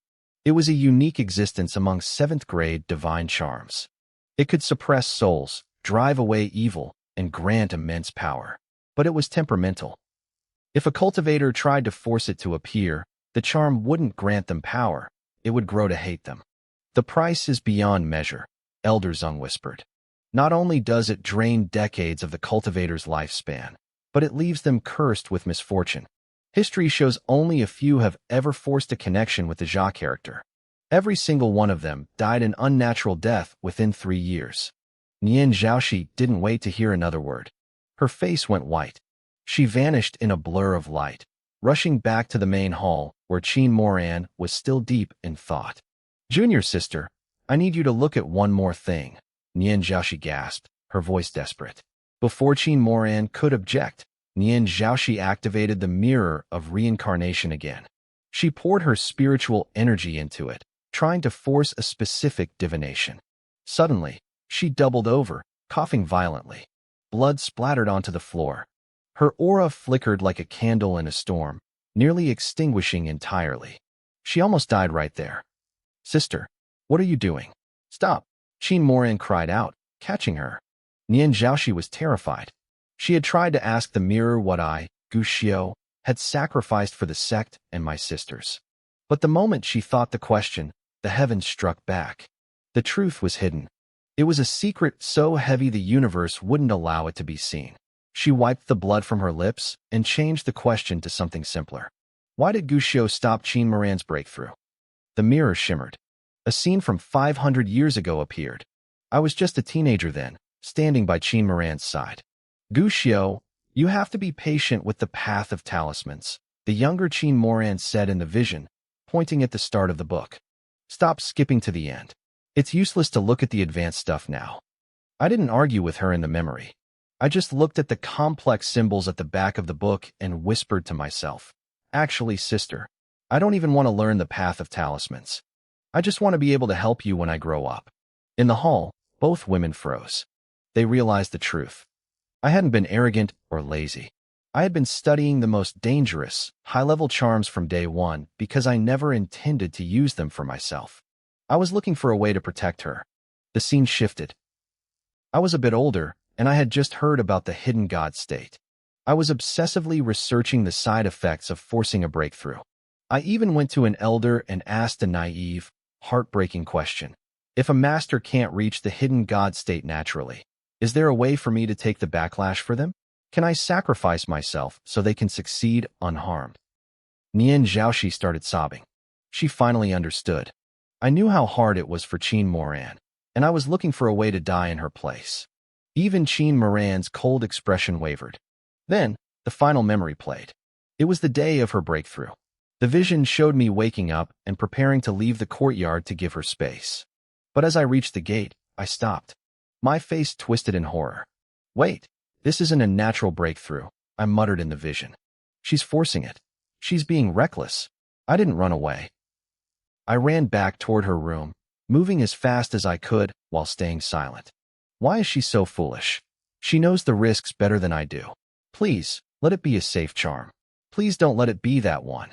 I reached her side and looked at the paper. My heart dropped. I recognized the symbol instantly. The Jia character? Why that one?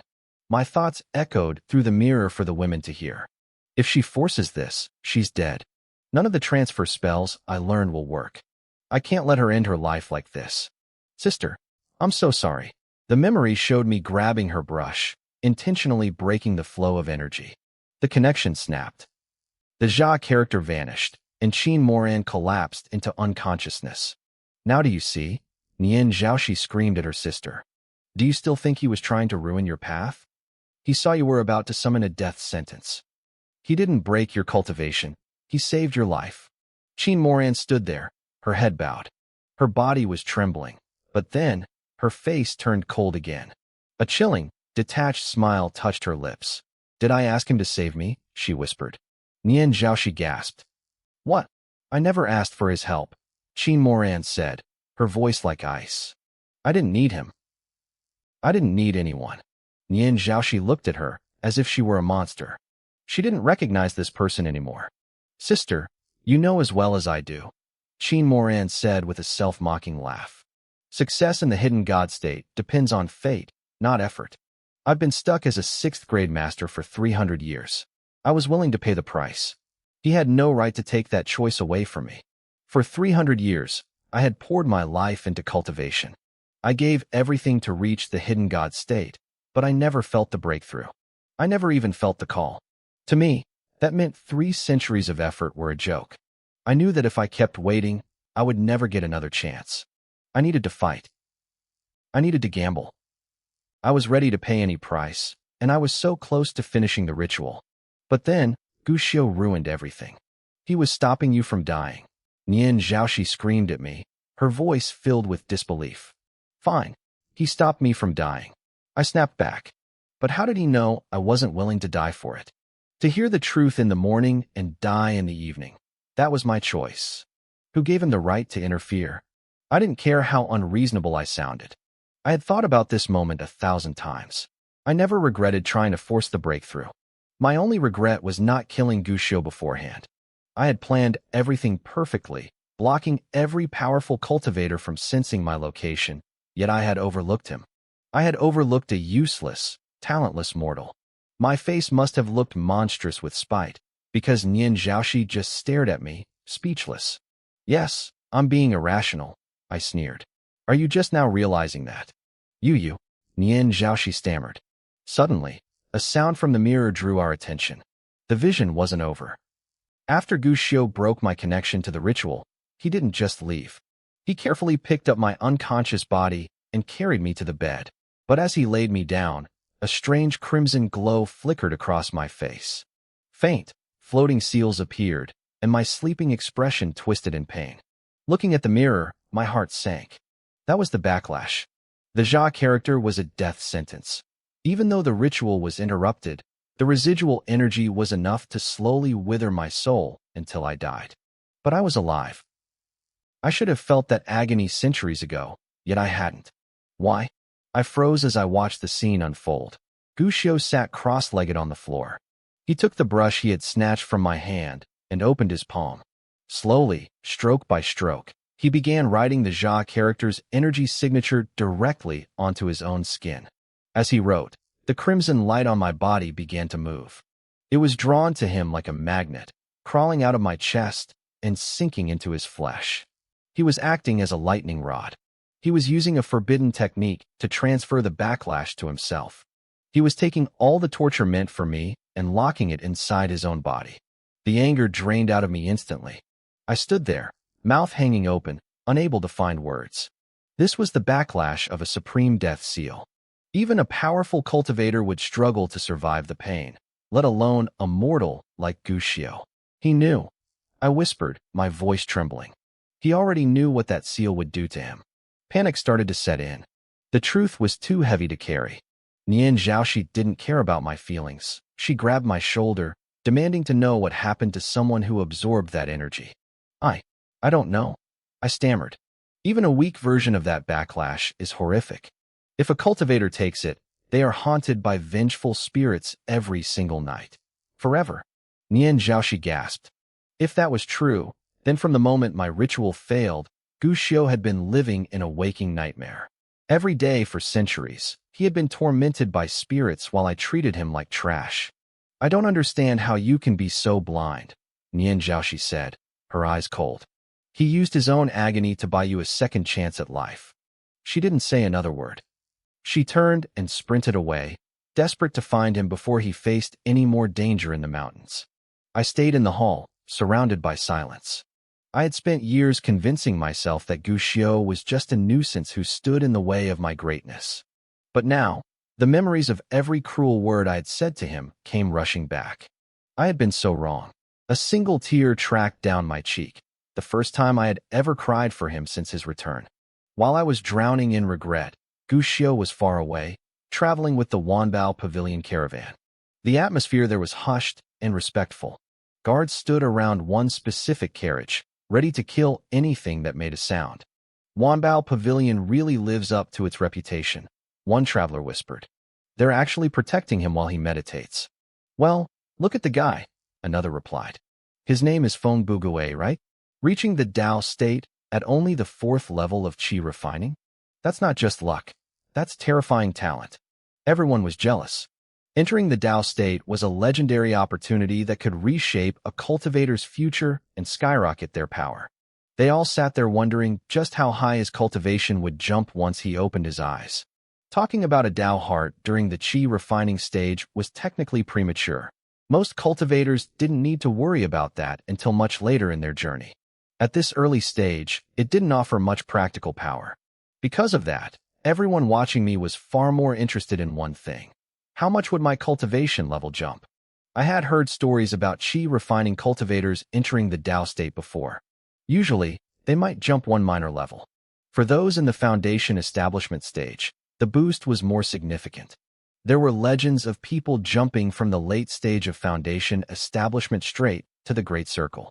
But someone entering the Tao state at only the 4th level of Qi refining? That was unheard of. Do you think he'll hit the 9th level in one go? A traveler whispered. 9th level? Another scoffed.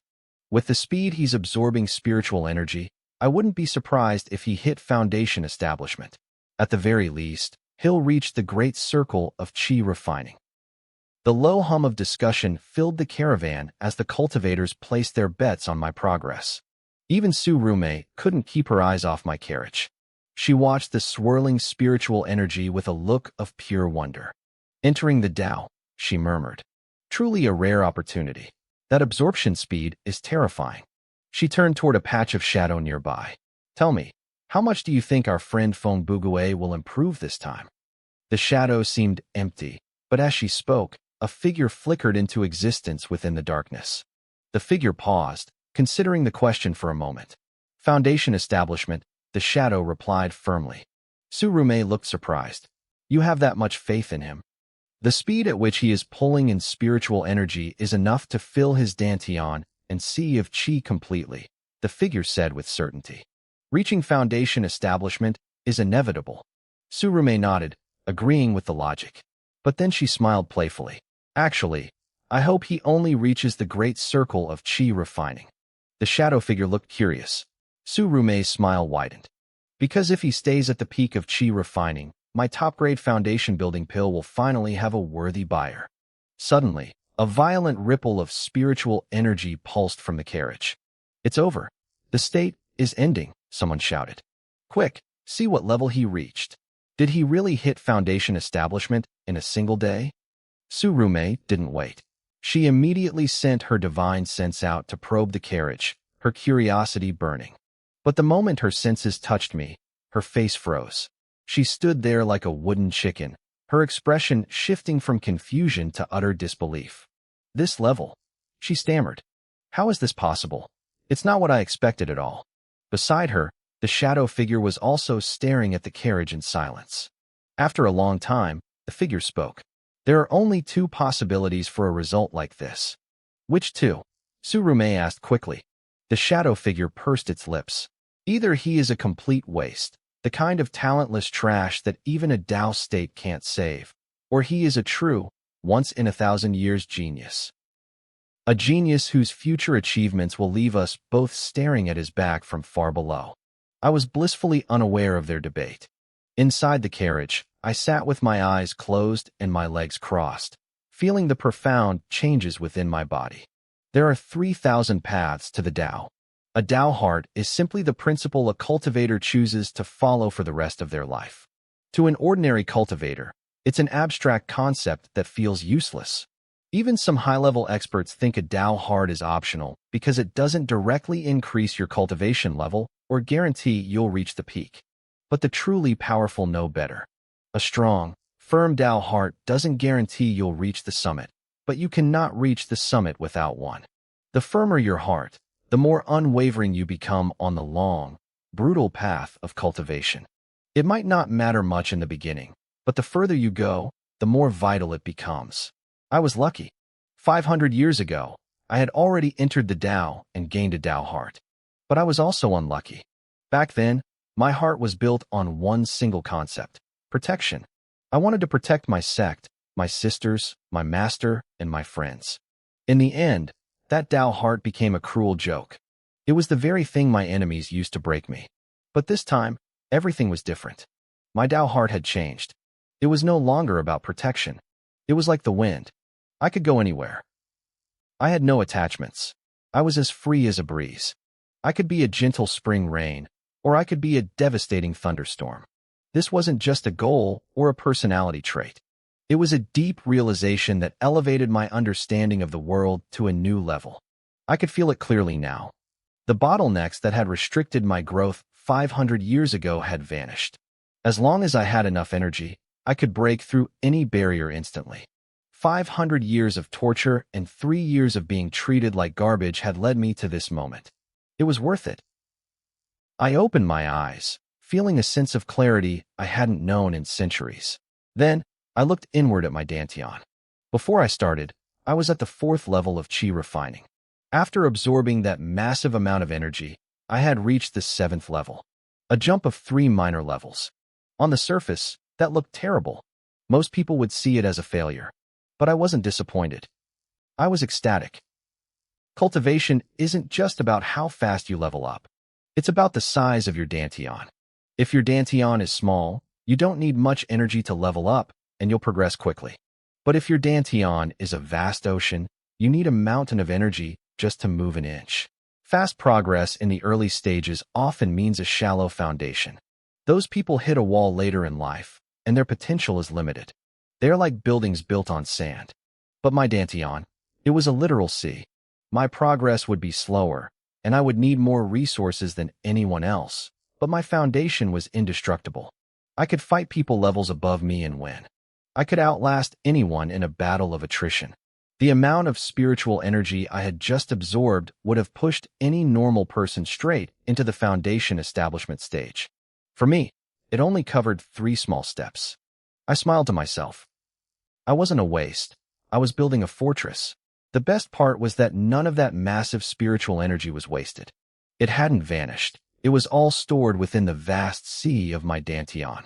Even though my cultivation level only showed as the 7th level of chi refining, the sheer density of my spiritual energy was already comparable to someone in the foundation establishment stage.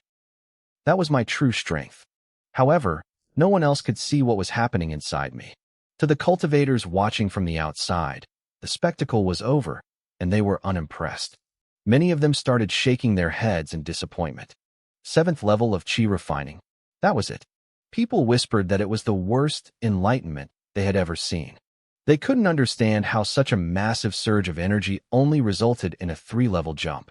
They blamed my talent, assuming I was too weak to absorb the power, or perhaps my cultivation technique was just garbage. Some felt pity, thinking I had wasted a once-in-a-lifetime opportunity.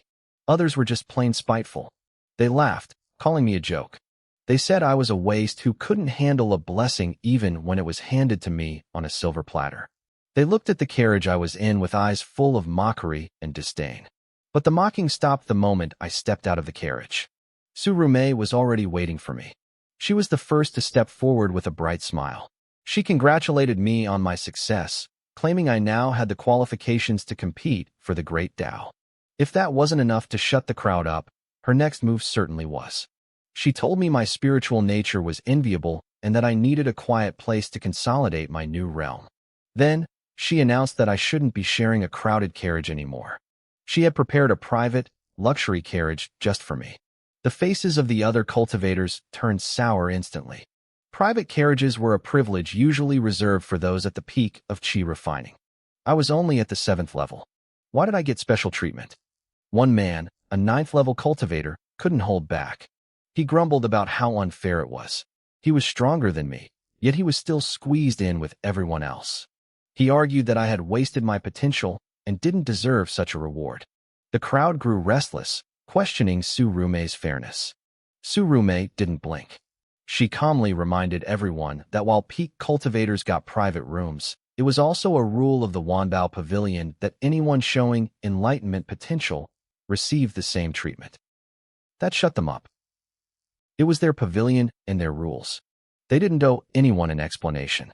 But silence didn't mean peace. The resentment in the air was thick. The 9th-level cultivators looked at me with burning jealousy. Inequality always breeds hatred. Tsurume ignored them and turned back to me, her eyes crinkling behind her veil. She invited me to take my new seat. I looked at her deeply for a moment. I knew what she was doing. I didn't hesitate, though. I thanked her and moved to the new carriage. I didn't look back at the angry crowd. I didn't care about their glares. They weren't worth my time. But just as I entered the carriage, I gave Tsurume one last look. It was a look that made her heart skip a beat. As the caravan started moving again, a shadow flickered near Tsurume. It was her bodyguard, Ingzi. She asked Tsurume if she was trying to test me. Tsurume didn't deny it. She admitted that neither of them could tell if I was a hidden genius or a total flop. The best way to find out was to force me to fight. She could have calmed the crowd down easily, but she chose the most provocative way to handle it instead. By giving me that carriage, she had painted a giant target on my back. She expected the others to challenge me, forcing me to show my true hand. It was a calculated, hidden move. Most people would have just felt grateful for the carriage. But Tsurume looked worried now. She realized my final look meant I had seen right through her. She felt like she had messed up. Ingzi disagreed. She pointed out that since I knew it was a trap and still accepted the carriage, it meant I didn't mind her little games. Maybe I even wanted a chance to show off and earn more favor from the Wanbao Pavilion. Back in my private carriage, I sat down and closed my eyes. Ingzi was only half right. I didn't mind the scheme, but I wasn't looking for favor. My philosophy was simple: go with the flow, like the wind. I knew she wanted to test me. I didn't care. I was here as a guard, and if the time came to fight, I would fight. I knew the others were jealous. I didn't care about that either. Their anger couldn't touch me. I was a fortress, and I was just getting started. I didn't care if the other guards grew resentful or if their jealousy eventually turned into action. I could cut through them all with a single arrow if I had to. The wind has no fixed form and no set path. It can be a gentle breeze on a hillside or a violent hurricane that flips the sea. Whether the mountain is comfortable or the waves are disturbed means nothing to the wind. Besides, I had more important things to focus on. Having my own private carriage gave me a new level of freedom. Once I was alone, I reached out and pulled the green bamboo pole from the air. It had been 3 days since I joined the Wanbao Pavilion caravan, and 10 days since I last used the pole. It was ready. As soon as midnight struck, I didn't hesitate. I activated the pole's power to fish across the heavens. This was my 3rd time using it, and I felt like an experienced hand. Just like before, the process was incredibly smooth. It didn't take long at all before I felt a slight weight on the line. I calmed my breathing and focused, bracing myself for a struggle of endurance against whatever was on the other side. To my surprise, there was no resistance. The object on the hook didn't struggle or fight back at all. I gave the rod a gentle lift, and the item flew out of the void and into my hands. When I saw what it was, my calm expression finally broke. I couldn't help but stare in shock. This was a stroke of luck that was supposed to belong to my younger junior brother, Jiang-sun. It was the 7-star pendant. In my hand sat an ancient jade pendant carved with the image of the Big Dipper. It was a strange, intricate object. Even though it was an inanimate piece of jade, if you stared at the stars long enough, they seemed to move along a specific, complex orbit. But the moment you blinked, it looked perfectly still again. I recognized this item instantly. In that long, prophetic dream I had experienced, this pendant had played a massive role. Its origin and the method of its creation were unknown, but its power was terrifyingly specific. It could break any formation. The 7-star pendant allowed its owner to see through thousands of arrays, finding a path out of any trap or barrier. In that dream, this was Jiang-sun's greatest treasure. He had used the green bamboo pole to fish it out, and it had saved his life countless times, allowing him to seize endless opportunities from ancient ruins. But now, I had taken it first. Something felt off, though. I remembered that in the dream, it took Jiang-sun 3 full days of struggling to pull this pendant from the void. Why was it so easy for me? As I held the jade, it felt warm in my palm. I had a strange sensation that the pendant was actually being friendly toward me, almost as if it couldn't wait to be used. I wondered if this was because the item was always meant for me, or if my own cultivation path resonated with it. I didn't have an answer, so I stopped overthinking. I pricked my finger and let a drop of essence blood fall onto the jade. The pendant soaked it up instantly. The blood bond was complete. Thousands of miles away, at the Qingxian Saint sect, Jiang-sun was sitting cross-legged on Cloud Peak, refining his sword heart. Suddenly, he lurched forward and spat out a mouthful of blood. His steady aura shattered instantly. His eyes flew open, filled with shock and disbelief. He felt it. He felt like a massive opportunity that was supposed to be his had just been snatched away. He couldn't explain the feeling, but it was so intense that it made his chest ache. His sword intent nearly spiraled out of control. He spat out another mouthful of blood, clearing some of the congestion in his chest, but the feeling of loss remained. A look of pure malice flashed in his eyes. He wanted to know who had dared to steal what was his. The expression vanished a second later when he heard a knock on his door. A concerned voice called out from outside. It was the third senior sister, Su Wanqing. She asked if his cultivation had gone wrong because she felt his aura waver. Jiang Sun wiped his mouth and opened the door, flashing a warm, sunny smile. He told her he was fine and that he had just felt a sudden gap in his understanding of the Tao.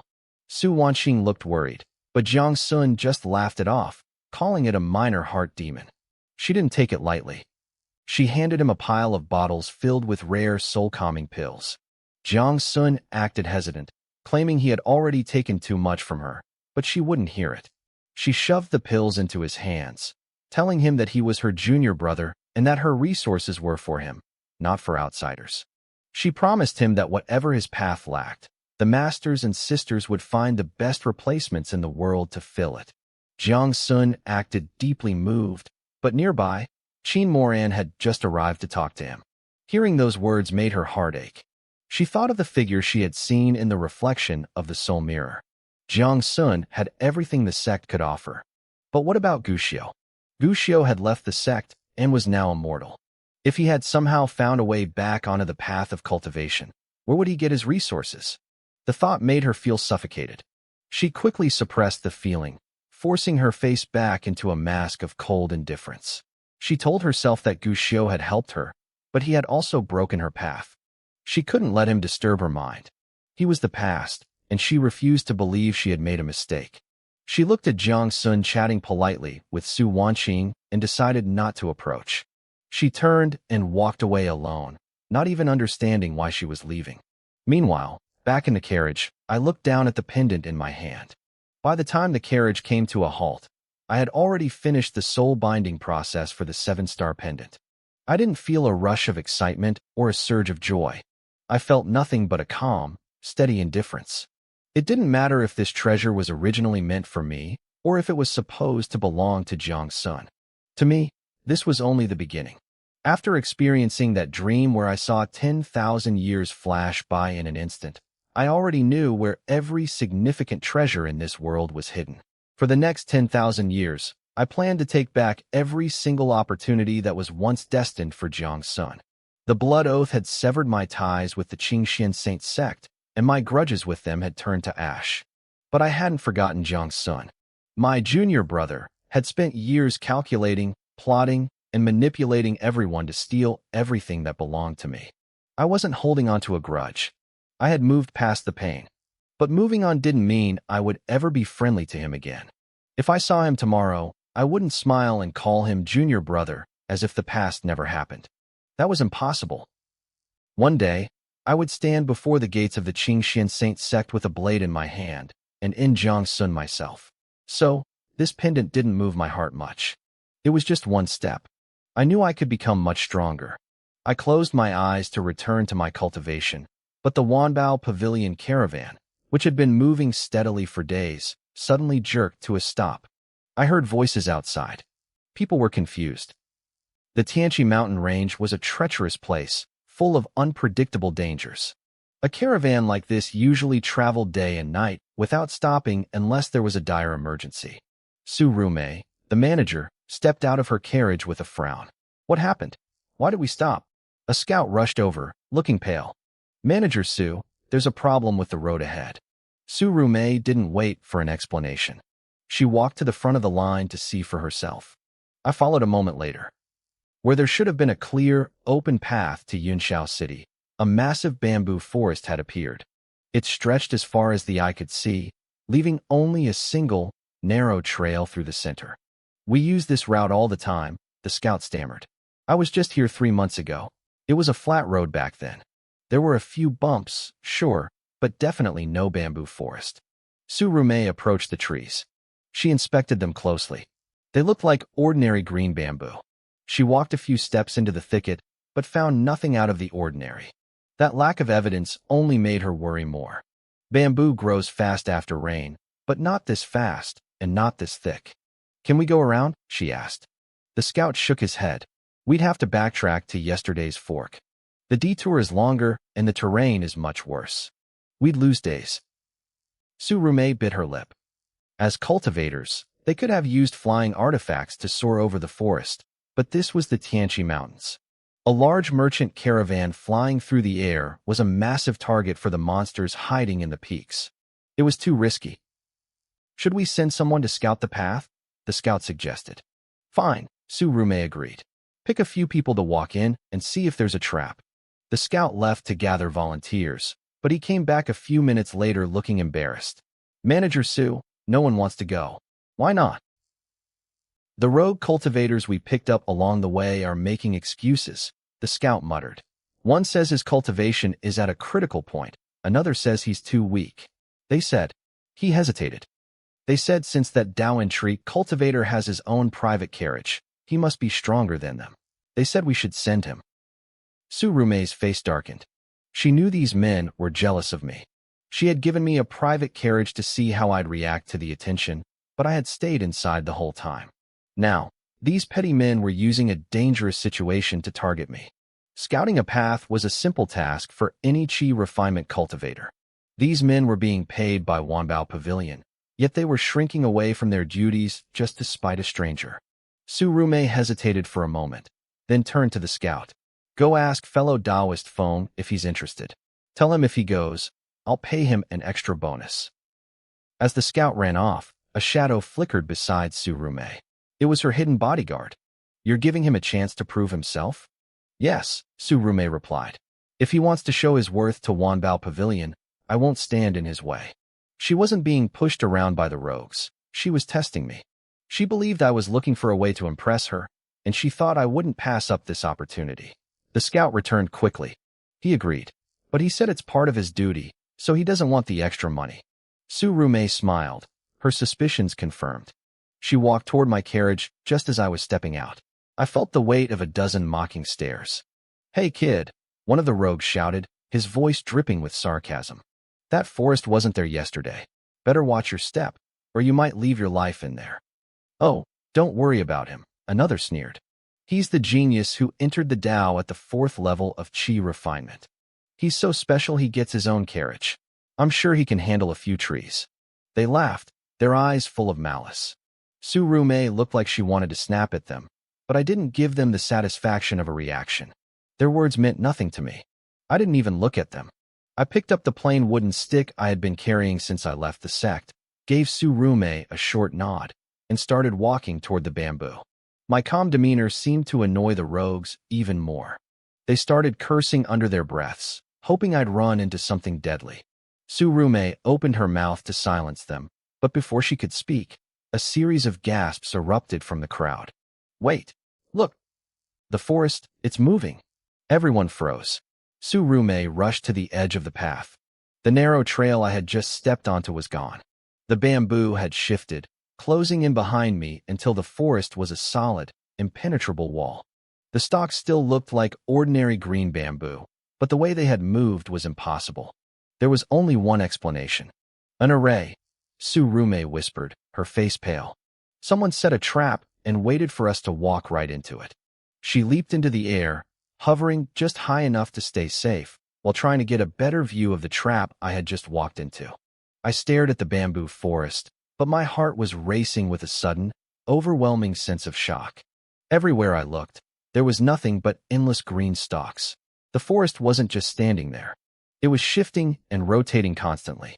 From a higher vantage point, it would have looked like a massive, complex 8 trigrams map spinning in slow motion. The patterns were incredibly intricate. Tsurume's eyelids twitched violently as she recognized it.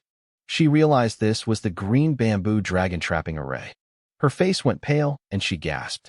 She dropped toward the ground instinctively. The moment she moved, several bamboo poles glowing with intense spiritual energy shot through the air. They hissed past the exact spot where she had been hovering a second ago.